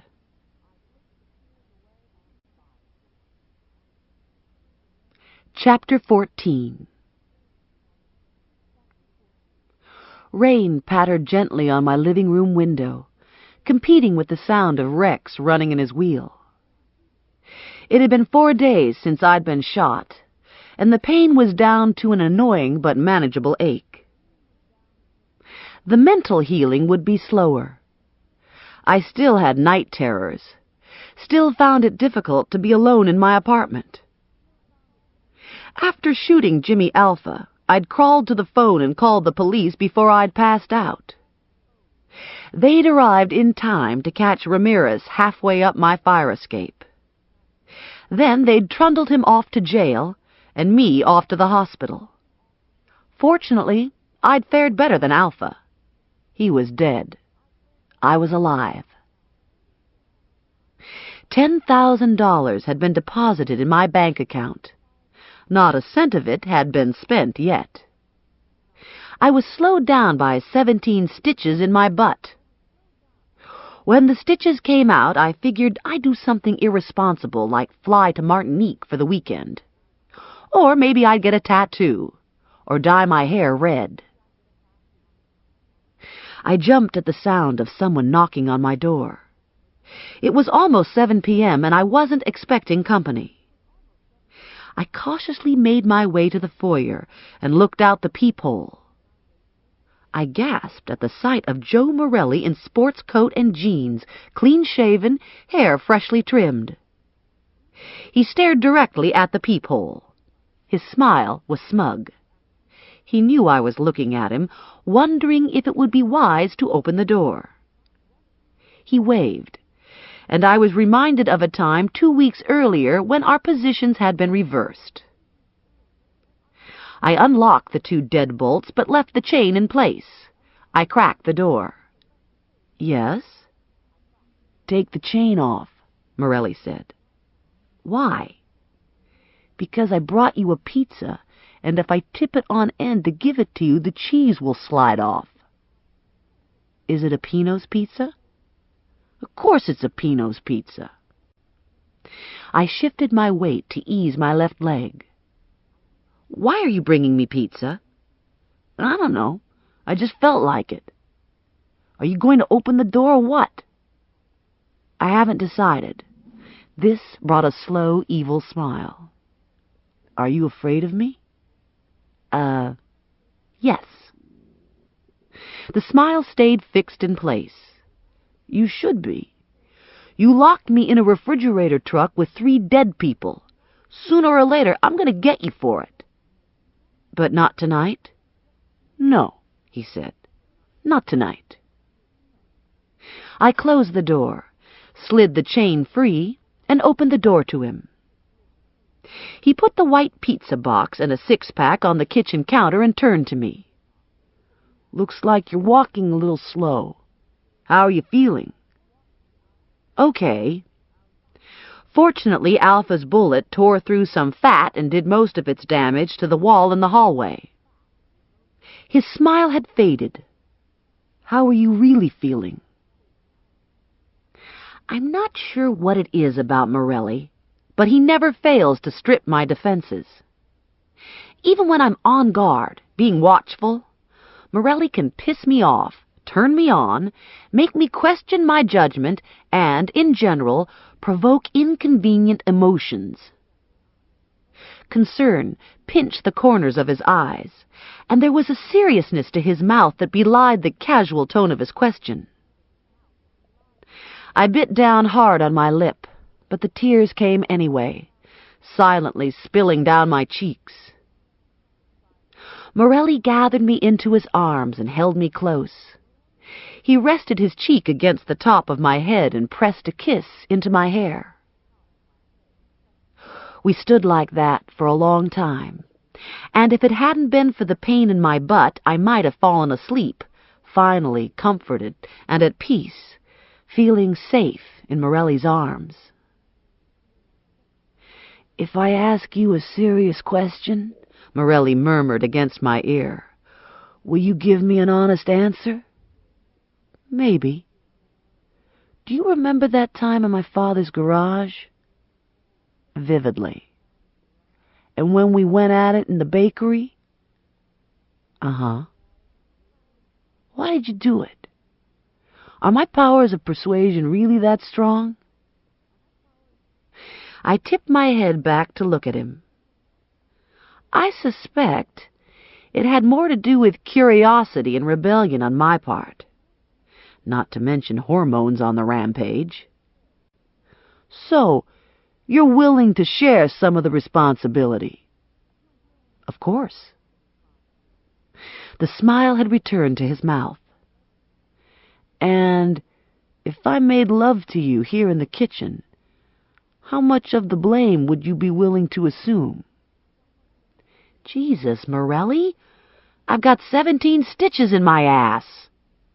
He sighed. Do you think we could be friends after all these years? This from the person who had tossed my keys into a dumpster. I suppose it's possible. We wouldn't have to sign a pact and seal it in blood, would we? No, but we could belch over beer. My kind of contract. Good. Now that we have that settled, there's a ball game I'd like to see, and you have my television. Men always have ulterior motives, I said, carting the pizza into the living room. Morelli followed with the beer. How do you manage this sitting business? I have a rubber donut. If you make any cracks about it, I'll gas you. He shrugged out of his jacket and shoulder holster, hung them on the doorknob to my bedroom door, buzzed the TV on, and searched for his channel. I got some reports for you, he said. Are you up to it? A half hour ago I might have said no, but now that I have this pizza, I'm up to anything. It's not the pizza, darling. It's my masculine presence. I raised an eyebrow. Morelli ignored the eyebrow. First of all, The medical examiner said you were due for the Robin Hood Sharpshooter Award. You got Alpha with 5 rounds to the heart, all within an inch of each other. Pretty amazing, considering you also shot the shit out of your pocketbook." We both chugged some beer, since neither of us was sure yet how we felt about me killing a man. Pride seemed out of place. Sorrow didn't quite fit. There was definitely regret.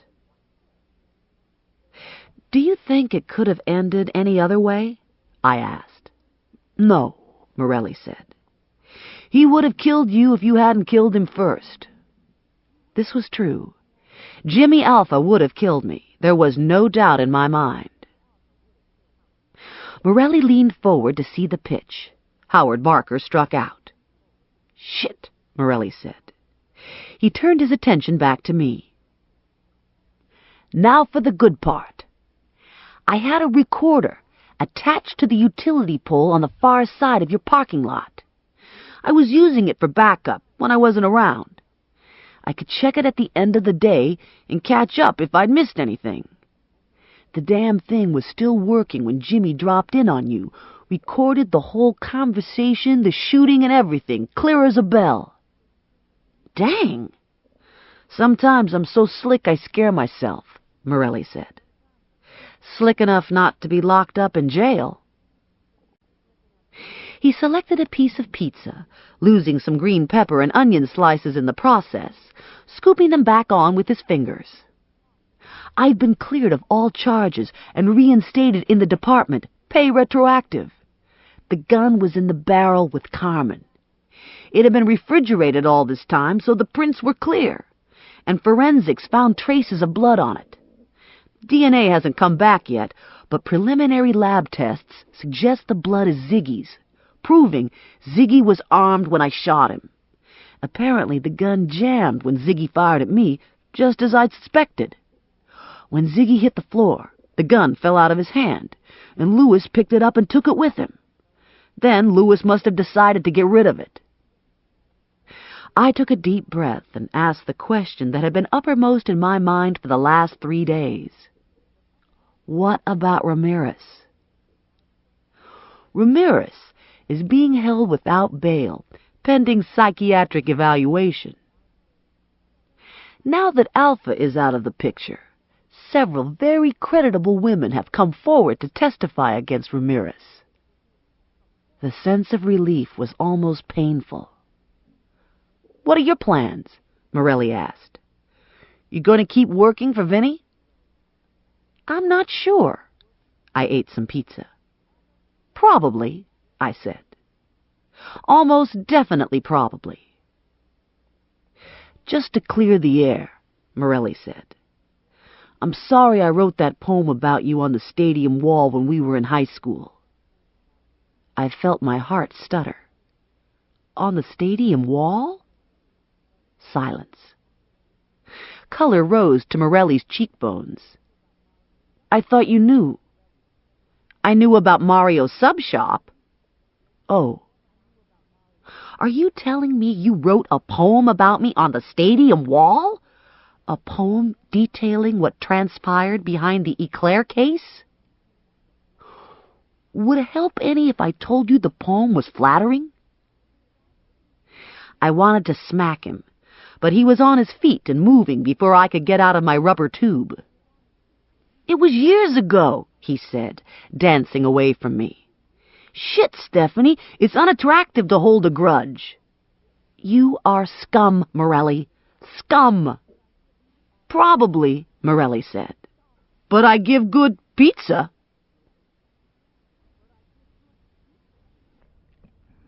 The end.